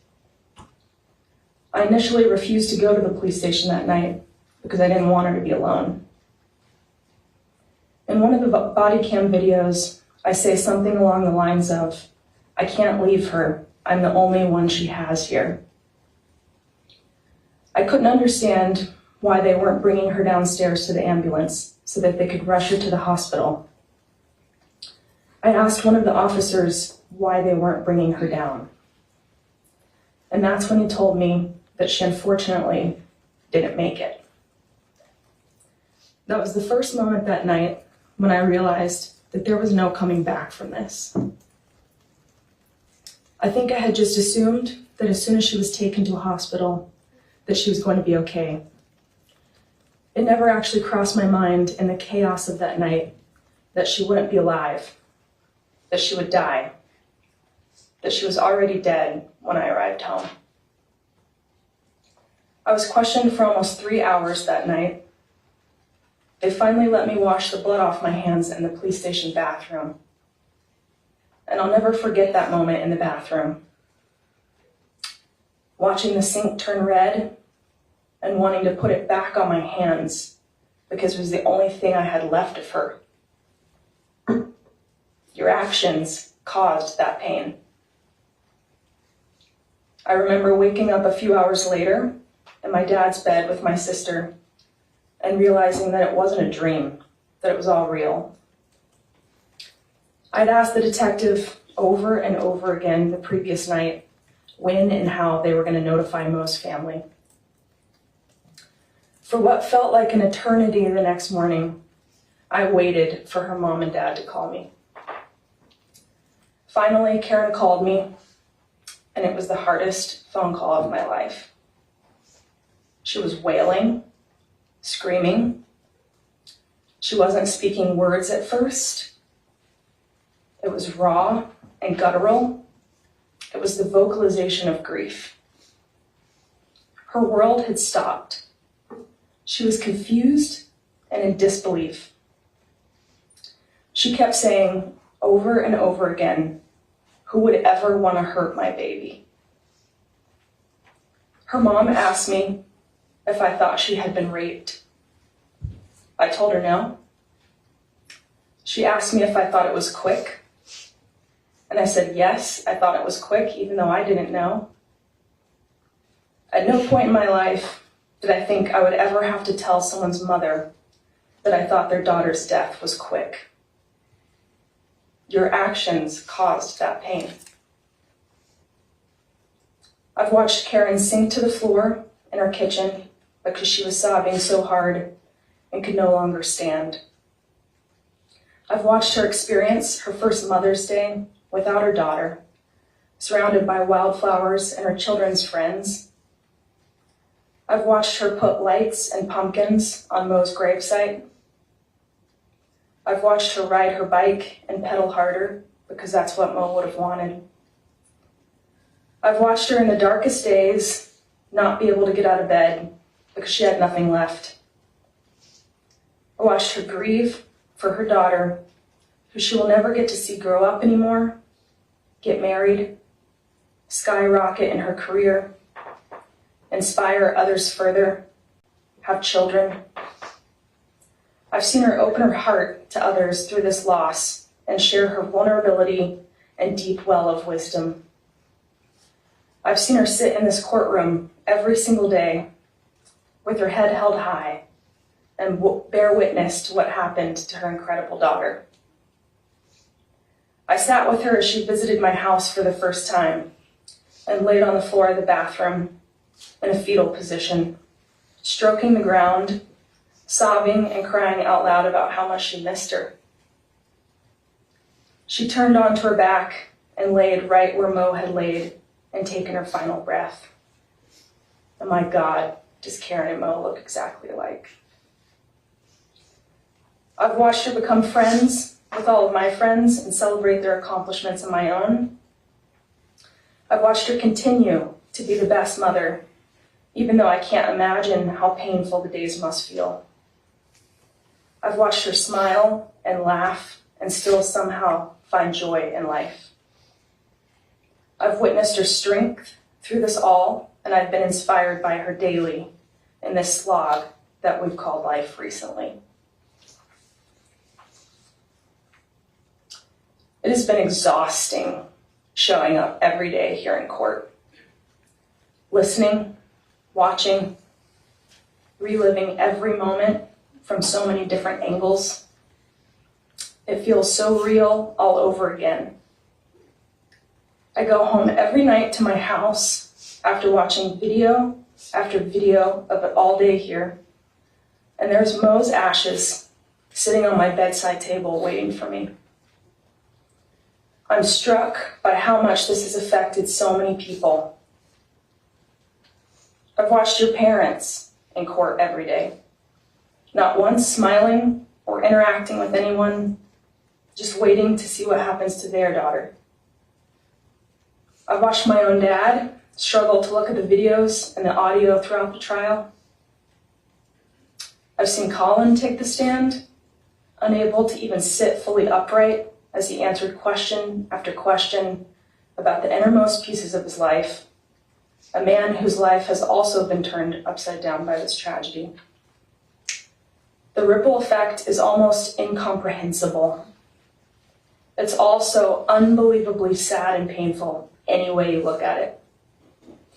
So many people in this room have lost so much. It's incredibly difficult to understand someone's life, how they lived, what they meant to others. Words feel completely inadequate right now, and they probably always will. How do you distill a life? The more I think on that question, the more I have to look at those people around me that were impacted so deeply by Mo. I'll forever be honored to have known her, to have held her as a close friend, both in life and in death. And I'll have to continue seeking out ways to honor her legacy. We have to live bigger, more fully, with more vulnerability and open hearts for her. That's what she would have wanted. I want to be riding bikes with Mo, cooking new recipes, waking up on Christmas morning together, plotting new businesses with her, growing older and hopefully wiser, and building and creating what we want in this life together. Instead, her ashes are in the ground in Vermont. I'm putting in the work right now to process it all and continue healing. I'm trying to open my heart even more and just let it all wash over me. I still feel so many things. Guilt for not protecting Mo, for not coming home sooner. I'm angry at you, at the utter tragic nature, at the senselessness, at not being able to hear Mo's voice again. I feel deep sadness for the road ahead that Mo's family must continue to walk. Deep sadness for Matt, for now being an only child. And deep sadness for you and for your family. Mo once said, if we're not willing to risk catastrophic failure, we're probably not dreaming, living, or loving the right way. I'm going to read that one more time. If we're not willing to risk catastrophic failure, we're probably not dreaming, living, or loving the right way. That is profound. That is powerful. That is Mo. She was not afraid to break things to make them better. That's what she's doing to each of us. She's breaking us down and teaching us how to rebuild the world around us in a deeper, more meaningful way. And for that, we have to be grateful. We have to be grateful to her for living with such poise and vibrancy, for truly seeing those around her as they were, for pushing us to do better and to be better humans. Those closest to her knew she had no limits, and it was an honor, a privilege, to be in her orbit, even for only a short time. Even after all of this, I feel hope. I hope that I can live a life that she would be proud of, and I'll carry her with me each day. I choose light, I choose joy, and I choose love. And Kaitlin, I really hope that you can find that too.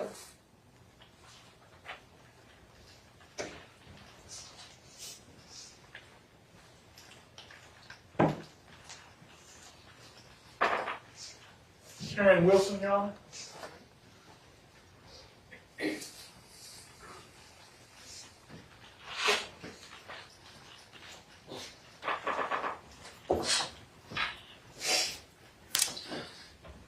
First, I want to thank Your Honor for giving us this opportunity. It really means a lot. Kaitlin Armstrong. I'm not sure if my words can penetrate your heart, but I'm going to try. I hate what you did to my beautiful daughter. It was very selfish and cowardly, that violent act on May 11th. It was cowardly because you never chose to face her woman to woman in a civil conversation. She would have listened. She was an amazing listener. She would have cared about your feelings. She was a caring, empathetic person. If you allowed yourself to actually know her, you never, ever would have wanted to hurt her. This never would have happened. You and Colin could have had a beautiful life together. You destroyed that. You ruined your life, your family's lives, our lives, and crushed the hearts of many more. When you shot Mariah in the heart, you shot me in my heart. You shot Eric and Matt in their hearts. You shot Mariah's cousins and aunts and uncles, and all the people who loved her, pierced their hearts. You will have to live with your choices and its consequences, just like all of us do on this planet. Because you are a human being, created in the image of God. I pray for your healing. The only way that can begin is to admit your guilt, own your actions, and seek forgiveness. Not just from us, but most importantly from your Creator. Jesus is your very best friend. He is the one who can cover the sin because he is the only righteous one who suffered on our behalf. sacrificing his body on a cross for our sake. Only you can choose to cry out to him and be redeemed. He can melt your heart of stone with his unconditional love, mercy, and grace. It's up to you. There's no winner in this story. Your actions have caused all sides to suffer. There's a ripple effect, sorrow upon sorrow upon sorrow. Mariah is free of this sorrow, though. She is more alive today than any of us here. Mariah is in the presence of God's pure light and love, and nothing can ever hurt her again. You killed her earthly body, but her spirit is so very much alive, and you can never change that. I am confident in my hope. That's what I named my new puppy. I'm so confident in that hope of spending eternity with her and our loving Creator who made this vast and beautiful universe.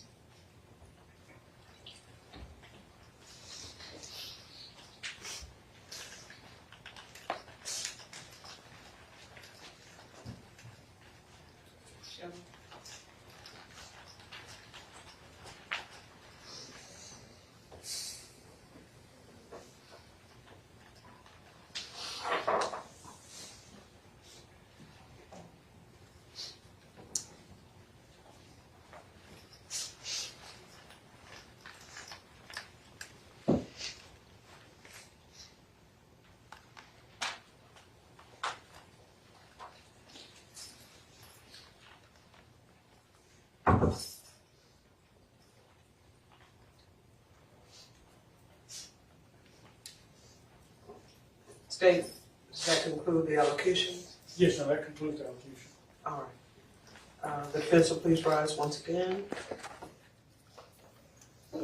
Ms. Armstrong, having sentenced you in accordance with the verdict of the jury, you are now remanded to the custody of the Travis County Sheriff's Office for beginning of the execution of sentence. You all are dismissed. Yes. Yes. I'm not through speaking with the jury, so you might want to wait for that. Okay. Ladies and gentlemen of the jury, I do want to thank you on behalf of all the parties involved for your diligence and deliberations and hanging in there with us for these weeks. Your service, I do recognize what a sacrifice it has been. Even though we've tried to make it somewhat bearable, I do appreciate everything that you've done to be here with us. I know we were all thinking we'd be having turkey together next week, but we managed somehow to get through it all and finish on today. So on behalf of all the parties, I thank you. And I'm telling you this now because oftentimes after the verdict is in, you all, the first thing you want to do is get out of this building. And I certainly understand that. There may be some of you that would like to speak with the attorneys if they would like to come and speak with you. I have told Deputy Warner to let me know if there are any of you that would like to have a conversation with them, if they have any desire to speak with you as well. It is up to you who you talk about this with from this point forward. You don't have to talk to anybody if you don't want to. If you want to, that is your decision to speak as well. But again, on behalf of everyone, I say thank you, and on behalf of the citizens of Travis County, I truly do thank you for making our criminal justice system work so smoothly and helping us get through a very difficult subject matter. So we do have all of your permits and documentation that you need for your employers, loved ones, whomever wants proof of where you were. We have that for you. Deputy Warren will provide that with you. I'm going to excuse you officially now. Those of you that would like to speak with any of the attorneys, just let Deputy Warren know. She'll come back and let me know when it's time for them to come back and have words with you, if you choose to do that. Again, thank you. You are officially excused.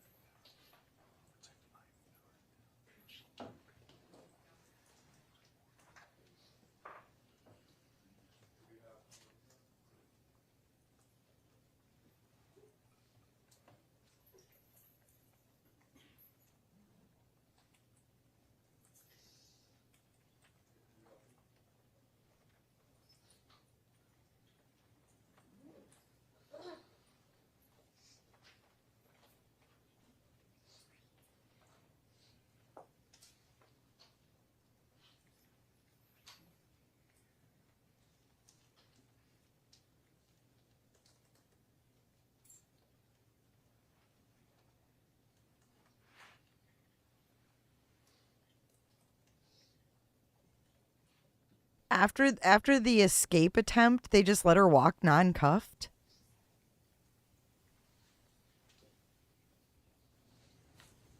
They need to show her face. I want to see if she has any reaction whatsoever. They should have been zoomed in on her when Mariah's mom was talking. I'm going to see if I can boost this audio. Hold up.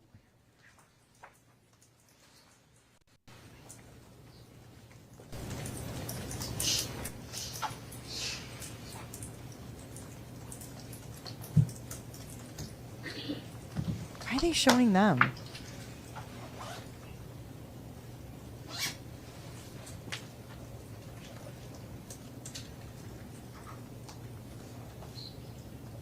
What is she signing? You've got this, Mike Sandman.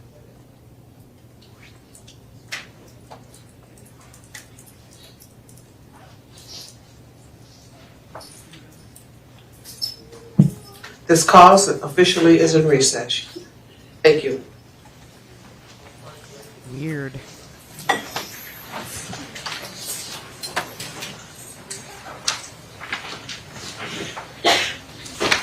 It don't feel right, does it, Myron?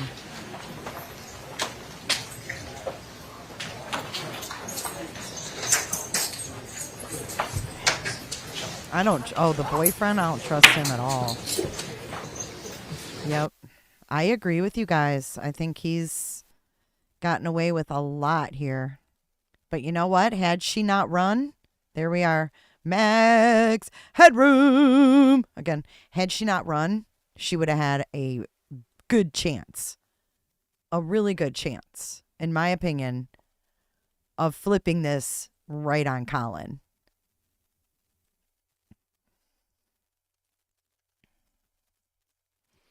I told Aunt Flo that I would play some of this prison call of Susan Smith. I will give you guys the channel. It is phone calls from prison. But I'm just going to play a little snippet of where she's talking. This is March of this year. This bish strapped her 2 children. Kaitlin got 90 years. She strapped her 2 children in their car seats and drove them into a lake and said that a black man did it. I think it was black or Hispanic. She targeted one or the other as the culprits. She's a horrible, horrible human being.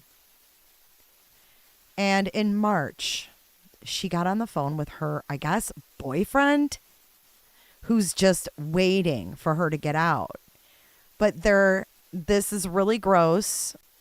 They're like having phone sex, right? And he's like telling her his fantasy when she gets out, what he's going to do to her. But knowing what she did to her boys, wait till you hear this. Knowing that she did this to her boys. They had no way to get out. They were babies, toddlers. Oh, I can't stand her. I can't stand her. Okay. So let's listen. To finalize, I guess, the value of what's left. They get. Hold on. Let me find the guy one. Yep, here it is. Good. I don't know who this guy is, but someone needs to look into him. Hang on, let me get where he starts talking. Yeah, they don't have a wash machine half works. It won't spin out. You have to wring your clothes out. Take a cold shower tonight. Only get 1 hour rest a day. You can't use the day room at night. You got cameras everywhere. Can't do anything, get away with it. And they do watch them, yeah. They sold Mama's house. Oh, yeah? Good. How much? $162. That's good. That's a good price. But it's got a great location. They got a lot to do. Get rid of everything.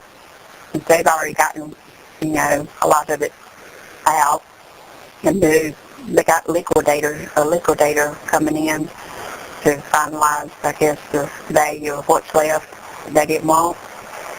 Yeah. I guess they're going to Well, have an auction. I sure hope the stuff I've gotten you is cared for. They got all that. Yes. You did. Mm-hmm. Good. I feel a lot better. This week I'm gonna get in touch with AIG and get that annuity moved to E-Trade. Hey. I'll let you know when that's done. We just got finished marking 8 years, baby. That's what I was going to tell you. We didn't even tell each other happy anniversary yesterday. We both forgot. Oh, no. 8 years. So happy anniversary. Happy anniversary to you too, baby. I'm loving every minute of it. Well, most of it. Yeah. I know.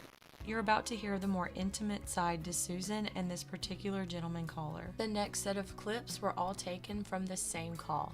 But I feel helpless too. Well, don't feel that way because you're not. I mean, you did more than you realize. I hope so. I hope so. I'm going to have you in the front seat of my car sometime. You know, you're not going to be able to get away with, I can lock the door from my side and you cannot get out. So you just better sit there and take it.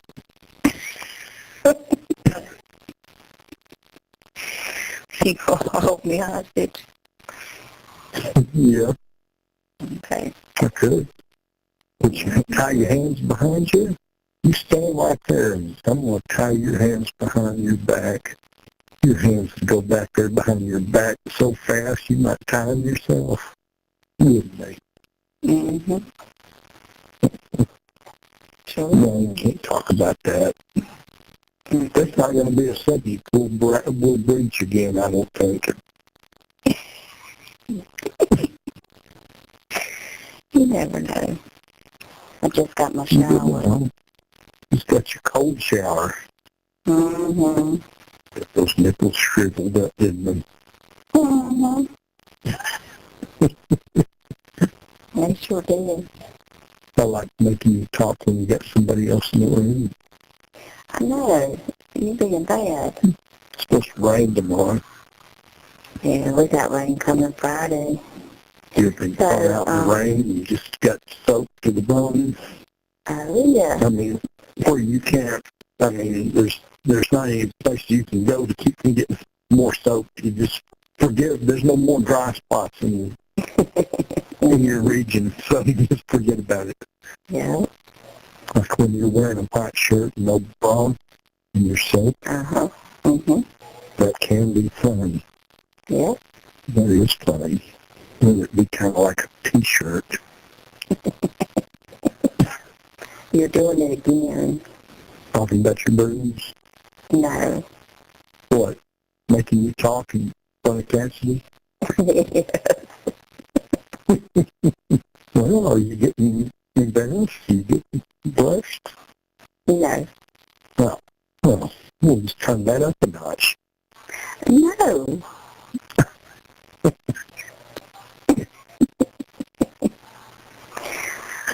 Certainly not. Certainly not. Well, maybe you can talk about hers. Really? I was thinking, if you can't talk about yours, you got to talk about somebody's, and you can't talk about mine just yet. Oh, boy. I don't know what to do with you. Except love you. I think you got a lot of ideas what you could do with me. But I will not share that. You don't love me. Yes, I do. Well, you got to share that. Yeah. One day. I'm going to make you wiggle and squirm first. Oh, I've been wiggling and squirming here for about 6 minutes. Oh, well. So, you're right. It happens. You can do it. Good. Why should I be getting a boner? with this. I mean, it takes less and less and less. I don't know. You don't? Well, I think you got an idea. I got an idea, yeah. Yeah, and see, you were talking about that red T-shirt, and you didn't even say that, all that stuff. All you did was say, yeah, mm-hmm. Oh, boy. Holy. Oh, I need to get a reset. So starved. Oh, poor baby.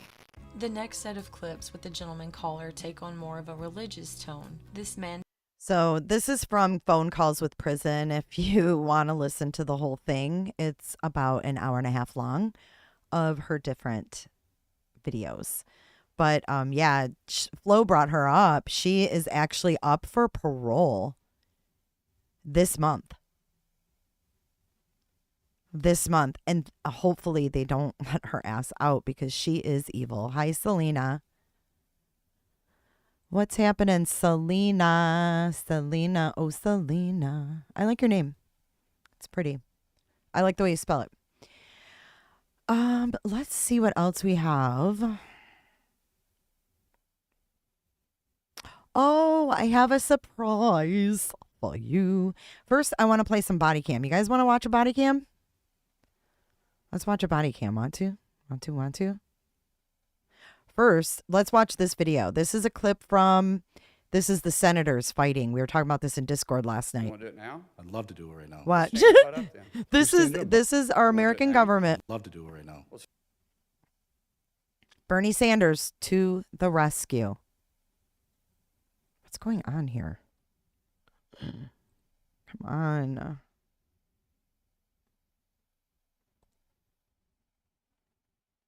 You want to do it now? I'd love to do it right now. Well, stand your butt up then. You stand your butt up. Oh, hold on. Big Oh, guy. oh, stop it. Is that your solution every poll? Stand your butt up. Sit down. Sit down. Okay. You know, you're united. We gotta laugh. One, You guys, two, we have to leave laughing. Watch.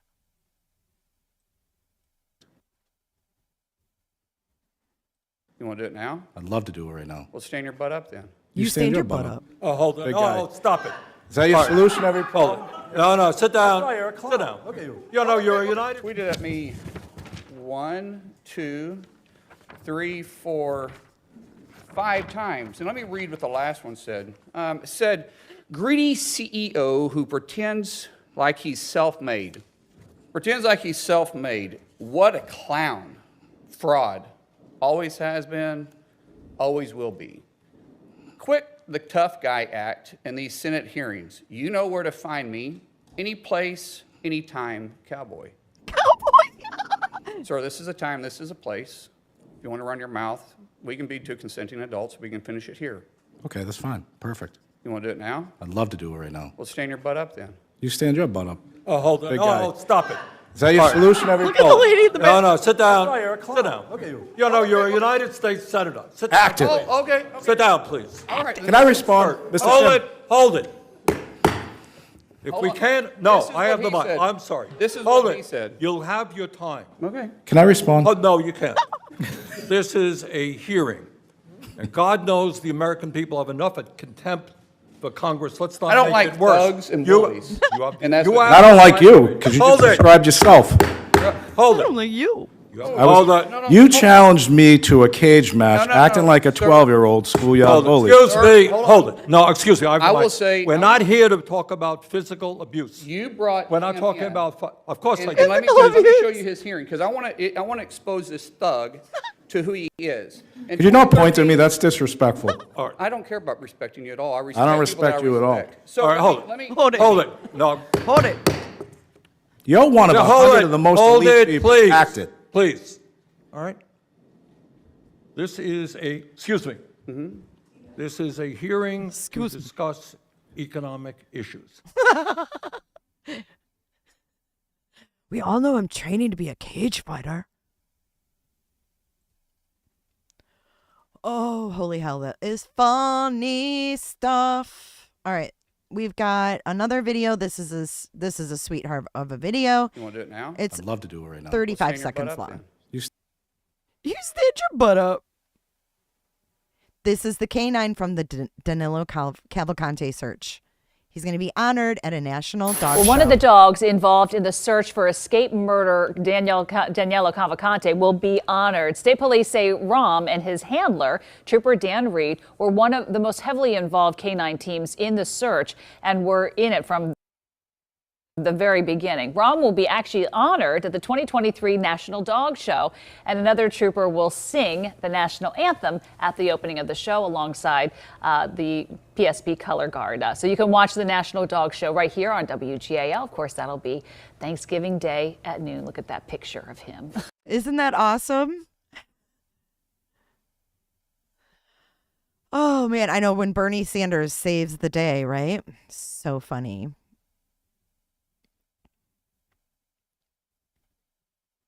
Yeah, there's a thing on Court TV, Susan Smith. Okay, we'll watch that in a second here. Hold on.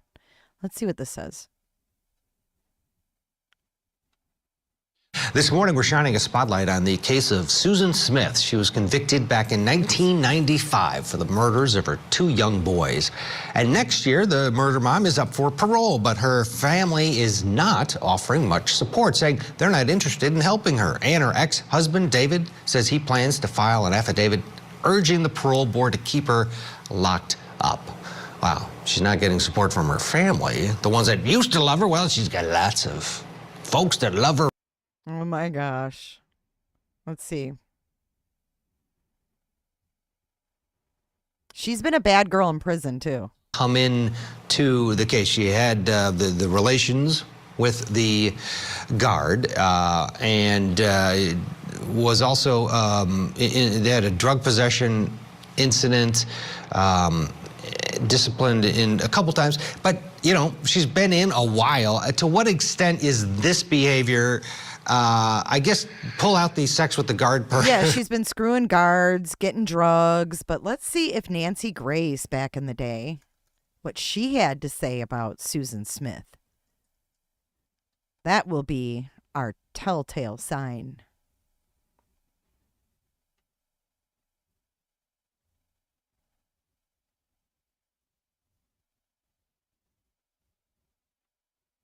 Do we not have Nancy Grace on Susan Smith? Crazy. I'm sure she covered it.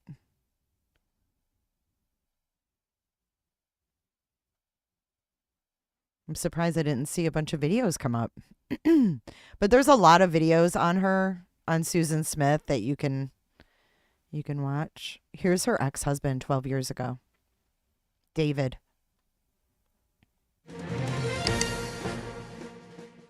We do regret the audio problem. They will try to get back to Myra as soon as we can. David Smith Happens drew a to all global of us, fame he Bob. never wanted when his estranged wife Susan drowned their children, Michael and Alex, in Union County in 1994. The story, as many of you recall, captured the heart of the world. Today marked a first for David Smith as he spoke to first responders who were called in when a child is in danger. News 4's Angela Rodriguez is live and local from our Greenville newsroom. And Angela, so many of us remember the exact moment we heard about the murders of those boys. Michael, 15 years later, even Oprah wants to know more. She was recently turned down for a jailhouse interview with Susan Smith. It's a life-changing pain David Smith has to live with every day. He agreed to dig up the past today to help investigators. Susan Smith has been arrested and will be charged with 2 counts of murder. The murders of young Michael and Alex Smith will never be forgotten in the upstate. In 1994, their mother lied to the country, saying her car was stolen with the boys still inside. The frantic search ended when investigators proved the grieving mother was really the one to blame. It's a painful story investigators are still trying to learn from more than 15 years later. For the first time, though, their teacher is the man who lived through it all, the boy's father, David Smith. Please, as law enforcement, don't shy away. Don't feel intimidated by the parents and hinder, the investigation. Please ask those important questions. Smith reopened his old wounds, talking about what it was like to be under the microscope. Part of me was kind of a little frustrated because I wanted every available officer out there looking for Michael and Alex. And I was like, well, you know, you're wasting time interviewing me. Or, as I thought at that time too, Susan. He says what happened to his family is the reason why investigators can never back down. But he says to get to the truth, they'll have to use compassion. Asking me, do I know where Michael and Alex is at? That hurt. But I knew they had to, you know, ask that. They had to do their job. And that's what I want law enforcement to do, is just remember that they have to ask those tough questions. David says he's only spoken to Susan once since the trial. It took many years. It took a long time, but I finally forgiven her, because not forgiving her, that was eating me up. Do you expect to be the... As for Oprah's request for a sit-down with Susan in jail, to me, she just needs to go away, per se. So, you know, if Oprah wants to talk to Susan, I guess, you know, from a media point of view, I can understand that. But from a personal point, I don't agree with it. David Smith now works in Spartanburg. He's remarried and has a 10-year-old daughter and a 7-year-old son who he says has helped him through all of this.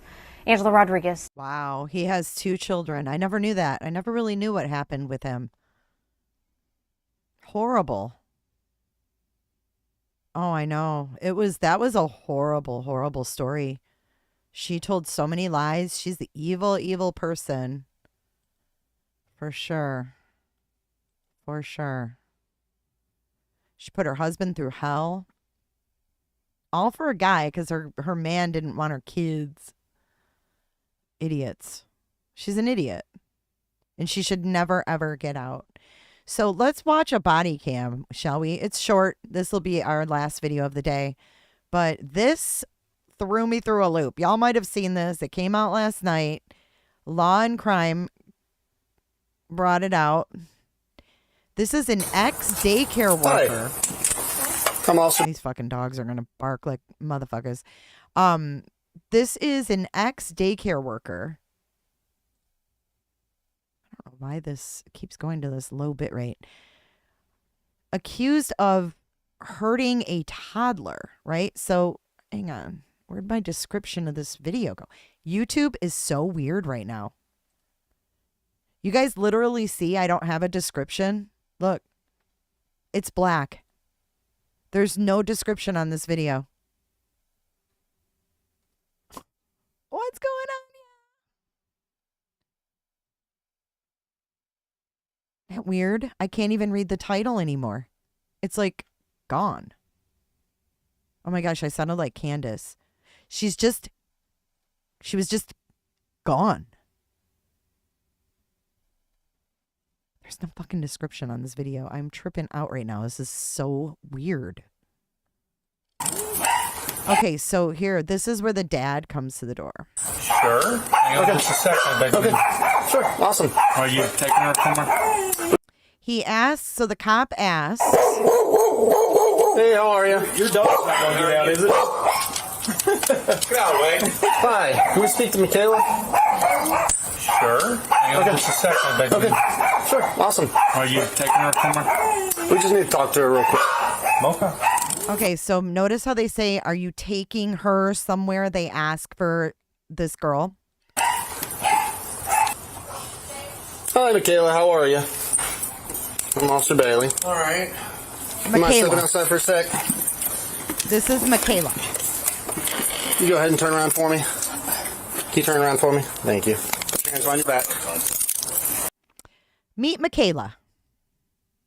Michaela worked at a daycare center, and Michaela is accused of essaying toddlers, plural.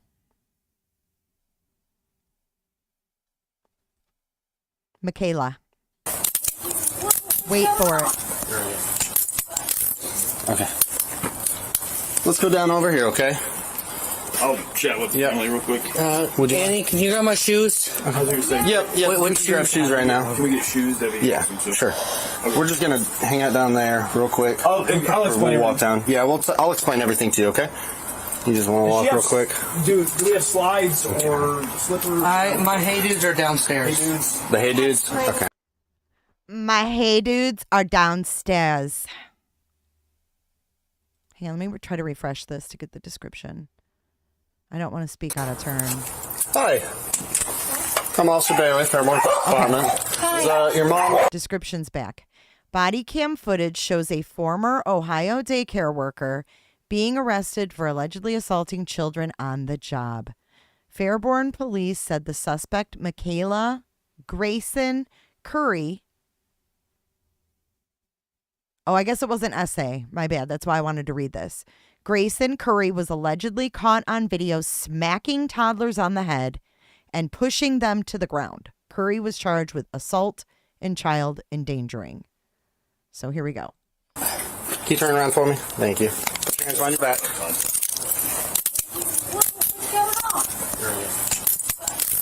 Okay. Let's go down over here, okay? I'll chat with the family real quick. Would you? Annie, can you grab my shoes? Yep. We can grab shoes right now. Can we get shoes? Yeah, sure. Okay. We're just going to hang out down there real quick. I'll explain. We'll walk down. Yeah, I'll explain everything to you, okay? You just want to walk real quick? Do we have slides or slippers? My Hey Dudes are downstairs. Hey Dudes. The Hey Dudes? Okay. Okay. Here. Let me make sure that these cuffs are good, okay? I'll kind of explain everything, okay? So it looks like you got a warrant, okay? It's going to be for child endangering. Did you think something like this was coming down the pipeline? Somebody kind of... I've talked to a detective, but that was months ago. I figured since it was quiet, yeah. I haven't heard anything in a couple months. Sure. Do you have anything on you that's going to poke or stick me? Any weapons, anything like that? Okay. Can I leave my glasses here, though? Yeah, absolutely. Sure. So we are going to have to place you under arrest, okay? We'll take you to Greene County. Is there anything... The only question I have is Brittany Irick at said Greene County? If so... I have no idea. Okay, that's my sister. She was arrested from here, and she's not allowed back at the house. Okay. Well, that's something I can let the COs know. I don't think there's like a protection order or anything, but yeah.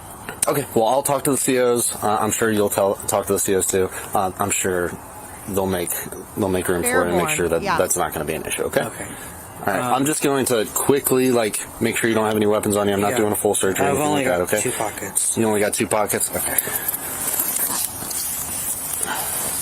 Where are the pockets at? Oh, okay, I see them. Okay.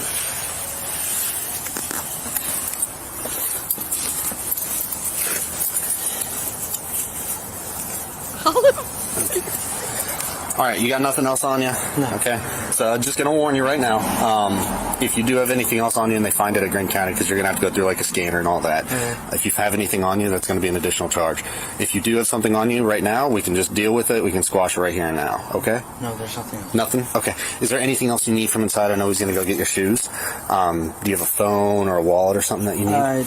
My phone's on my desk and my wallet's on my dresser. You want those? You can leave them here if you want, or you can take them if you want. I don't think I'd be able to use my phone, but I'd like to have it. Oh, I don't know. It's up to you. I don't mind. You're being okay with me. I want to be okay with you, okay? If you want, we can get your phone and take that with us, and if you want, we can grab your wallet and we can take that with us as well. Is that something you want? Yes, please. Okay. Would you mind telling Pensie's just over there? You said it's on the desk in your room? Is there a cop on his shirt? Downstairs. Oh, and you want your glasses to stay here, or you want your glasses to go home or go with you? Okay. Oh, wow. Okay, this person has a cop on their frickin' oh, no, it's not a cop. What is that?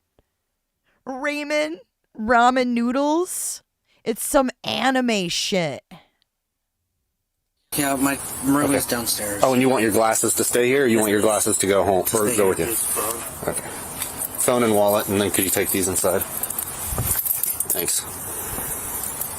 Okay. We'll wait for them to get your shoes before I bring the car around, okay? Okay. Do you have any idea how long I'd be here? This is legitimately my first time being in any trouble? Sort of trouble. Okay, sure. So, right now... Grab your clothes. Okay. Thank you. I'll be right back, and I'll kind of go over some stuff with you, okay?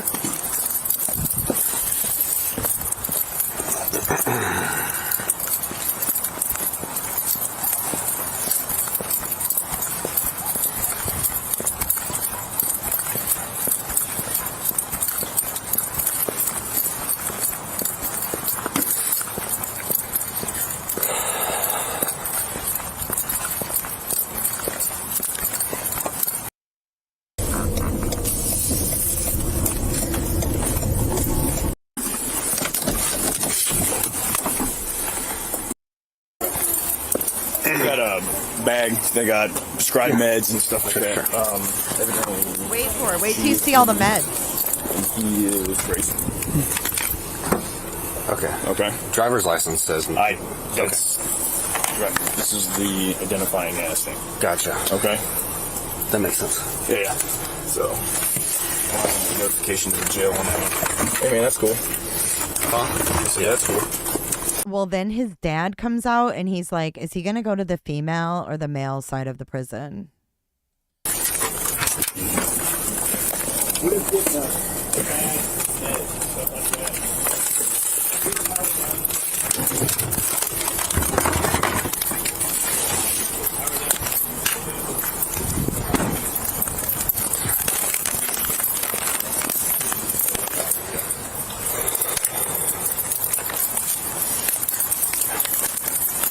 Do you have the meds inside, or they're coming back out with it? Okay. His dad went downstairs to get one. I don't know. They all have her name on. Well, this one doesn't, and they said that this is a different pill, so I don't get it. It's the same thing. Okay. If they don't have let the nurse know his name on it, then okay. These ones all have his name. Yeah. Okay. You don't know. Her. Yeah. Right.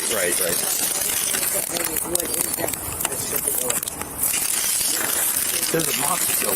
Okay. Yeah, that would be. This one right here? Yeah, it says ariprazole. Well, then that's not what was in this bottle. They're different names. No, it should all be the same name. Yeah, exactly. That's an antibiotic. It's ARIP, blah, blah, blah, blah, blah. I'm just pretty sure it's a pill. It's just under a generic name. It just doesn't have a label.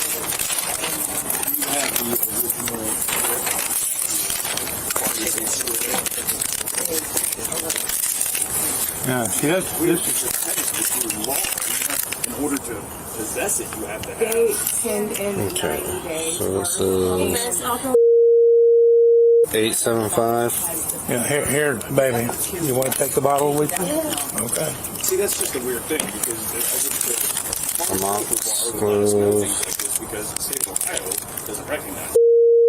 Let's say, for instance, you were driving in your car and we stopped you. This is like the Class is an antibiotic. Okay. Monta. There was no prescription label. Okay, this is. Just Is that what we're looking for? let me see. We would have to, but that wouldn't say that wouldn't say my legs. Ones that he takes. Okay. And then That one's his singular. Back to his okay. You have to. That one's one that he takes. That's. Okay. So these all three need His mom's calling him he. Is this? No, that's how much. That's my ADHD medicine. I don't know. I can't follow any rules about weird shit like this. I'm sorry. She went to go look Not. for it. Okay. Yeah. If I can't tell what you are, I can't call you anything. Go look for it. I I'm give gonna it a call little you bottle what to you go look look and like. match up. I didn't see it over there. So did he kind of go over with you what was happening with that? Something about 9 counts or something like that. Yeah, so she is, it's called a probable cause warrant. So pretty much what happened was the detective gathered enough evidence, brought it to like a grand jury, and convinced them that they wanted to hear the case. So right now it's still in the probable cause phase.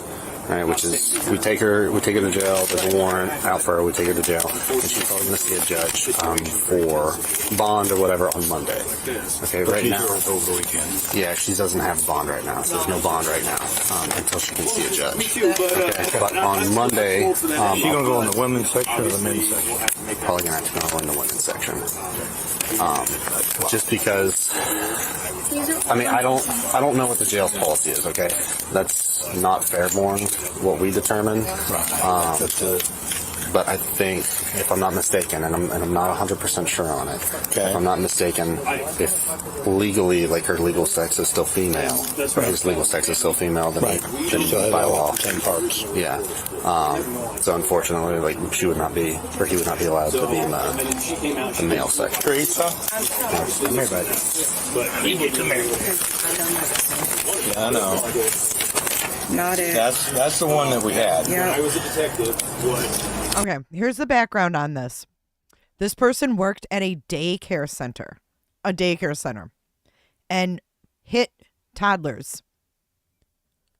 And they came to arrest them at their home because they were indicted by a grand jury for hitting toddlers at work. Not it. That's a... Females? Wait a minute. It also could be that... No. That needs to go. That's the only one that he's got. Wasn't presented for a month. So this one is going to go. His... So it's if they pull up his, if you've got access to his. Going to take it, so I think I'm going to have to bring it back. If it's too late, I'll probably just put it in. If you're okay with it, I'll just drop it in your mailbox if it's too late. Because I don't want you guys to be waking up at 1 or 2 in the morning. Yeah, because I know with Brits, they somehow were able to look hers up, and they wouldn't add on Tylenol and Motrin. Well, they do have their own they have medical staff at the jail. It's just not 24 hours. Are you kidding, Jason? So they may not. So they even look it up until tomorrow. So they probably won't even be able to look it up until tomorrow. Okay. Has he taken a dose today? I don't know when he takes it. Gray? He's talking. Hold on. A hospital in New Hampshire. There's been a shooting. Hold on, guys.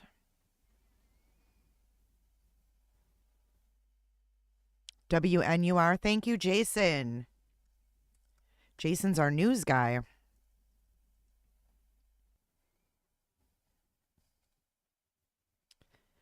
Oh, man. Thank you, Myron. Thank you so much. We have breaking news. I don't see it, though, Jay.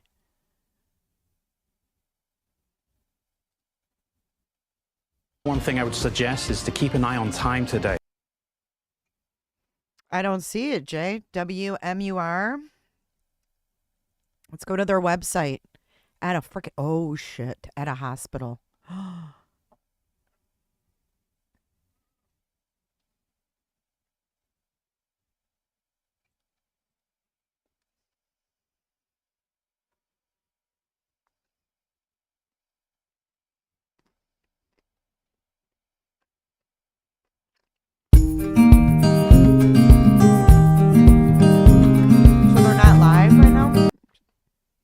Lots. It looked from our overhead views like there were a lot of cars and people who work there that were still at the facility for sure. It looked like a lot of people were still at work when this might have happened.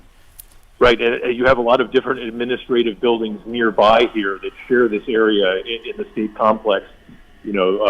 Many different departments who operate here, from Department of Revenue, things like that. So there's a lot of administrative function in this area that doesn't have anything to do with the state hospital in addition to the state hospital. So it's just a very busy area here. And right now I can tell you there's actually a new round of people coming out that police are escorting out of the state hospital. Again, one of these very methodical situations where it seems like they, clear a section of the building and get those people out. Again, people are walking, it's calm, but they're getting people out of the state hospital building right now. But they're not allowing people to get in their cars and leave the parking lot, correct? Exactly. Everyone's kind of just being taken to an area away from the building. We see some people are leaving here. I'm not sure if they're associated with the state hospital or not. Again, there's a lot of different state functions here, but people are exiting the state hospital building. Police are speaking to them, taking statements, and then they are continuing to hold here away from the building. And Adam, we are seeing some ambulances just standing by there. Are you seeing anything as far as, people being brought into those? Yeah, so where I am is pretty distant from the that big clutch of, first responders with the lights on. I'm kind of on the north side here where it seems like they're taking people who are are well away from the building. So any kind of response on that side is going towards the south, and here towards the north is where they are taking people who were in the building who may not have been affected or involved with the incident. And of course, this shooting happening just weeks after the mass shootings in Lewiston, Maine, that we have been covering for weeks now, and now we're hearing state police confirming multiple victims in this shooting at New Hampshire Hospital, a secure state psychiatric hospital, and of course still working to learn more details. But this again brings up questions of mental health and of course lawmakers talking about gun reform, and I'm sure that those are two issues that we will hear more about in the coming days And as not we only continue that, to learn details of this. But as you look at this, you can't help but have the emotions come rushing back from Lewiston. It's one of the first things that I thought of, like this, that is so close in our rearview mirror, and now here we go again with another potential incident. It just happened to our neighbors in Maine, and you know, they continue to say it could happen in your backyard, you never know, and here we are seeing multiple victims in the shooting in New Hampshire, and of course we are still working to learn more about those conditions, their condition. We do have Ariel Metropolis. She is also on the scene there. Ariel, what can you tell us? What are you seeing where you are? Monica, Jamie, we were able to get a little bit closer, and I'll step out of the way so you can take a little bit of a closer look, but it is a very active scene here. State police, Concord police, multiple agencies responding to the scene. It does feel calm because we are able to get closer to the scene. Nobody stopped us, so that does give us a little bit of comfort right now. People from the neighborhood are coming to try to figure out exactly what happened. Their hands covering their faces because this is such a shock. I mean, you were mentioning Lewiston. We spent weeks up there covering our neighbors, being with our neighbors, and to see this happening in our backyard as well. I mean, for me as a reporter, and I think for so many people in this community, it's shocking because you never think that it's going to happen at home, and here we are in our backyard in Concord happening. As I mentioned, you can see all the lights. It's getting darker, and you can see just how active this still is. We haven't seen, anyone coming in and out of the building from where I can stand. I can't get too close, so it's hard to see from here, but officers have been circulating the area. You know, we're still trying to figure out exactly what happened, but police have confirmed that multiple people have been shot here. But again, things seem to be somewhat calmer right now, so we're going to try to get a little bit closer, see exactly what more we can learn about what's happened here, but I'll send it right back to you guys. We are learning a little bit more about security at New Hampshire Hospital. All visitors, we're learning, must go through metal detectors, and we also are learning that there's always a police officer on duty. And that is key. As part of the state police and their special forces unit, they always have a police officer, a state policeman at the hospital. So hopefully this person was able to step in and keep this from being any worse than it already is. Let's go back to Marissa Tansino, who I believe is several blocks north of where this is all happening. Is that right, Marissa?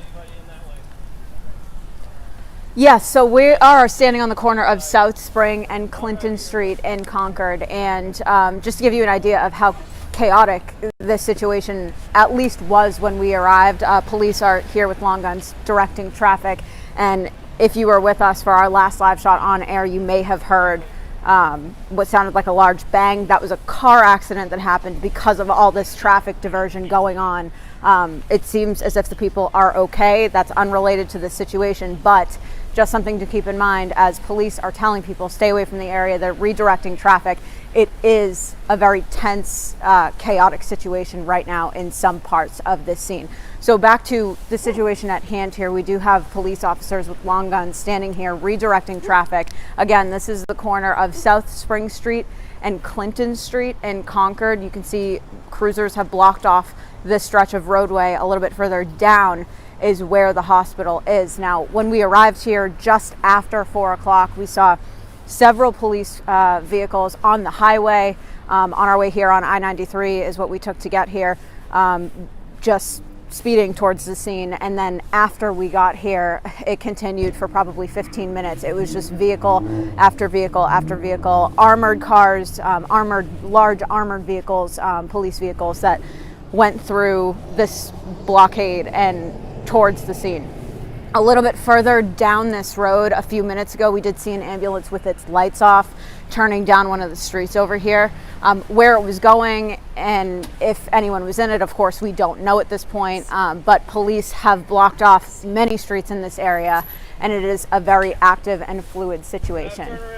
As you can see, the officer is telling people to turn around, and now this road that we're standing next to is also blocked off because of that car accident. So a very active situation, a very fluid situation. We can see that there's a sheriff's office vehicle right here, so we can't see much beyond just an empty road and a few police lights down there, but it seems like from Adam's vantage point he can see a little bit more, giving you an idea. And I see 2 more police vehicles on their way to the scene right now, trying to get through the traffic that is turning around here. So it's a very large presence, it's a very active presence, and something that we're going to stay with and keep following here. We have several crews in the area, so you can see several. That's New Hampshire State Police and an unmarked car driving to the scene. So whether they were here and driving around or are just responding, there are still several law enforcement vehicles in the area that are making their way here. So we are going to stay here all night and keep you updated, and we will bring you the latest as we get it. For now, we're live in Concord. Monica and Jamie, back to you. Marissa, thank you for that update. We'll continue checking in with you and the rest of our crews in the field. And we do have a breaking update right now. Sources tell WMUR that the suspect involved in this shooting has been contained. At this point, we're not sure if they are injured, but it is believed there is just one. And police believe, yes, there's just one. So let's reset everything we know, which is not a ton. One, there was a reported shooting at the New Hampshire hospital in Concord. There are victims. The word victim does not mean fatality. There are victims in this case. Police believe the suspect is contained, and there was only one suspect, and some people are now being evacuated by foot from that complex at New Hampshire hospital. At this point, we are still working to learn how many people were shot, how many victims there were, and the extent of their injuries, what their conditions are. We're also still working to learn more information about the suspect. This is a very active scene. You can see that right there in this live picture from the scene. And it's a developing situation here, shooting at New Hampshire State Hospital with multiple victims. And just in now, we are learning that the suspect, according to Homeland Security, just in moments ago, the suspect is dead.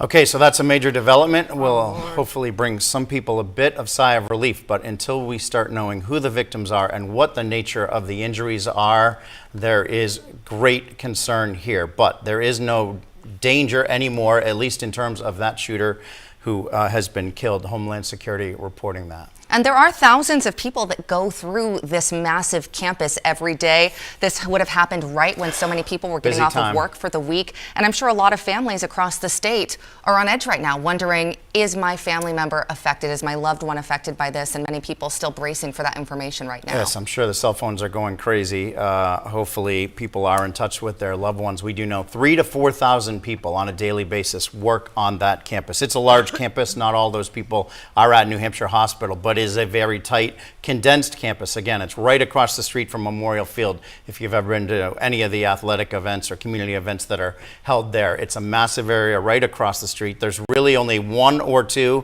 exits and entrances into this whole area. We're about to show you a map here. That's about to come up on your screen in just a second, just so you can see the scope of how big this area is and really the scope of the perimeter around this, because there are so many streets closed right now at such a busy time of the week, such a busy time of the day, normally for what would be in right around downtown Concord. We do want to tell you a little bit about, and we are waiting for that map right now, but we do want to tell you a little bit about hospital security as well. As we mentioned, all visitors must go through metal detectors. And we also know that there is always a police officer on duty. Of course, right now, there are many law enforcement agencies on the scene, multiple police officers right now still responding to this.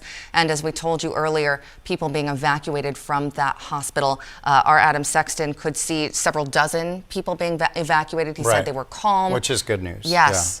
So that area, that hospital is protected by the New Hampshire Hospital State Office Complex Police Force, and that is a unit of the New Hampshire State Police Department of Safety. Okay, so we take a look at this, and if you look just to the left under the South Fruit Street sign, you see a baseball diamond. So that is right where Memorial Field is. That's where Concord High School plays most of their athletic contests, everything from soccer to football to track and field. And then right across the street, South Fruit Street, is the massive complex. It looks like one giant block there. You can see exactly where New Hampshire Hospital is, right in the middle, but there are at least a dozen other buildings, some of them affiliated with the hospital, some of them just other state legislative offices. And those are all in a very tight, condensed unit several miles north of downtown Concord. Well, the campus is comprised of about 120 acres in Concord. It's the home of many state agencies.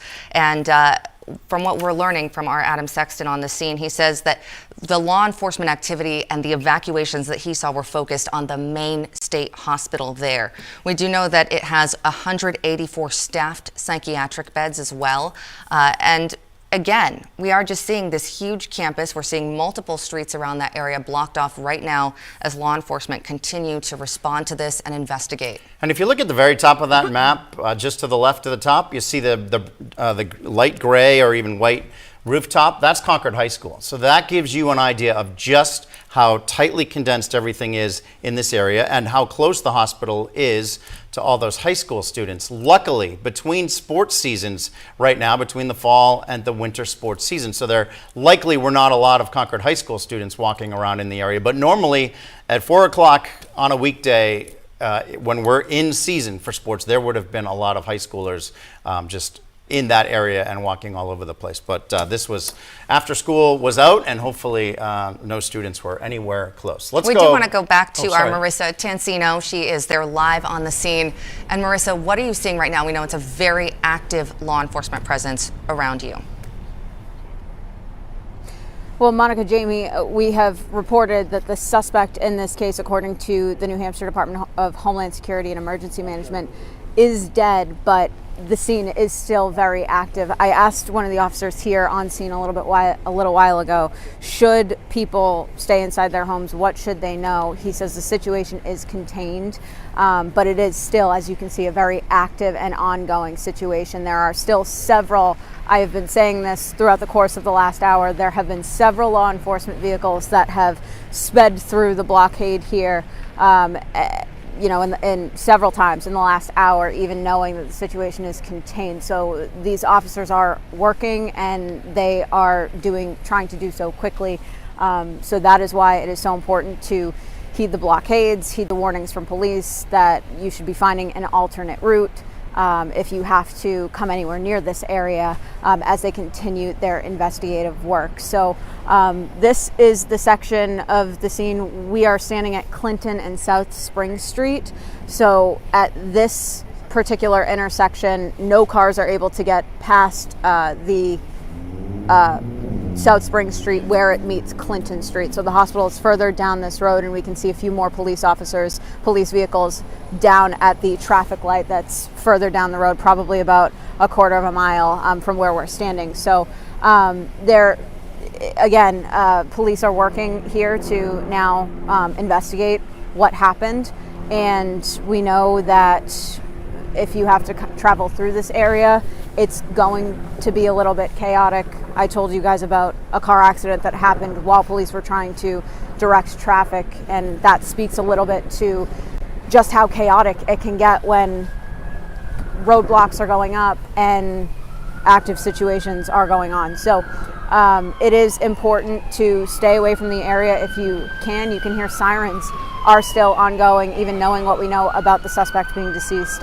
So we are working to learn just how many people were hurt, the nature of their injuries, the extent of their injuries, and we will keep you updated as we learn all that information. Monica, Jamie? Marissa, thank you. We'll continue checking in with you and the rest of our crews there at the scene as the night goes on. But we did just get some new information just a moment ago. Concord Hospital saying one person from that shooting at New Hampshire Hospital has been taken to Concord Hospital.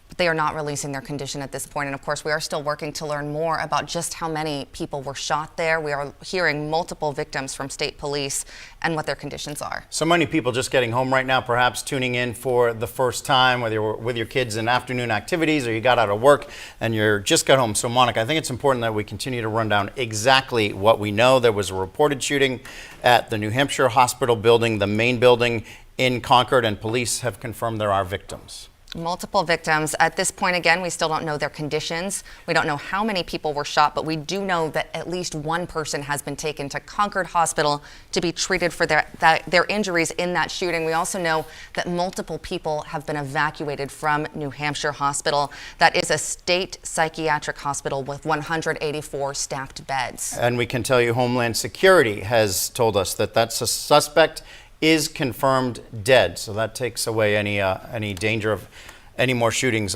happening there. They believe it was just one suspect, and that suspect is dead. And there was a law enforcement personnel, at least one security officer on duty at that hospital. It will be interesting to hear what his or her story is and the role that they played in this as the shooting unfolded there. Absolutely. And now there are so many law enforcement agencies responding. A very active scene there, and this investigation will continue into the night. And of course, we are going to learn more information as the night goes on. We're learning more information every minute here about what is happening. This is still very much a developing situation with multiple moving parts here. A very large campus, a very large building, 120 acres on that campus, and thousands of people that go through there every single day. And so as more information comes out, I'm sure a lot of families still on the edge of their seats, or as they hear from their loved ones, hopefully breathing a sigh of relief tonight. And we do have 3 crews there, as well as a helicopter in the air to bring you some of the pictures. But we have Adam Sexton there. We have Ariel Metropolis. We just heard from Marissa Tansino as well. And we are seeing a live picture right now of an ambulance leaving the scene. Again, there are multiple shooting victims here, according to state police, and now some of them are being brought to hospitals. We are just learning now, just this moment, that along with the shooter, one other person was shot, according to sources. We don't know who that person is right now. We don't know that person's condition, but we do know that no patients at the hospital have been injured. Well, this is great news. I think one other person shot, and one person is being taken to Concord Hospital right now. So if that's the person, and that ambulance didn't seem to be in a huge rush necessarily. Well, it had its lights on it. Yeah, hopefully that person is okay. But one shooter and one person shot is what we can tell you at this point. And that's what we are hearing from law enforcement sources. Of course, we are still working to learn more about the victim's condition, and of course more about the shooter as well, who that person is and what a potential motive could be, including how they may have gotten into that hospital, because that place, all visitors must go through metal detectors to get in to New Hampshire State Hospital. So we'll continue to cover this for you. I'm interested to get Adam Sexton's take on this shortly, and if they are allowing more people or allowing people to start going home, getting in their cars and leaving. Again, 3,000 to 4,000 people work in that massive complex there around the New Hampshire Hospital. And I'm wondering, so many family loved ones watching the news right now, no doubt hoping to see or get the word that people are coming home. And our Marissa Tansino has been on the scene now for us for several hours, an hour and a half at least, and we want to hear more from you about what you're seeing right now, especially now that we're learning more about the suspect has been shot and killed, and there has been at least one victim here that we're learning about from sources. Yeah, Monica, and with that being said, you can see that the situation, or at least the investigation, is far from over. There are officers in this area still redirecting traffic while the officers at the scene conduct this investigation. We got here around 4 o'clock this evening, and police were just blocking off this road. This is South Spring Street and Clinton Street. Clinton is the road that you can see in its entirety on your screen that stretches down, and that's the road that the hospital is on, or the address at least on Google. So when we arrived here, police were just blocking off this road and traffic started being diverted in this area, but we really saw the extent, at least through this pathway into the scene, the response from law enforcement. On our way here, coming up I-93 North, we saw several police vehicles speeding, past, understandably, cars on the road in the left lane. What we can only imagine was to respond to this scene. And then once we got here, still I mean, just a half hour, 45 minutes, as soon as my last live shot, which was probably within the last 10 minutes, officers were still responding, and you know, whether they had been here and they were coming around to adjust where they were. You can hear sirens still in this area, and police are asking people to please listen to them when they are redirecting traffic, and they are helping the drivers get through to where they need to go as these emergency vehicles, these first responders, continue to make their way to the scene here. So we saw several large armored state police vehicles. There are police here. One of them is holding a long rifle across his chest. So it's a very active situation, as we know that one person at this point has been hurt and the suspect is dead. We are far from the end of this investigation, as police will remain here for what we expect to be at least the remainder of the night to figure out why this happened, who is involved, and how it all unfolded. So we will stay here and keep you updated all throughout the night and all throughout the weekend. Monica and Jamie, back to you guys. All right, thank you, Marissa. Yes. Let's go to a statement from the government as I put my glasses on here. Governor Chris Sununu just releasing this just into our newsroom. He says this afternoon there was an incident at New Hampshire Hospital which has been contained. While the scene remains active as the campus is cleared, the suspect is deceased. The state immediately mobilized, and first responders and law enforcement are on the scene. We will provide as many details as possible as this situation unfolds. And again, we do want to reiterate that sources are telling us the shooter, along with one other person, have been injured, have been shot. We don't know the condition of the one other person. We do know, according to sources, that suspect, and according to the governor now, that suspect is dead. And we do know that one person who was shot is on the way to Concord Hospital. One shooter and one shooting victim is what we are learning right now. And we are still working to learn more details, including the condition of that victim, as well as how that shooter was able to get into the hospital, was able to bring a gun into the hospital, because all visitors must go through metal detectors. We also know, again, that there is a police officer on duty at all times at New Hampshire State Hospital. We want to give you another live look now from the air at this situation. You can see multiple police cars there. You can see crime scene tape. Still a very active investigation here. And definitely that area is shut down. You don't see any other traffic there. And there are a lot of people that were still at work at that hour. There, as we widen out, you can see just how many cars of employees and workers there in that state complex are still there, many being evacuated, as Adam Sexton was talking about, by foot out of the north end of the state hospital. But lots of people still there, and hard to imagine a busier part of New Hampshire, a busier spot than right where this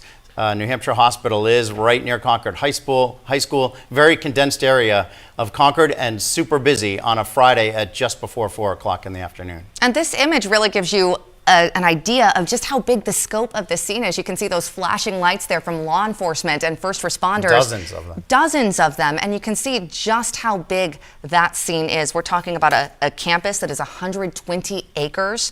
It houses multiple state agencies. Of course, we have learned that really the focus here was on the main state hospital, the New Hampshire State Hospital, which is a secure state psychiatric hospital that provides acute inpatient psych services and has 184 staffed psych beds. Just joining us as we hit the 5 o'clock hour, just getting home from work, just tuning in, we can reset exactly what we know. Just over an hour ago, there was a shooting at New Hampshire Hospital. There was one shooter. He is confirmed dead, according to Homeland Security, and we believe it was just one person who was shot, and we can tell you one person was being taken to Concord Hospital.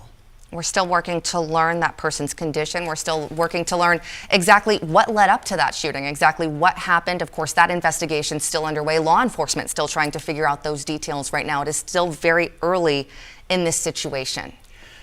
I don't want to say the words best case scenario, but when you're starting to wonder what just happened up there, you hope that it's only one shooter, and you hope that that shooter that suspect will not be an issue moving forward, and that is the case. And then you hope the number of people who were shot is as low as possible, and it appears it was just one person. Let's go back now to the scene with Ariel Metropolis. Ariel.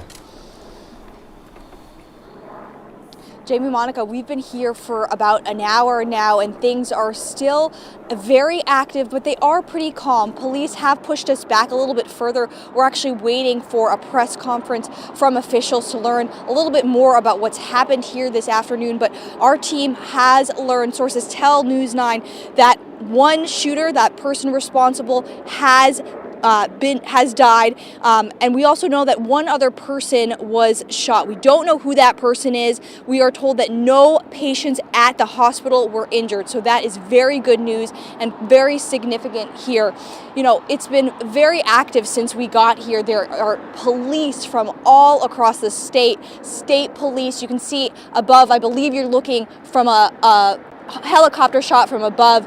You can get a better look at what's happening below, but still very active. You can see all the lights, and agencies from across the state are responding to this situation. We've been trying to get more information from Homeland Security, from different officials. They are being very tight-lipped right now about exactly what happened here this afternoon. We hope to learn more in the next hour or so. They tell us that they're going to have more information at this point, but again, we know that that shooter is dead, and that sources tell News 9 that one other person was shot. That person was not a patient here at the hospital, so very good news here. But again, obviously it's difficult to see this happening in our backyard. As we were talking about, we were up in Lewiston, Maine, helping our neighbors, covering that tragedy there, and to see a shooter situation happening so close to home is, of course, just very, very difficult to see. As we learn more, we'll be sure to bring you the latest. I'll send it back to you guys for now. All right, Ariel, thank you. And of course, we will continue checking in with you throughout the night as this investigation continues. And we begin tonight at 5 with breaking news in Concord. We're now learning from New Hampshire Homeland Security that the suspect in a shooting at New Hampshire Hospital is dead. So here is what we know. Sources are telling News 9 that one person was shot and taken to Concord Hospital. Reports of an active shooter first came in late this afternoon. You're watching News 9 at 5 tonight. Okay, so we just heard from Ariel Metropolis there. We want to go back out to her, who is live at the staging area right now as we await a press conference with state officials as we're starting to get more details about this. So, Ariel, I know you can't see this, but as you discuss what you're learning, we're seeing teams here on the ground. Are they coming? Police tape is up, and we have the chopper here overhead. They're actually kind of going through this scene, trying to clear the entire facility. We also heard from Adam Sexton, who was reporting there were evacuations on the north side of the building. If you consider how difficult an evacuation of an acute mental health facility is, considering that those patients need to be, in some cases, involuntarily there and require secure facilities in and of themselves. So there's a lot of layers to what's happening here as we see police there on the ground. So we're going to go to Ariel now. So Ariel, fill us in on what you know at this point in time as we await this press briefing from officials. Steve, we've been here for about an hour now, and it's still a very active scene, but things are pretty calm. We did get pretty close to the scene a little over 45 minutes ago, but then police pushed us back, telling us that they were trying to move people away from the area. Some neighbors had come out and tried to see exactly what was going on in their neighborhood. They wanted to know what was happening, but they were asked to leave as well. You can still see all the police lights and from all across the state. I mean, state police is here, Concord police, multiple agencies responding to this incident. We're still trying to learn exactly what happened, but sources do tell News 9 that the shooter, along with one other person, was shot. We don't know who that person is at this point, but we are told that no patients were injured at the hospital. So that is obviously very good news here. You know, obviously state police also say that the incident is contained at this point, but still very active. We're waiting to hear more from them in the next hour or so. We're supposed to have a press briefing. That keeps getting pushed back at this point as they try to organize themselves and try to get everything under control here. Officials are being very tight-lipped about exactly what happened. So as we learn more in the next hour or so, we'll be sure to bring you the latest. Steve? We, of course, will continue checking in with you throughout the night as this investigation continues. Our Adam Sexton is also at the scene. He joins us now on the phone. Adam, you were telling us about evacuations there in the last hour. What are you seeing now? Yeah, Monica, this very methodical process of bringing people out of the hospital and having police talk to them, take statements and things like that. You could see that first or second wave of people seemed to be those who were just leaving the building, and then as we saw more and more people coming out, there were more and more people who were very emotional, some of them sobbing. There was a group that engaged in an extended kind of group hug, consoling each other here. People very distraught as they came out, very emotional. And it looks like they've gotten most of those people out at this point, and they processed, at least on the north side, we're seeing some of the perimeter being pulled out. The police that were here behind us at this time have moved to a different location, but they do have ambulances on this side, as some of the people who came out who were very emotional, one woman sort of being steadied by her fellow employees, having a hard time just standing. She was crying so hard. Certainly a very stressful situation, and now you can see from where we are at our vantage point, the tactical team, people in tactical gear, police officers are in a little clutch outside this side of the building, discussing something, but there are clearly people in the building moving through still. As Steve mentioned, this is a very different kind of facility for this kind of thing, and it looks like there are still people inside the building at this point, but they do have to go through that process of going wing by wing, room by room as they go to methodically clear the building. But when we saw some of these state employees coming out, some of them, Steve and Monica, very emotional, very distraught by what had happened. And we're talking about 3,000 to 4,000 people who would be on that campus on any particular day doing state business, state employees. There are 184 staffed psychiatric beds, Adam, but really the number of state employees that work on that campus is staggering when you're talking about a situation like this. Right, and this is always very busy, and it looks like a lot of those people who've moved out at this point, there was, as we were getting in here, a lot of traffic kind of coming and going. It seemed like a lot of people were trying to get out, and police were directing them away from the scene. But certainly a number of state agencies here, there are some people still kind of watching from a great distance, trying to figure out what's going on. But again, this is one of the busiest spots in Concord in terms of employees coming and going on a given day. Right. The shooting here, Adam, thank you, was reported at the New Hampshire hospital, but it is, as Adam's been describing, a very large complex of multiple state buildings. It includes the Labor Department, Education Department, Health and Human Services, Employment Security, Archives, Public Utility Commission, and others. So this facility, this complex, actually has its own police unit. It's the New Hampshire Hospital State Office Complex Police Force. There's 10 full-time sworn uniform members. There's also 5 security officers, and then they even have their own civilian dispatchers. It gives you a sense of just how ready this particular facility may have been, considering there were armed officers on the scene, and this is a secure psychiatric facility in which every visitor, every person, here's a sense of where the complex is, especially near these crowded streets. Fruit Street, not the most major street, but certainly when you get out towards South Street, that is always jam-packed this time of night. But it gives you a sense that this area and this particular facility has its own challenges for police and for keeping this area safe. Now, I will say that there's always a security guard there. You have to go through a metal detector. You can't just, this isn't a normal hospital. You can't just show up to visit friends or relatives. You have to go through a very particular process. All the bags are searched. And so that adds another layer to this story as we now head out to WMUR's Marissa Tansino, who is on the scene as well. And Marissa, you've been seeing a very active police presence, still these units coming and going.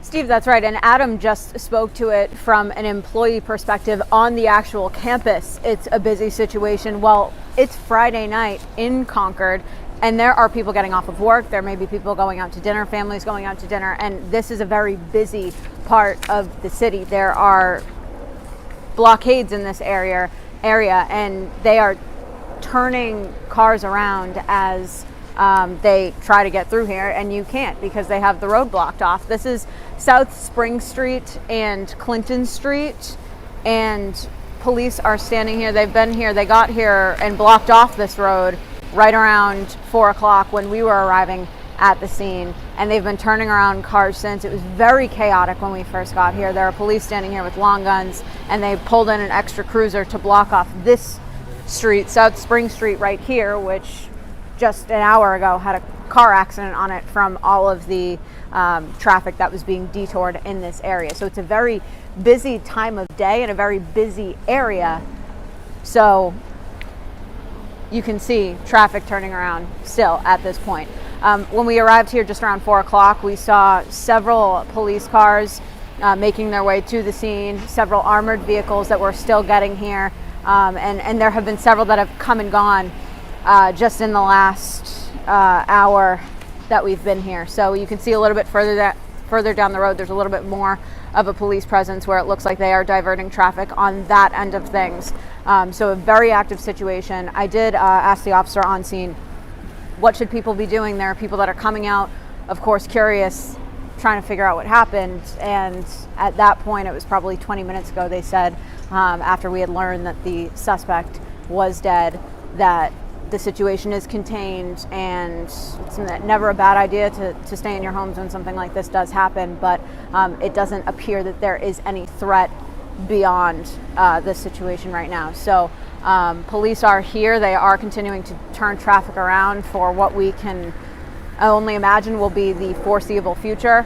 So we're going to stay here, and we will, of course, bring you any updates that we get as we are here for the remainder of the night. Steve? Marissa, thank you for continuing to keep us updated. And we do want to show you the statement now from Governor Chris Sununu out just minutes ago. He says this afternoon there was an incident at New Hampshire Hospital which has been contained. While the scene remains active as the campus is cleared, the suspect is deceased.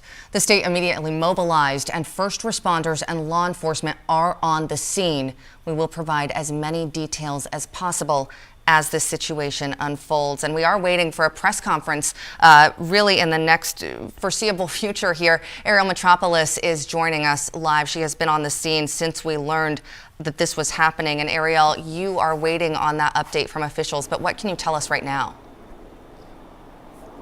Yeah, Monica, we're expecting that update in the next hour or so. They keep pushing that back, officials do, because they're just trying to work out the logistics of all of this. Obviously, this has been a very chaotic afternoon. We've been here for about an hour now, and as we got here, it was just a very active scene. I mean, still, you can see all those police lights. There are agencies from across the state that are responding here, police and fire, trying to get this under control.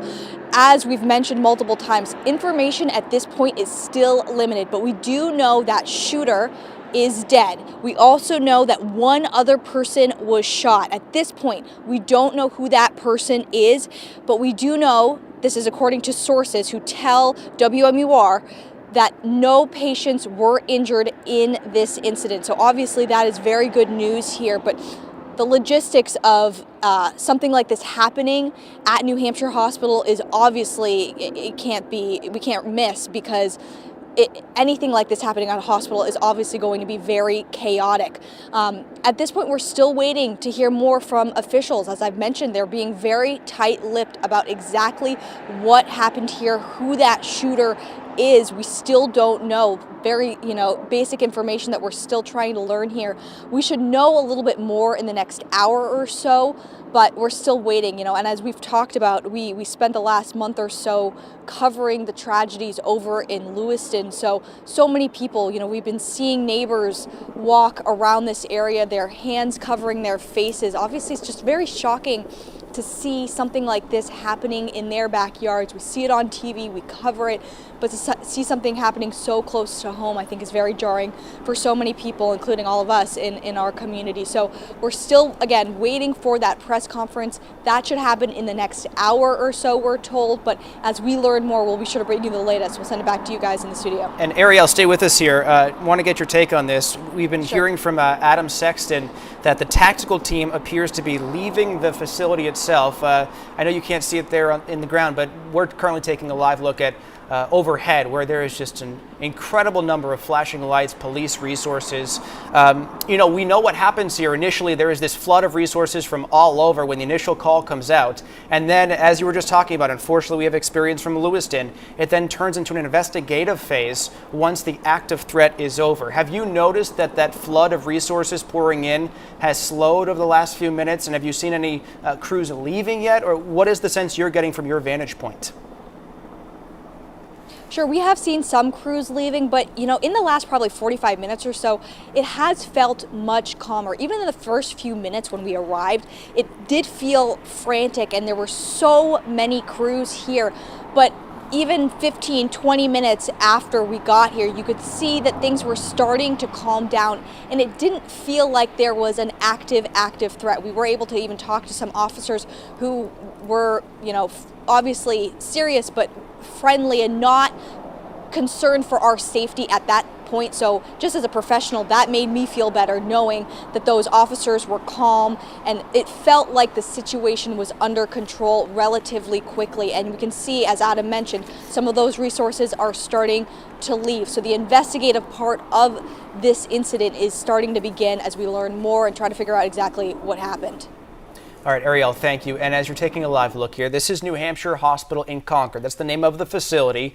It is run by the Department of Health and Human Services. It's a state acute psychiatric facility. In fact, they treat the most complex psychiatric and medical conditions that require involuntary treatment. What that means is this is a secure facility. No easy way in, certainly no way out.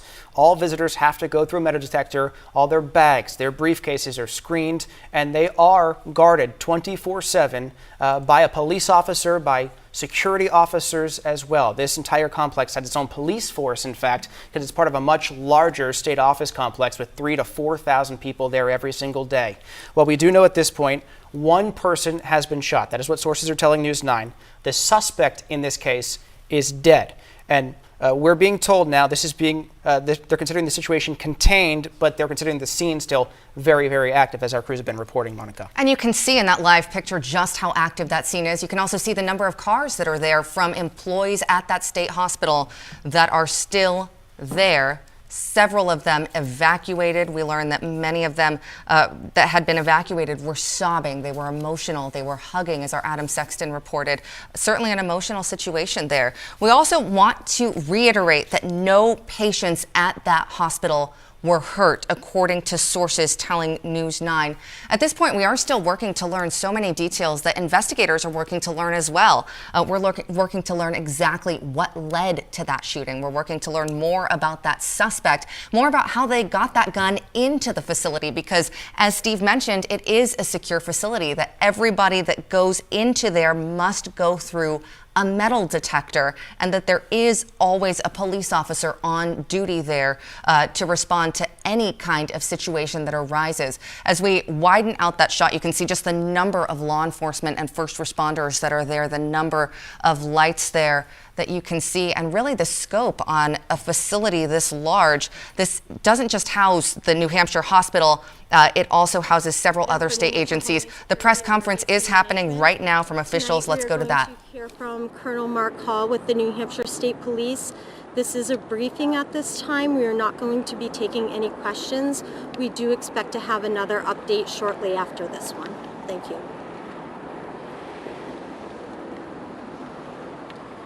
Good evening. My name is Colonel Mark Hall, Director of the New Hampshire State Police. I'll be providing you with an update on the situation. I will not be taking any questions at this time. We will provide another update shortly. Today, an active shooter situation occurred at the New Hampshire State Hospital and was contained to the front lobby.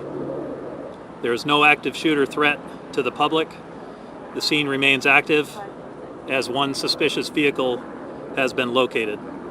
The suspect in this situation is deceased.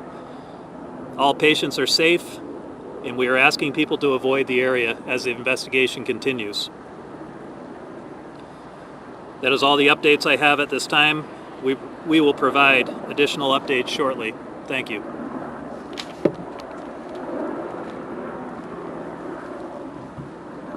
At the moment, but what we know, sources tell News 9, one person has been shot. We know the shooter is dead. You heard there from Colonel Hall, the active shooter situation was contained to the lobby of this building. We've been reporting this is a secure facility. Folks have to go through a metal detector, have to be searched, and there's always at least one officer on duty there as people proceed through that area. So we're getting a clearer picture about where this took place, but we now know why there is still this large police presence there, because they're still dealing with what they're describing as a suspicious vehicle. So methodically, teams are now We know they've gone through this facility and now they're dealing with the situation in the parking lot. We don't know the connection between the shooting and the suspicious vehicle, but they are asking the public to still avoid this area while they continue this work. And they are saying that is why this is still an active scene. You still see so many law enforcement vehicles there as we pull this live image out from the air. And they're asking everyone to avoid this area because they are still investigating this. And of course, we are still trying to learn so many answers. We are told that Colonel said that they will be providing another update later on tonight, and of course we will bring that to you live, and we'll have the very latest information on this situation. But what we do know right now is that that active shooter was contained to the lobby. We know that all patients are safe. All 184 staff psychiatric beds, all patients are safe. And we also know that one person was taken to Concord Hospital to be treated for their injuries in this shooting. There was one victim and one suspect. That suspect confirmed dead. At this point, we don't know what condition that victim is in, and that is something that we are still working to learn as well. WMUR's Ariel Metropolis is standing by for us. She's been at this scene since this call first came out. So Ariel, get us up to speed. What can you tell us from your vantage point? Steve, Monica, that press conference, I was just at that press conference. It just wrapped up a couple minutes ago. You can see just how tight-lipped officials are being right now. Monica mentioned it, but they did confirm there was an active shooter situation. That situation has now been contained. One suspicious vehicle was located in this investigation. Unclear exactly how that is involved in this, but they did mention that. They also mentioned that the suspect is deceased, and they are asking that people avoid the area. We did also learn earlier from sources telling News 9 that one other person was shot. We've mentioned that at this point we don't know who that person is or how they are doing, but we know that no patients at the hospital were injured in all of this. We've been here for about an hour now, an hour and a half, and the situation has really calmed down. When we first got here, it was still very active. It felt frantic at first, but really after 15-20 minutes of us being here, it started to calm down. You can see just how active the situation is right now. My photographer Jim is showing you as we speak. You can see all the police lights. There are state officials from across the state who have responded to this incident and are helping out. But in the last 45 minutes or so, we've started to see people begin to leave the area because the situation is contained. Again, there's still a lot we don't know. We don't know who that shooter is.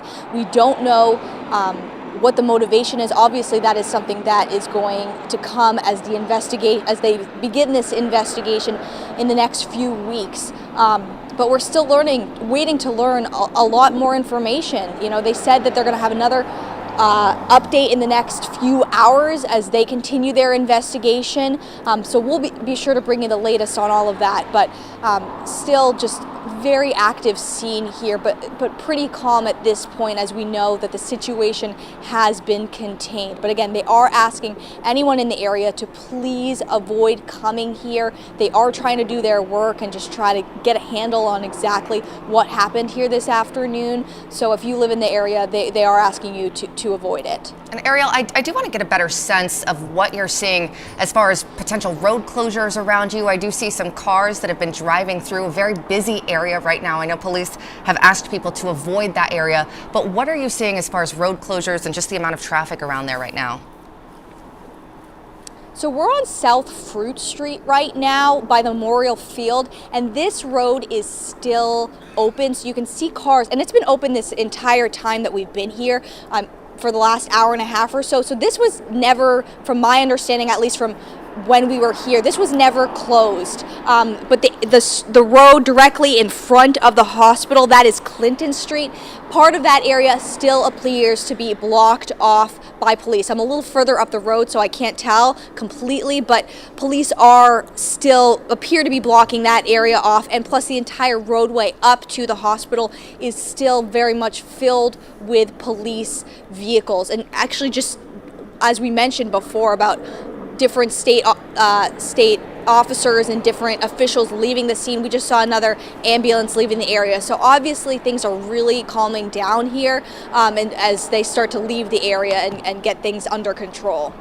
All right, Ariel, thank you. And obviously this is a very busy area. You got 202 right there. Of course, you have 93 right there as well. It's a Friday evening during rush hour, and just massive resources being sent to that area. Ariel, thank you. And as we take a look here from the sky, you can still see the amount of police still on this scene because they've been describing it as an active situation still because of that suspicious vehicle. There is that component of this.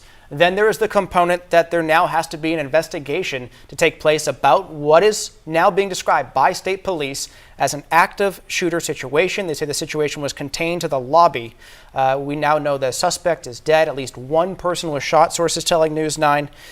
So they will go through this area. Of course, this being a secure facility, they will have likely security video from that lobby showing moment by moment what occurred in this building and likely the parking lot outside it as well.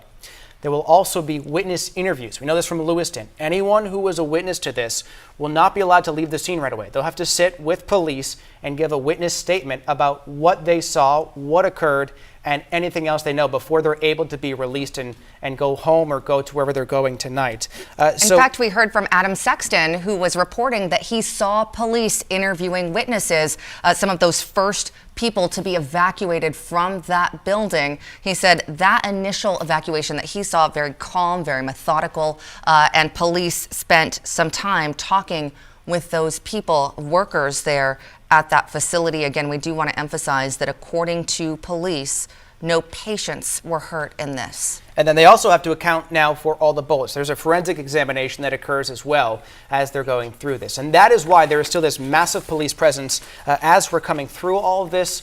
You can see the scene there on the ground as we get close to 5:30 here on a Friday night. Most folks were just thinking about going home for the weekend when plans changed very quickly for the 3,000 to 4,000 people who work on this state campus facility. The complex, the shooting was contained to the mental health facility, which is a secure facility. That is where acute inpatient mental health care is given. Involuntary care is given for folks as well. We do have new information that we just are learning right now. Sources telling News 9 that this happened around 3:40 p.m. State police began receiving those 911 calls for an active shooter inside New Hampshire hospital. We know that a state trooper was working at the hospital at the time, reported that shots were fired in the lobby of that hospital. One person was shot by the gunman, according to sources. At this point, we don't know who that person is. We don't know their condition, but we do know the shooter is dead. We don't know who that shooter is at this point. We don't know why they might have done this. Several employees of the hospital heard the shots, and they locked themselves in closets and other rooms of that hospital. You can just imagine those moments of terror, hearing shots in your workplace and having to lock yourself in closets, having to find a safe place to go when you hear that, and then learning that someone, a victim, has been shot. We do know that one person was shot in this besides the shooter, and that they have been taken to Concord Hospital. We also know that law enforcement conducted a sweep of this hospital. No patients were hurt. They stayed in their rooms, and there are no other suspects. That is contained, but we do know that this is still an active scene because there is, according to law enforcement, a suspicious vehicle. We don't know at this point if that vehicle is connected to the shooter or how it may be connected to this, but we are working to learn those details as our police. WMUR's Marissa Tancino is at this scene. She's been there since we started seeing the police cars initially whiz by her, one after the other after the other. So Marissa, what are you seeing in this area? I know a lot of neighbors have been coming out, very concerned about what's going on, so close to them. What can you tell us from your vantage point? Well, Steve, Monica, we are right standing at the intersection of South Spring Street and Clinton Street is the road that goes all the way down here that you can see in your camera view. You can see officers have blocked off this road, and I want to kind of take you through what we've seen since we got here. We were getting to this scene, this intersection, right as police were blocking off this road and starting to divert traffic in the area. And even at that point, there were still law enforcement vehicles that were making their way to the scene, just one after the other. I think within like a 10-minute time frame, I counted probably 10 that just zoomed by us with their lights and sirens on, trying to get to where they needed to go. So traffic was being diverted initially down South Spring Street, but then the officer here had to pull his cruiser and block off this street because in all of that chaos, there was a car accident that happened just right next to us where we're standing while we were tossing things back to you guys in the studio at one point. Those people are okay. It is not connected to this beyond just these were cars trying to get through the detour that police had set up and collided with each other. So those people involved in that accident are okay. But you can see, if you look all the way down the roadway, you can see there are police lights down at that traffic light, and there seem to be cars going by. That's the other section of this road that's blocked off. If you were to go down the empty part of the road where that, I don't know if you can see the electric road sign with the orange lettering, it's right around there that you would normally turn down to where New Hampshire Hospital is, but of course they have this road blocked off because they are conducting this very active investigation. So that's kind of the situation here as we stand here talking to you. Things have kind of calmed down as far as traffic goes in this area. When this road was initially blocked off, people were leaving work, people were trying to get home, maybe going out for dinner, and it was just sheer chaos. It seems whether people are staying away from this area because they know that the situation is going on or traffic has just kind of come to a lull, things are starting to just be a little bit more relaxed as police conduct their investigation here. So still a very active situation. Police still diverting traffic because there is still an investigation underway right through these trees here where the hospital is. So this is a residential area. There were people, I can see them in their homes because their blinds are open, just looking out the window, checking things out. But we can see that there are still emergency response vehicles with their lights on, making their way in and out of here. Monica, Steve. Marissa, thank you. And we will, of course, keep checking in with you as we take a live look now at this scene from the air. You can still see so many vehicles there from workers at the New Hampshire hospital, as well as those police lights, those lights from first responders. Still a very active scene. I also want to just read you this tweet from Senator Jean Shaheen that is in just moments ago. She says, "I am horrified by reports of a shooting at New Hampshire Hospital in Concord. My heart goes out to all those impacted by this senseless violence. I'm closely monitoring the situation." And the most recent information that we have, so this was about 2 hours ago at this point, 3:40 p.m. So think about how quickly the situation has evolved and been contained. 3:40 p.m., state police started getting several 911 calls about that active shooter inside New Hampshire Hospital. We now know from Colonel Hall of the state police this was contained to the lobby of this secure psychiatric facility. There was a state trooper working at the hospital reporting shots fired in the lobby of the hospital. One person was shot by the gunman. We don't know that person's condition. We do know that person was taken to the nearby trauma center. That would be Concord Hospital. We know the shooter is dead. Several employees of the hospital heard the shooting, immediately sheltered in place, locking themselves in anywhere they could find, from closets to other rooms of the hospital. We also know law enforcement has now completed their sweep of this facility, and no patients were injured, and they remained in their rooms, and no other suspects were found, though police are still dealing with what they're describing as a suspicious vehicle. So we have WMUR's Adam Sexton very close to the scene. And Adam, fill us in on what you know, and if you're able to, are you able to see any of this work with this suspicious vehicle in the parking lot? I'm not really sure from your vantage point. Yeah, we're here, Steve, on the north side of the scene here, kind of in the Pleasant Street complex of the state buildings that are here, and we can see a clutch of flashing lights at a distance here where it looks like they're focused on something in the parking lot, but at this point, the perimeter has collapsed a little bit closer to the building, but I'm about as close as I think the police are going to let me get to that.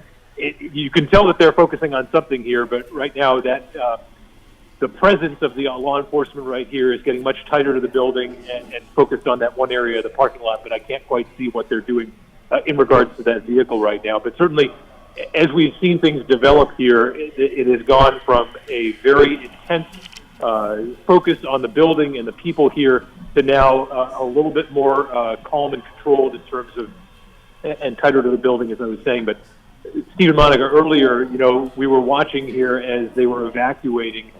The employees of the state hospital were coming out, and first you can see there was some kitchen staff that was coming out, and then another wave of people, and the police would take statements from these folks as they got them away from the building. And then after about half an hour, they brought another group of people out who were very emotionally affected by what had happened. One woman was being steadied by her coworkers. held up on either side. Another woman was sobbing very loudly, very emotional. They were brought to a spot here and allowed to just kind of decompress for a couple of minutes. And, we could hear, the sobs and the crying, and there was kind of a big group hug that went on here, a very emotional moment for those employees who were inside and deeply affected emotionally by what had happened here. They brought an ambulance over and some blankets for people. But that area has cleared out now. And Steve, as you noted now, the focus seems to be on a spot in the parking lot. But again, it's not, like we have, the tactical team has moved away at this point. They have a much lighter police presence around the state hospital. And a lot of the people who were here in terms of state employees have cleared out as well. So it's in terms of activity, it's a lot less than it was, Steve and Monica. And Adam, are you seeing any, you had mentioned earlier that the tactical team was gone from that area and that things are really starting to get a lot calmer there. But are you seeing any of the people that were evacuated, have they been able to actually get in their cars and leave the area, or are they still being held there by police? That's the interesting thing. There's still a lot of these cars here. They've taken the people and they moved them somewhere else, and I can't see where that is right now. It's gotten darker. They took them to another location. There are obviously so many buildings around here. You could have a hold area for folks in any number of state buildings that would be warm and safe and where they can keep people away from the area. But right now, it seems to have the people that they wanted to get out of the building are out. And we can see there are still people in the building right now, police and people who appear to be in scrubs, who I would assume are hospital staff. But other than that, like I said, it's much less activity outside here, other than that one area of the parking lot where they must be focused on that suspicious vehicle. Yeah, so Adam, stay with us here. We just got word from a nurse who was inside New Hampshire Hospital at the time. She is saying the SWAT team actually came, got them, and move them to one of those other buildings, just like you were describing there at the complex. For folks who aren't as familiar with Concord, can you explain this hospital in this area? Because it is a secure facility, but beyond that, there are many state office buildings right where you are. Yeah, and this is one of the busiest spots in Concord. Obviously, you've got, Hazen Drive on the other side of the river, but here off of Pleasant Street is this massive complex. Some of these very old buildings that have been converted into office space, but a lot of different departments, a lot of administrative function of the state is carried out here. HHS has a building here, and it's just very active during the week. And so that's why you've seen all these cars that are parked here. A lot of people kind of might have been stuck here in the process. But I should add that around this, it's very residential. This isn't just like surrounded by commercial buildings. Once you get past across the street, down to Fruit Street or Clinton Street or these other ones, there are neighborhoods. So I'm sure there are a lot of families kind of looking out their windows. They see some of these flashing lights. They hear the thundering blades of the helicopters overhead. It's got to be a tense moment for these neighborhoods around this area as well. Absolutely. Adam, thank you so much for those updates. Of course, we'll check in with you shortly. We did just hear from law enforcement just about 15 minutes ago, with an update on this shooting at New Hampshire Hospital. Let's listen to what the colonel had to say. Today, an active shooter situation occurred at the New Hampshire State Hospital and was contained to the front lobby. There is no active shooter threat to the public. And that was a very brief update there. There wasn't a lot more said at that press conference, but law enforcement did say that they will have another update later tonight, another press conference on this shooting at New Hampshire Hospital. Here is what we know.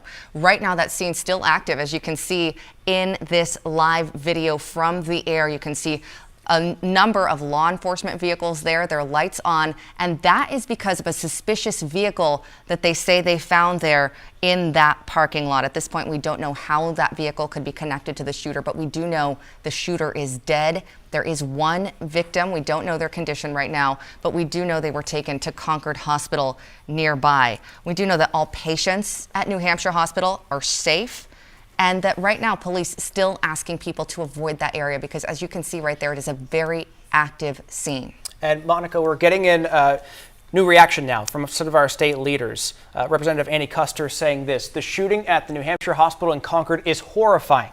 Thank you to the state police officers who responded to the scene so quickly.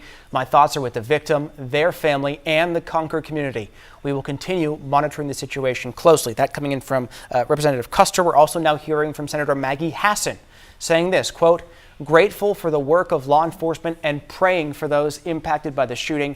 I continue to monitor the situation. And Monica, we also know we heard from the governor earlier today with a statement and Senator Shaheen as well, as you pointed out. Absolutely. And so many people speaking out about this, which happened just 2 hours ago now when those first 911 calls came through. And you can see that active scenes, they're still happening, but this has changed so much in just the last 2 hours.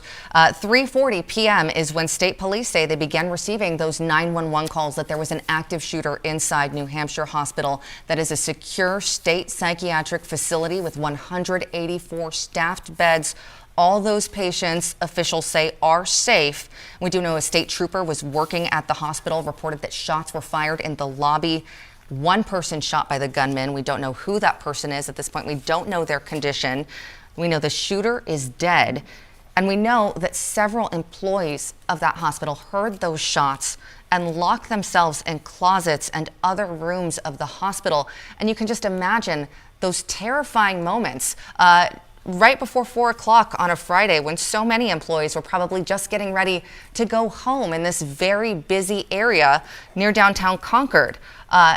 Terrifying situation. And you can see that so many vehicles from those employees still in the parking lots. We changed that view a little bit, so now you see the law enforcement vehicles there. But we do know that there are a number of vehicles from employees at that hospital still in the parking lot. They still haven't been able to leave. A nurse saying that the SWAT team evacuated them and moved them into another building that is a very large campus, 120 acres, multiple state buildings there.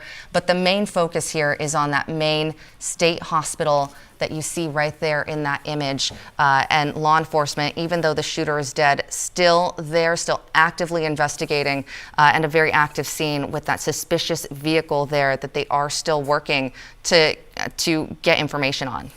Well, and part of the reason state police were there is because this is part of the hospital state office complex. They have a 10-member force there, state police troopers who are a part of that unit. They have several security officers as well. So there's always someone there 24/7 because you can't just walk in and out of this place. This is a secure facility run by the state for some of the most complex psychiatric and medical conditions requiring involuntary treatment. That also adds the wrinkle that you can't just evacuate these patients. They were, in fact, no patients were harmed. They were all kept in their rooms and secured that way as all of this was happening, as SWAT teams were clearing this building. We have multiple crews here, including WMUR's Ariel Metropolis, who's been at the scene for us. And Ariel, you heard from the colonel directly. You were at this press briefing. What stood out to you during that press briefing, and what more are we still waiting to learn? Well, Steve, we're still waiting to learn a lot more, but actually an official just came up to me about 5 minutes ago and said they are expecting to hold another press briefing right after 6 o'clock. So in between 6 and 6:30, we should know more information. They were very tight-lipped in that press conference. They did say that that gunman has died, and that they didn't even mention the other person. Our sources tell News 9 that one person was shot by the gunman, but in that press conference, we didn't even hear officials say that. So again, they're being very tight-lipped about exactly what happened here this afternoon. This is still a very active scene here. You can see police lights across the area are still flashing blue and red. We've been here for about 2 hours, just under 2 hours now, and the situation has really calmed down.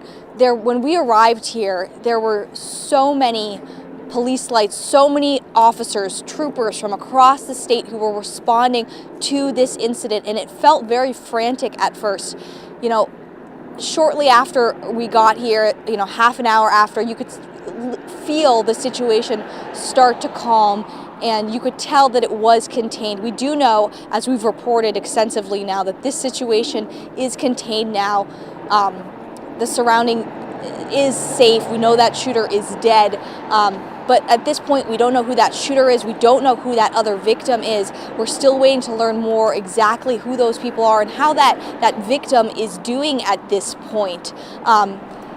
Obviously, this is just jarring to see after, 3 weeks after Lewiston. We covered it extensively, and we've been talking to people in the area who are walking by and come here every day, and it's their neighborhood, and are just shocked to see something like this happening here. I mean, I saw, for me, one of the most poignant images was a little girl who had her hand over her face, and the shock that you could see in her face to see something happening in this community, it definitely just left a mark on me for sure.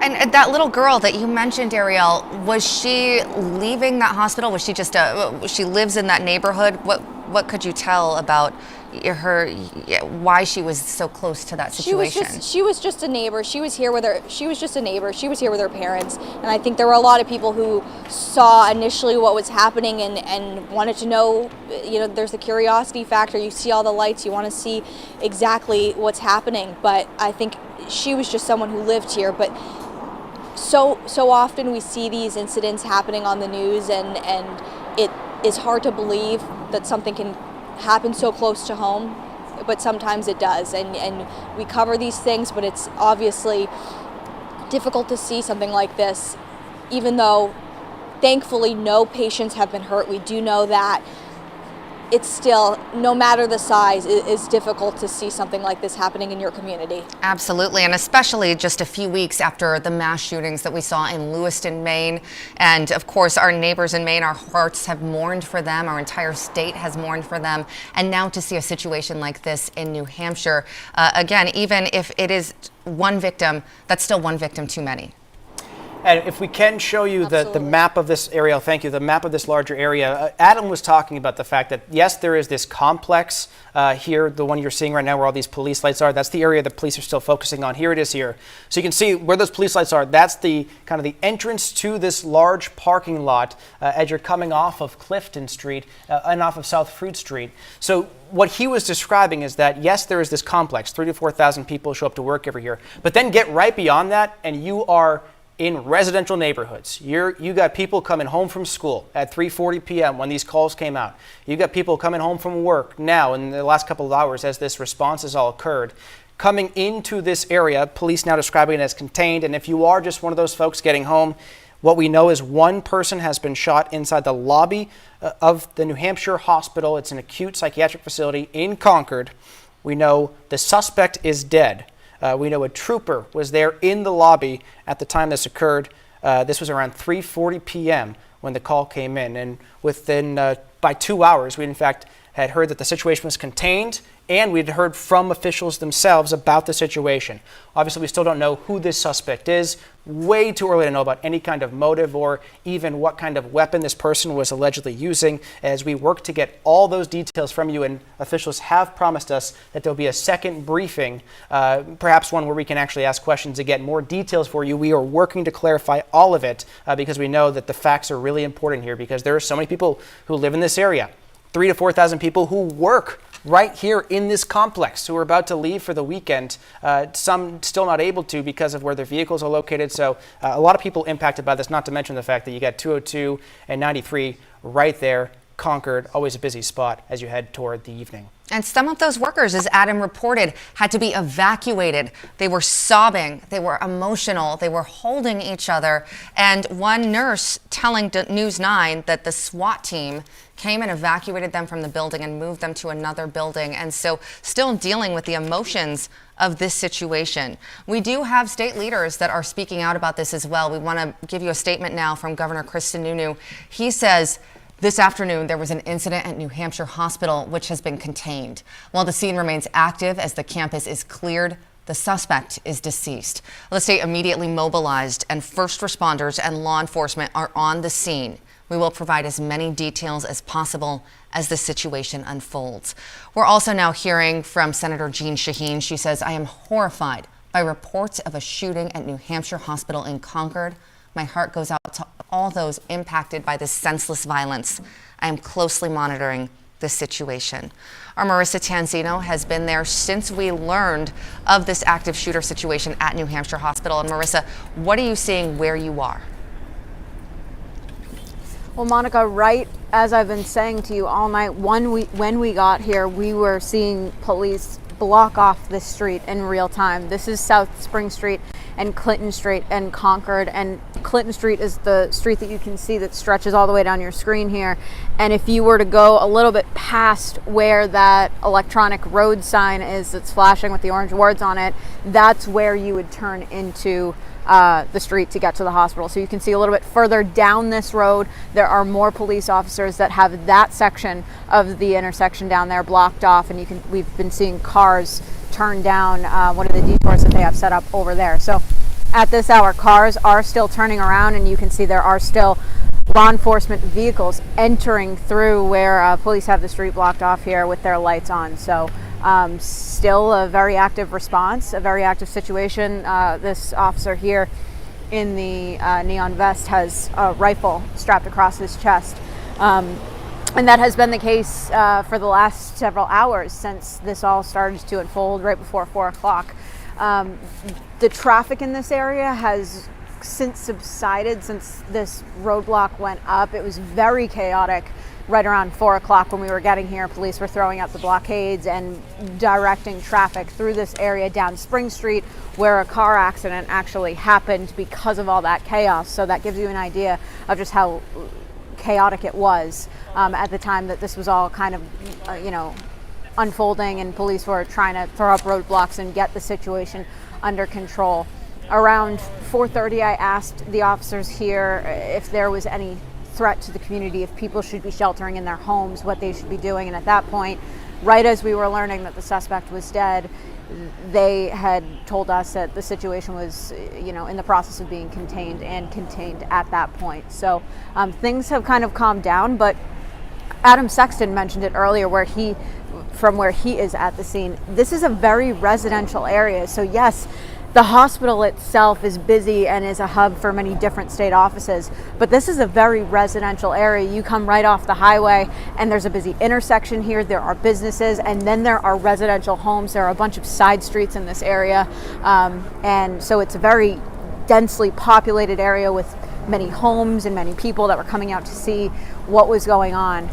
So you can see there are still some emergency vehicles leaving the scene, but these roads are going to remain blocked off as officers here, investigators, continue to figure out who was responsible, why it happened, what the motive was. As Steve mentioned, things we probably will not learn for a long time because this is the early hours of the investigation. So we're going to stay here and continue to bring you updates as we get them. Steve, Monica? Yeah, Marissa, thank you. And one of the key differentiators here that we're learning as we're piecing together what happened here and the detailed timeline about all this, keep in mind that it is actually a unit of the state police. It is the New Hampshire Hospital State Office Complex Police Force. They are a division of the State Police Department of Safety that provide the security for this building. It's a state hospital, it's a secure facility, psychiatric facility, and all the visitors have to go through that lobby, metal detector, have their bags searched, and we know it is that area, the lobby, where the gunman opened fire. We know one person was shot. We don't know that person's condition or who that person is. We know the shooter is dead. But when you think about what happened here and what could have happened here, know that this is a secure facility that is guarded by New Hampshire State Police. And we know a state trooper who was working at that hospital was among those to report that the shots were fired in the lobby. And one of the questions that we'll be asking moving forward is, where was that metal detector? Was it before this person was able to enter the building, or would that have been later on after they entered that lobby? We do want to go back to that press conference and replay that for you just in case you missed it. It was very brief. There will be another one later this evening, but we want to listen to it now. Good evening. My name is Colonel Mark Hall, Director of the New Hampshire State Police. I'll be providing you with an update on the situation. I will not be taking any questions at this time. We will provide another update shortly. Today, an active shooter situation occurred at the New Hampshire State Hospital and was contained to the front lobby. There is no active shooter threat to the public. The scene remains active as one suspicious vehicle has been located. The suspect in this situation is deceased. All patients are safe, and we are asking people to avoid the area as the investigation continues. That is all the updates I have at this time. We will provide additional updates shortly. Thank you. Right around 5:17 today. It was only like less than a minute, actually. If you add up all the time he made those comments, there were no questions taken at that one. We are expecting, though, officials to have a second briefing soon, and of course we'll bring that to you as it occurs. Now, I want to point out that he talked about the fact that this is still an active scene because of what he deemed a suspicious vehicle. And from overhead, we have a chopper overhead. We were able to see that there is crime scene tape around a U-Haul van as police work to clear that area. We don't know at this point, let's be clear, any connection between that suspicious vehicle and the shooting that occurred inside the hospital. But obviously, police there are working through all this as they're trying to figure out what happened here starting at 3:40 p.m. You can see active scene there. You can see the police lights. You can see that there are still many vehicles in that parking lot that are not first responder vehicles. Employees at that hospital, at the New Hampshire State Hospital, some of them still have not been able to leave from that scene. Of course, police want to talk to witnesses as they piece together exactly what happened. They'll want to review any surveillance video that was in that lobby. And they'll want to go through and try to find out more about this shooter and why they may have done this, what their possible motive may have been. We're taking a live look now, and you can see there is a team of people, a group of people walking across that parking lot. It's a little bit dark, hard to tell exactly what they're doing, but you can see a group of people, a team of people walking there across that parking lot. We can see they are wearing, it appears to be tactical gear. Police there just moving through, and we do know it is still a very active scene because there is, as we've been saying, a suspicious vehicle after that active shooting in the parking lot. And we are seeing from our chopper, which is down right now, but that there is a U-Haul surrounded by crime scene tape in that parking lot. Yeah, so Monica, what we were just viewing there, what it appeared to be was police were actually escorting folks. And as we've been hearing from a nurse who was inside the New Hampshire hospital, and as we also heard from Adam Sexton, who actually saw this occurring when these evacuations were taking place, it was SWAT teams who went in and evacuated folks from that facility and then brought them to other secure areas on the larger complex. So that was the scene really less than 2 hours ago as all of this was unfolding, and still this is being considered active.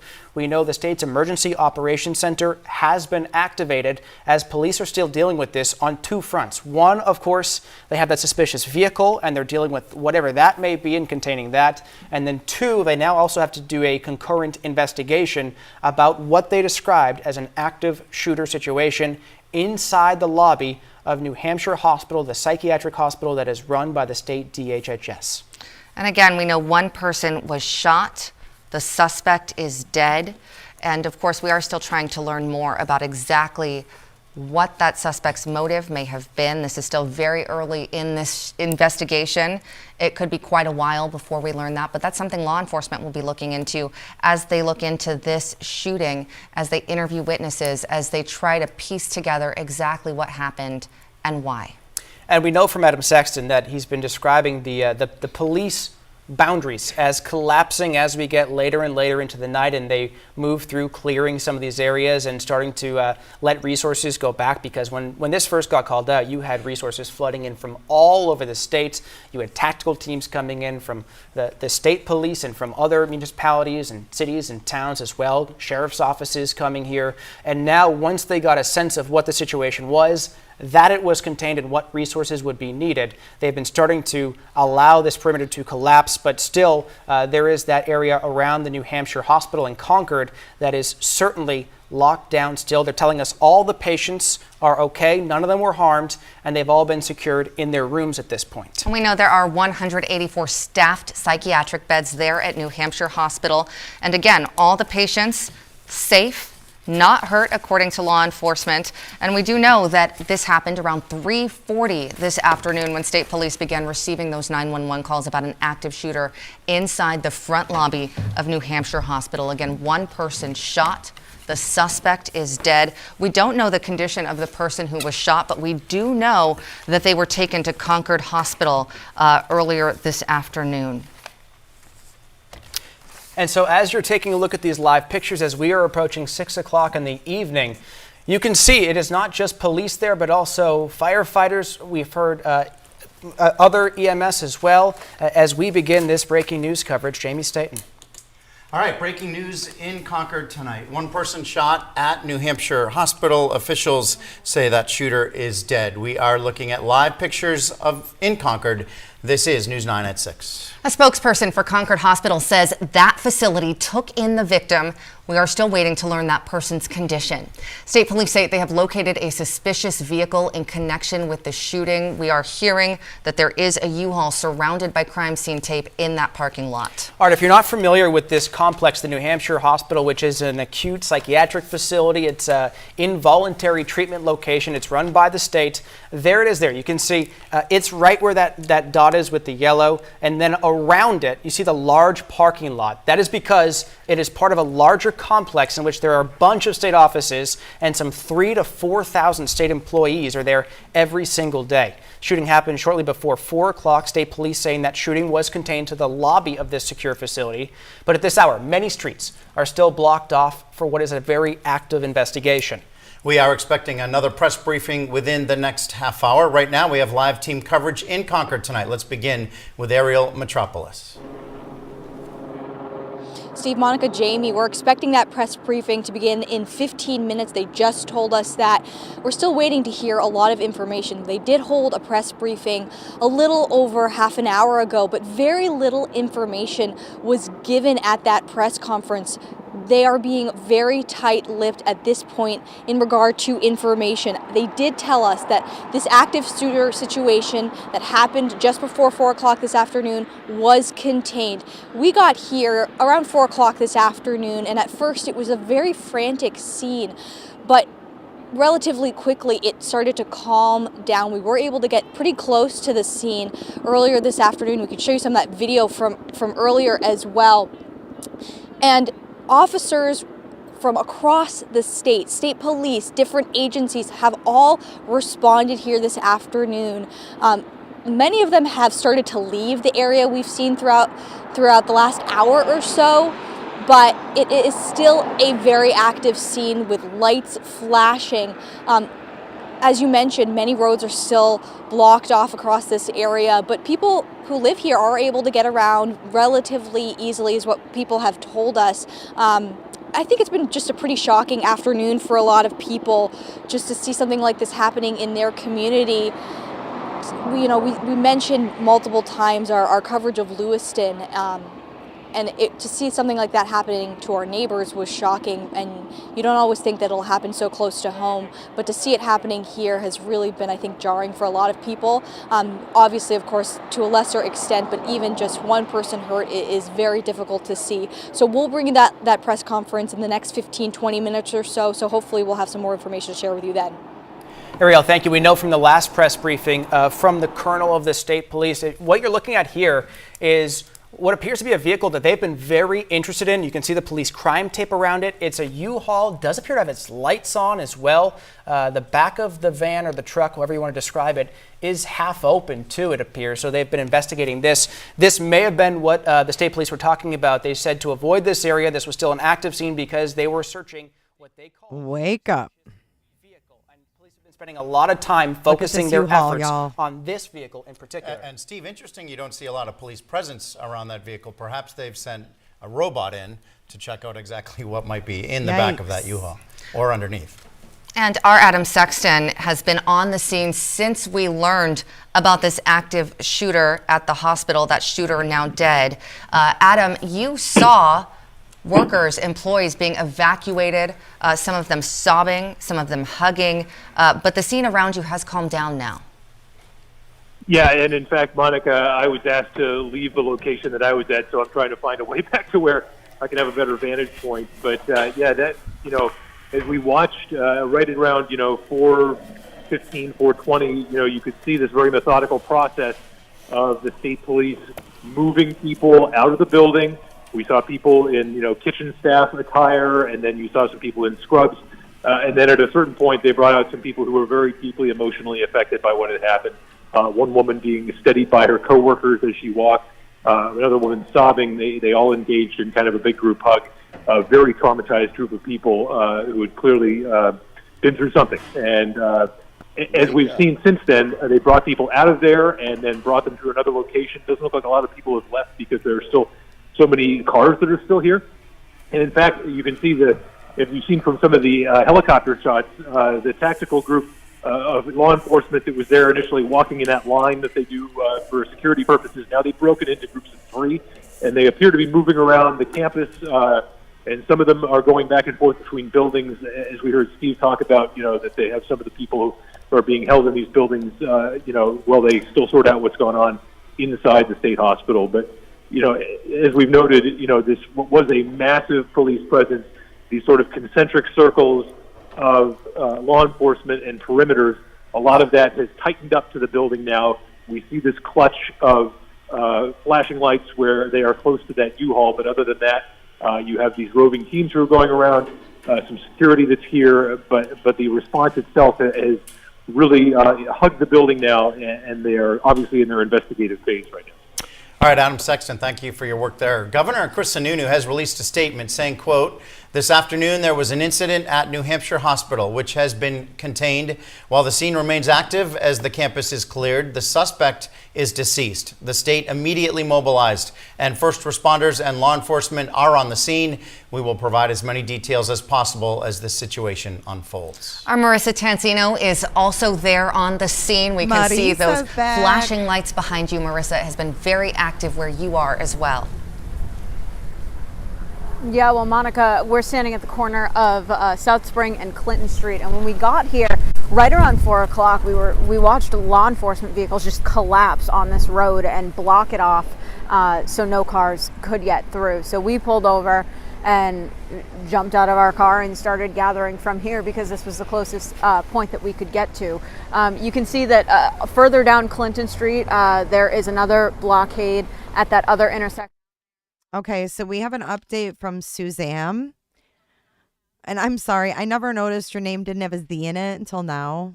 So can I still call you Suzanne? Because I love it. Suzanne's friend, she used to, Suzanne in chat, Suzanne Weir, she used to work at this hospital for 10 years. She used to live right in this neighborhood. She just talked to one of her friends who said the shooter didn't make it to the lobby. She is finding out more and will let her know. She was worked there 40 years. So thank you so much, Suzanne. I bet she's super worried. I hope that whoever was shot is okay. Did you hear that it was a cop? Because it's sounding like it, but it sounds like we're going to get a press conference here in just about 10 minutes.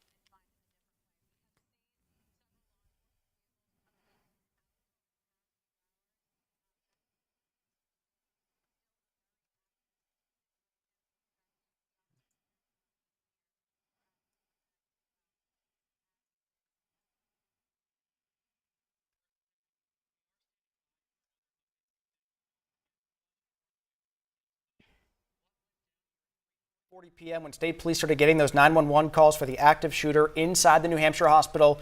We know the shooting was contained to the lobby. We also know a state trooper was working at the hospital, reported shots were fired in the lobby. So one person was shot. The shooter is dead. We do not know the condition of the person who was shot. Law enforcement from all over flooded into this area. They did a sweep of the hospital. We also know this is an acute psychiatric facility. What does that mean? It's a secure facility. People can't go in.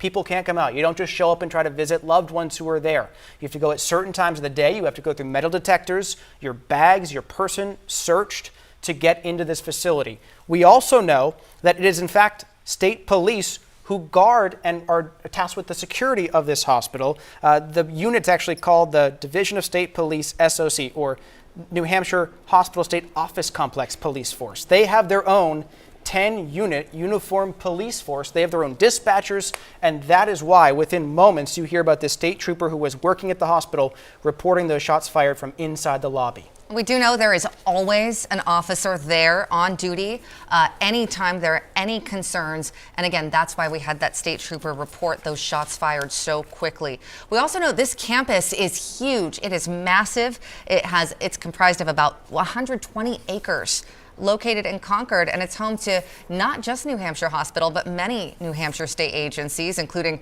departments of health and human services, education, Labor, Employment Security, Public Utility Commission, and others. We know that thousands of people, 3,000 to 4,000 people, go through those campuses, including staff and visitors, every single day. So you imagine the perimeter there. We do know that the shooting was contained to the main state hospital in the front lobby there. We do know that no patients were hurt. We know there are 184 staffed psychiatric beds, and those patients tonight are safe, according to law enforcement. But we do know the suspect shot dead. We do know, again, that one victim was shot. All right, and we do have a first-hand account from a worker who was inside the hospital at the time of the shooting. This person not wanting to be identified, but saying, I was trying to leave for the day and was in the lobby and looked up and saw SWAT. They screamed at me to get back. I ran back to my office, hid under my desk, and called my unit to see what was going on and make sure everyone was okay. And that kind of speaks to the time of day here. Coming up on 4 o'clock. It has happened just before 4 o'clock, around 3:40. That's when a lot of these workers perhaps changing shifts or heading home for the weekend. Thank goodness there was a state policeman in that hospital. You guys touched on it. Whatever the state of New Hampshire has paid over the years to have a state policeman at the New Hampshire hospital, it paid for itself tonight, I have a feeling. Let's go live to Ariel Metropolis with more. Ariel. Jamie, we've been here for about 2 hours now, and the incident has really calmed down. The situation is much calmer than when we initially arrived early this afternoon, or just after 4 o'clock. It was very frantic when we got here. There were troopers and police from Concord and across the state who had rushed here to try to help with this situation, try to get it under control. You know, within about half an hour of us getting here, you could tell that things were really starting to settle and calm down, that things were under control. We are expecting to learn more about what happened here in the next 15 minutes. We've been waiting for another update from officials who say they will have more to tell us. There was an initial press conference about 45 minutes ago. They gave us very little information at that press conference other than saying that the active shooter situation was contained, that shooter is dead. They didn't even mention in that press conference some of our other reporting that we've told you that one person was injured. We weren't allowed to ask questions at that point. We're hoping to be able to ask some basic questions about what happened here this afternoon, how that person who was shot is doing, who they are. Still looking for some basic information, but again, officials are being very tight-lipped, so we're still looking to find out more about what happened. But this is the beginning of this investigation, of course. Once they got that situation under control, the investigation phase begins. But obviously, as we've mentioned multiple times, this is just a jarring situation to see happen in your community. So many people we've spoken to here are just a little shaken about what's happened here this afternoon. Ariel, thank you. And sources telling News 9 that person who was shot was taken to Concord Hospital. That is the trauma center for that area, level 2 trauma center. So they deal with things like gunshot wounds and other traumatic injuries, and it's not too far from where New Hampshire Hospital is. So it would have been a very quick time from the hospital to the other hospital, which is the trauma center where they would have received treatment. What you're seeing on your screen here now is video that our helicopter got of a vehicle that it's been very interesting to see how police have been dealing with this. They have that police tape around it. But I will point out to you, if you look at this vehicle, the lights are on. The back door is half open to that van. It looks to be a U-Haul. And it's some sort of parking. I can't tell if that's from here, if it's a handicap spot or another type of reserved vehicle. But police have been really checking this vehicle out closely. In fact, you can see a flash. You can see the lights there on it, as also you see the police tape around it. So we do know from the colonel of the state police,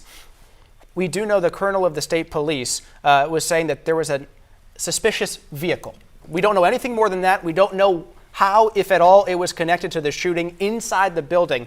But police were spending a lot of time on this vehicle in particular, Jamie Monica. And what's interesting about this is what you don't see, and you don't really see any officers around that vehicle, although we do know officers are investigating that a suspicious vehicle. We're still waiting to learn more details about that, but that is why they are saying this is still a very active scene. That's why you are still seeing so many law enforcement vehicles there in that parking lot of New Hampshire Hospital. And this is a jarring situation. Several employees of the hospital, we're told, heard those shots this afternoon, lock themselves in closets, lock themselves in rooms of the hospital. You can just imagine those terrifying moments, hearing shots in the front lobby and wondering what could happen next.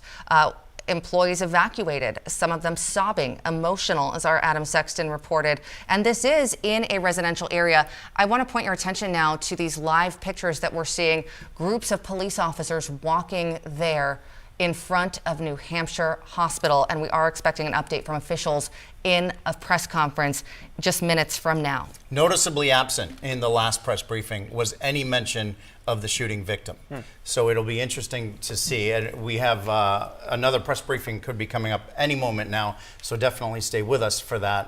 Hopefully we get more information about the victim and their condition at Concord Hospital right now. The New Hampshire delegation is responding to the shooting. Senator Jeanne Shaheen saying, "I'm horrified by reports of a shooting at New Hampshire Hospital in Concord. My heart goes out to all those impacted by this senseless violence. I'm closely monitoring the situation." Her counterpart in the Senate, Senator Hassan, also reacting now, saying she's grateful for the work of law enforcement and praying for those impacted by the shooting, adding that she continues to monitor the situation. Congresswoman Annie Kuster also.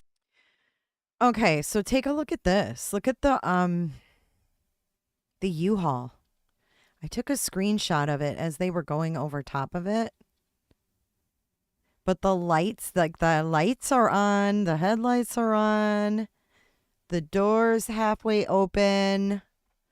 What's in the back of this U-Haul?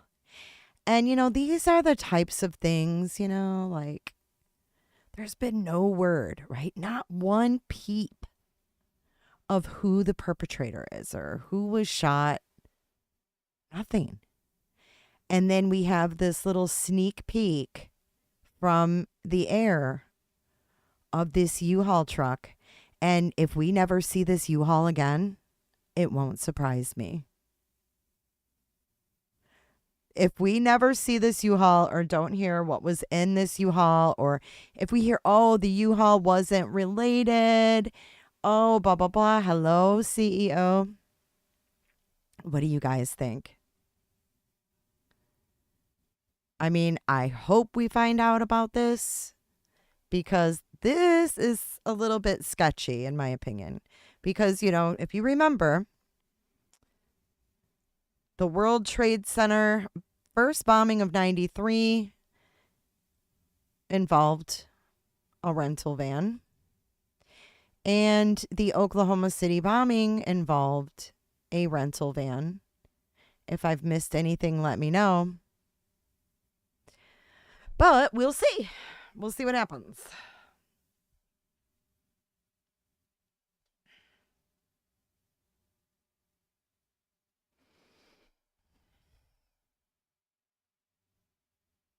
CEO. What else is sketchy? What is it? That you're here? That's a little sketchy. Just kidding. We haven't seen you in so long, CEO. CE, no. And it's O, and it's CEO.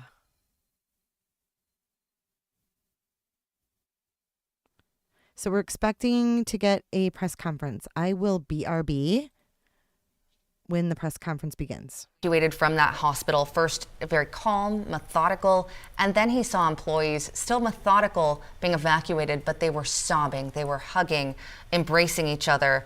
You can imagine those terrifying moments inside after this happened. And the work for the tactical units and the police that arrived was massive, because this campus is huge. There are more than a dozen buildings, some affiliated with the hospital, some not, 3,000 to 4,000 people working there, and it's very congested, very limited parking in that whole area, lots of buildings, and it's kind of an intricate weave of the buildings. And so for them to get there and have to secure the area and clear all buildings, What a massive job for police tonight. Yeah, and it's not just those buildings, but also the neighborhood around it, the residential area. We saw streets blocked off. We see still police telling people don't come to this area because there is still an active investigation here.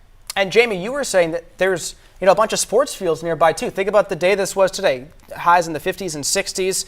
Kids were getting out of school or out of school by 3:40, and right in that area, like you were talking about, a bunch of fields. Yeah, heavily congested. You can see from this map the South Fruit Street sign. Right next to that is a baseball field. You can see the diamond. Yeah, that's Memorial Field, and right next to that is the track, and right next to that are like 10 tennis courts. And it is a very, if you're in Concord and you're going to, play sports, especially at the high school level, this is the main area that you go to. And if you look at the top of the screen, the gray roof is Concord High School. And then to the right side of the screen, all residential buildings and homes and apartment buildings, just one of the most congested areas in all of New Hampshire. Absolutely, and that's why we've been hearing from neighbors who were so concerned as they were getting home, seeing this contingent of police officers in their neighborhood, all around their neighborhood, that is if they could even get back to their houses, because so many roads in this area were closed down as all this was initially unfolding. The scene is now being described as contained, but still active. And that is in part because police are dealing with that suspicious vehicle, but also because they have to carry out the very meticulous task of conducting an active shooter investigation now in the lobby of this hospital. They'll go through the security footage. They are and have been interviewing all the witnesses who were inside this hospital, may have seen what occurred, as we try to get some sense of what led up to this. And of course, we're only 3 hours from the initial event even happening. So it's way too soon to be able to expect that officials could tell us about motive or background or anything like that. But of course, we will be pressing for those answers for you. It's been 1 hour since the last press briefing. We are expecting another one any minute now, but we do want to take a look back at the last press briefing. And it was very brief, less than a minute. Here's what was said. Good evening. My name is Colonel Mark Hall, Director of the New Hampshire State Police. I'll be providing you with an update on the situation. I will not be taking any questions at this time. We will provide another update shortly. Today, an active shooter situation occurred at the New Hampshire State Hospital and was contained to the front lobby. There is no active shooter threat to the public. The scene remains active as one suspicious vehicle has been located. The suspect in this situation is deceased. All patients are safe, and we are asking people to avoid the area as the investigation continues. That is all the updates I have at this time.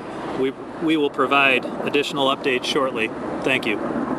And if they had taken a question, I'm guessing the first one would have been, and what about the person that was shot? Can you tell us anything about that?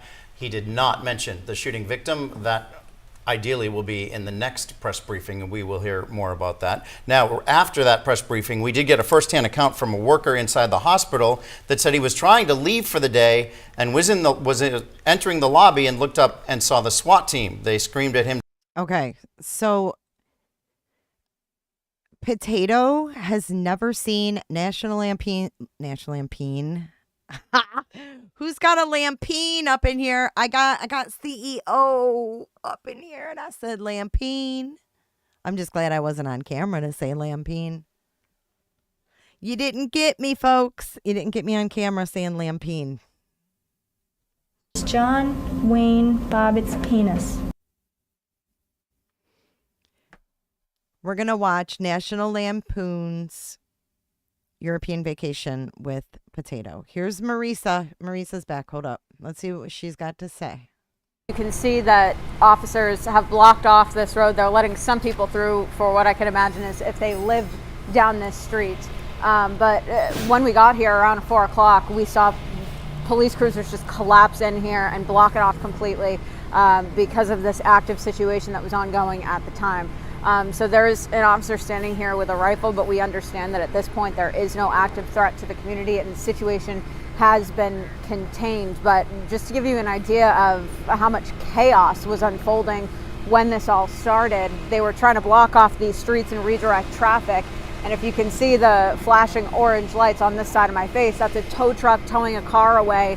after an accident happened because there was so much chaos and people trying to get through side streets, because this is a very densely populated residential area. So you have the hospital system with all the state offices that are really just behind these trees here, but then also a ton of homes and some businesses. Just past behind my photographer here, there's a busy intersection with businesses. So things have calmed down now.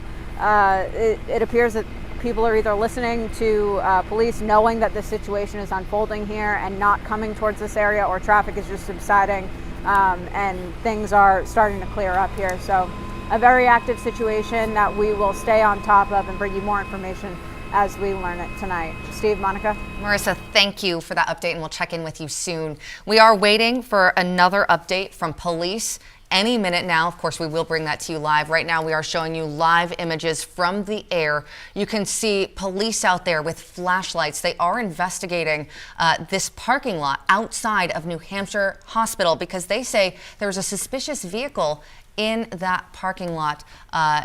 We don't know exactly how that is connected to the shooter. As I'm looking at this, Monica, this actually appears to be the roof right here that police are now on. As you take a look, you can see what appear to be skylights. So police are out there. This appears to be some sort of sweep there of the entire facility. As Adam's been reporting, they've been going floor by floor. So here is more from police, presumably just trying to make sure this entire facility is clear. Oh my gosh, you guys. And that would be standard protocol, right? We're talking about a guy who, or woman who came in with evil intentions today, and they need to make sure that every square inch of that facility is clear, right? Quite simply, until you understand what the threat is, you have to take all precautions. We know the Emergency Operations Center has been activated for New Hampshire. Until you can really get a sense of what the threat is and if it's fully contained, which police tell us it is, you have to continue the due diligence. And then, so this is occurring, then also there'll be the investigative portion in the lobby as they have to work with the active shooter. I mean, they have to account for every bullet casing now that was involved in this. We do know that one person was shot. We know the shooter has been killed, and we're expecting a press briefing any moment from officials here at this psychiatric facility. And again, we're taking a live look from the air here. Active investigation right now. We're expecting an update from law enforcement any minute. We do know no patients were hurt. This is from law enforcement. There are 184 staffed psychiatric beds in that hospital. All the patients are safe, and we know the shooting happened in the lobby around 3:40 this afternoon. One person shot. The shooter is dead. At this point, we don't know that victim's condition, but we do know they were taken to Concord Hospital nearby. Sources telling News 9 that this happened around 3:40 p.m. State police began receiving several 911 calls for an active shooter inside the New Hampshire hospital, and there was a state trooper working at the hospital at the time. That trooper immediately reporting that shots were fired in the lobby of the hospital. One person shot by the gunman. The shooter is dead. We also know the Emergency Operations Center has been activated in Concord as well. What they are doing, what their focus is there, perhaps just making sure that all of the law enforcement agencies involved in this are organized here. We are working to find out more about that as well. Yeah, and Jamie, like you were saying, as we look at the security of this particular facility, this is a state hospital. It's under the Department of Health and Human Services. It is protected by, guarded by state police troopers. There is a unit, in fact, that is dedicated to the New Hampshire Hospital State Office Complex Police Force. It's a unit of the state police, the Department of Safety, and there's always a police officer on duty. We heard of this trooper who reported the shots fired right as those 911 calls were coming in. And we'll find out from officials whether that played a role in making sure that this was just isolated to the hospital lobby itself, which is our understanding that this just took place and was contained to the lobby where one person was shot and where the shooter was killed. So we're expecting to get more salient details from authorities any moment during that press briefing. And the great news that came in relatively quickly from Homeland Security was that the suspect was dead. You were in Lewiston for 3 straight days. This has to be all too fresh for you, Steve. But one huge difference in that, and there are many, but one huge one was that the suspect there was at large for days, and there was that sense of unrest the entire time. At least there was that peace of mind immediately that the threat in terms of the gunman was over. I have a question. Why is Homeland Security clearing this scene or whatever? Like, why is Homeland Security? Is it because it's a state hospital? Was Homeland Security in Lewiston? I don't recall. They weren't they? Were they there initially though? Like right away? Do you guys remember how that went down? Is Homeland Security always at shootings? I'm just curious. Well, hopefully we get this press conference. Oh, here we go, guys. Shit. Here to give another update on the shooting at New Hampshire Hospital. Speaking tonight will be Colonel Mark Hall with the New Hampshire State Police, as well as Commissioner Lori Weaver with the Department of Health and Human Services. They got their shit together quick.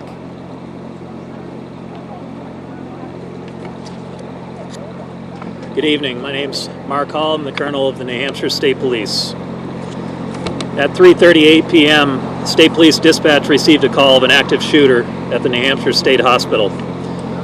Upon entering the lobby, the suspect shot one individual. A state trooper assigned to the hospital and in close proximity immediately engaged, shot, and killed the suspect. The entire incident was contained within the lobby of the hospital. The victim was administered CPR on site and transported to the Concord Hospital. Unfortunately, that individual is now deceased. We are working to notify the family and will release more information at that time. We are working to determine the identity of the shooter. As previously mentioned, one suspicious vehicle on the campus is currently being investigated by the State Police Bomb Squad. Although there will continue to be a law enforcement presence here for several hours as the investigation unfolds, it's important to note that there is no threat to the public and there is no threat to the patients or staff at the hospital. On behalf of the New Hampshire State Police, I'd like to thank all the law enforcement partners who immediately provided assistance, including the members of the Concord Police Department, Concord Fire and EMS, the New Hampshire State Police, State Office Complex Police, and the Merrimack County Sheriff's Department. At this time, I'd like to turn it over to Commissioner Lori Weaver to provide you with an update on the mental health services.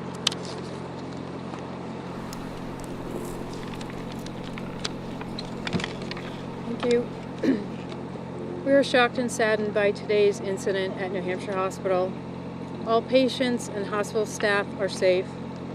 Our hearts go out to the family of the victim as well as our colleagues who have been impacted.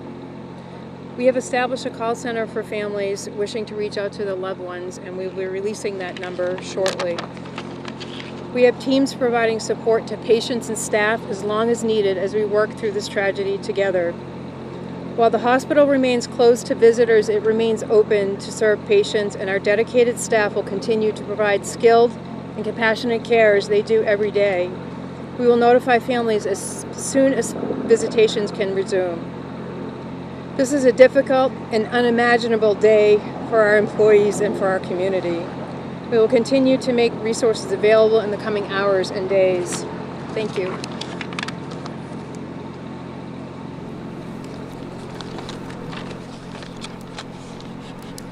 Although there's limited additional information we are able to release at this time, I'm happy to try and take a few questions.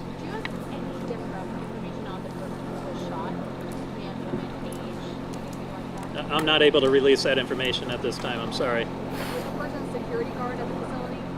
Again, because of the investigation, notification of next of kin, I'm not able to release that information. You also report earlier multiple victims. Is that not accurate at this point? Currently, there's two people, one the suspect and another victim. And it was a state trooper that took down the gunman quickly?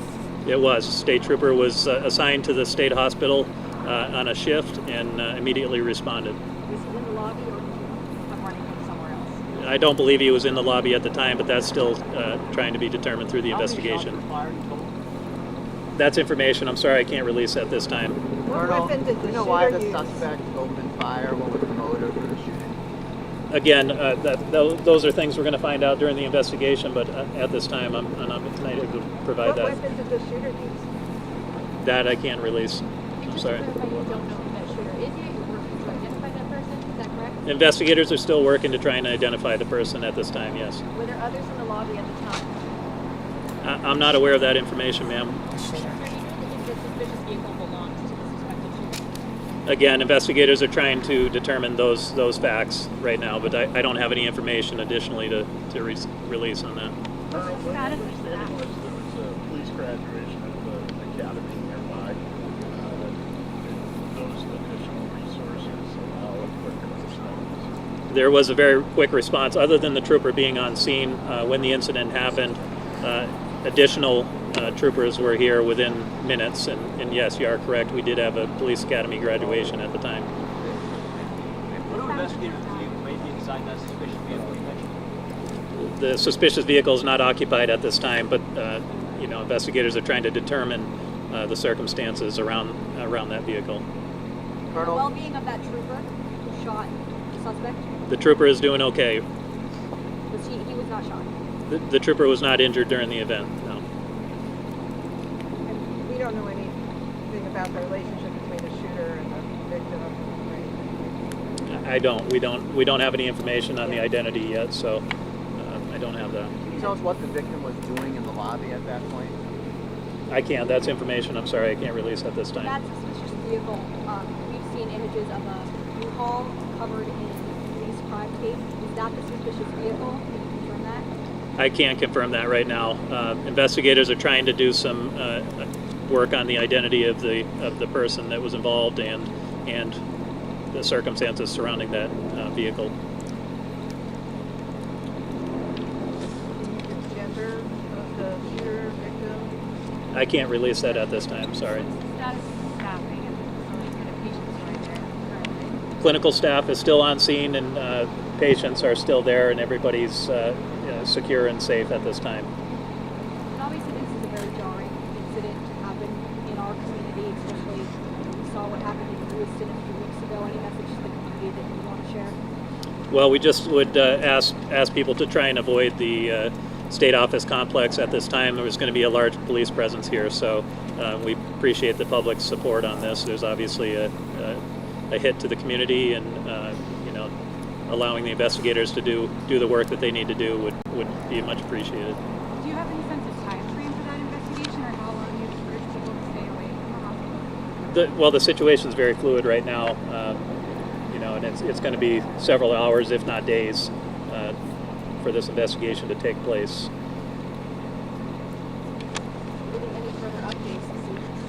There will be further updates. I can't give you an exact time, but we will provide information as it becomes available.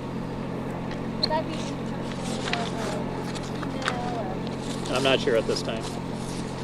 Thank you. And you have just been listening to an update from state police. We are learning that the gunman shot and killed one person in the front lobby of New Hampshire Hospital. We're told a state trooper assigned to that hospital shot and killed the suspect. At this point, police saying they are notifying the family of the victim. They are still working to identify the identity of the shooter. They are also investigating a suspicious vehicle on the campus. The state police bomb squad investigating that right now. Okay, so what do you think? Could this be like a domestic? Like a murder suicide type thing? We have 2 people dead. Not one of them is the cop. So it sounds like it could be something like that. I don't know. I guess we'll find out more later. We are going on 8 hours and 41 minutes. I have one more update, and I want to thank Megs for this. Megs, I do today. Meg P, I do today. This is going to be a news report out of KREM Spokane. 2 children and several pets were found dead in a potential in North Spokane. Isn't that what people do? They go Was able to speak with Corporal Nick Briggs from the Spokane Police Department about 4:45 this morning. That was the last update we had, but here's what he said they know happened so far. So just before midnight last night, a man called 911 saying he had just gotten home and found his wife and 2 kids dead inside their house. So Spokane police, of course, responded. When officers got here to the house, they did find 1 adult woman and 2 children under the age of 12, plus dogs that had died in the house as well. So they, of course, are working on investigating here. Corporal Briggs did stress with me that this is in the preliminary parts of the investigation. They are still in the early stages, but at this point, they don't think that the dad or the husband is a suspect, and they also aren't looking for any other suspects. They say this is an isolated domestic incident that happened here in North Spokane. Let me replay that where you can see it. I didn't realize the screen was like that.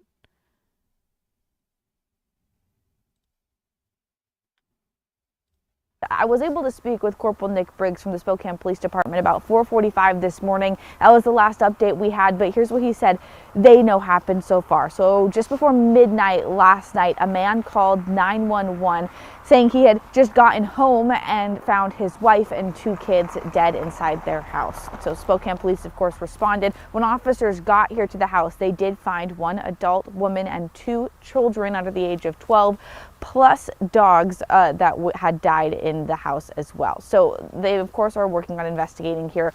Corporal Briggs did stress with me that this is in the preliminary parts of the investigation. They are still in the early stages, but at this point, they don't think that the dad or the husband is a suspect, and they also aren't looking for any other suspects. They say this is an isolated domestic incident that happened here in North Spokane. Fucking horrible, man. A week before Thanksgiving. Oh, man alive. Horrible stuff. So, you know, whenever we end with something like that, we got to end with something funny, right?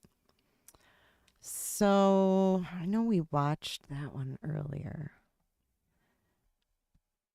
And I know I'm not going to laugh at that one.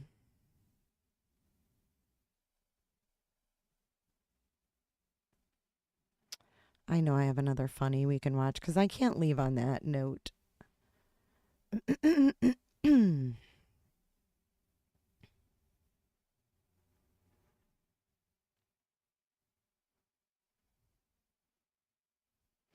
I thought maybe I had funny ones I haven't shown you guys yet.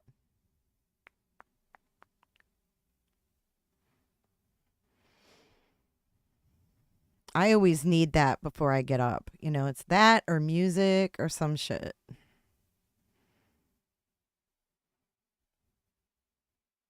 We need like a whole channel. We need a whole channel of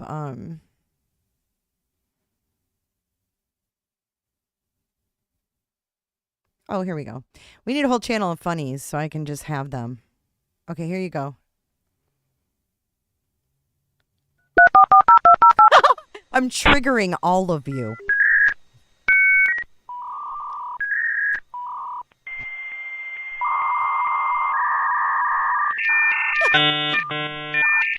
Thank you for being here today, guys.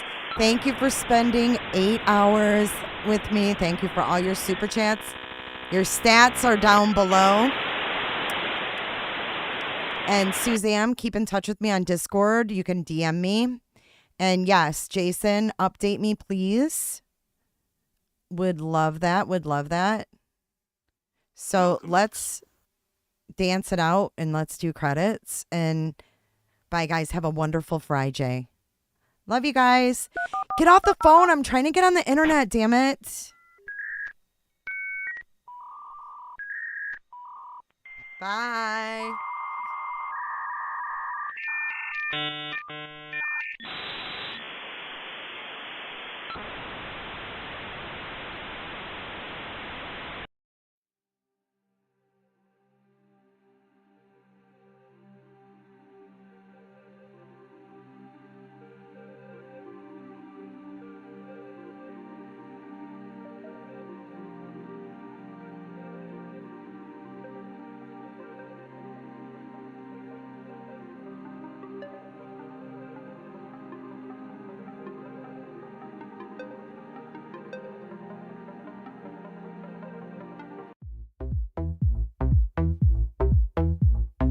I don't give a damn.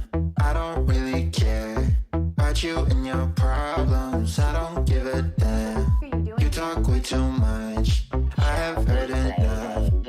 you and your problems. I don't give a damn. I don't give a damn. I don't give a damn. I don't give a damn. I don't give a damn. You wanna be with me. You wanna feel something real, but I'm feeling differently. You're making plans to get to friends, but don't wanna face the fact. You're bright I ain't got time for that.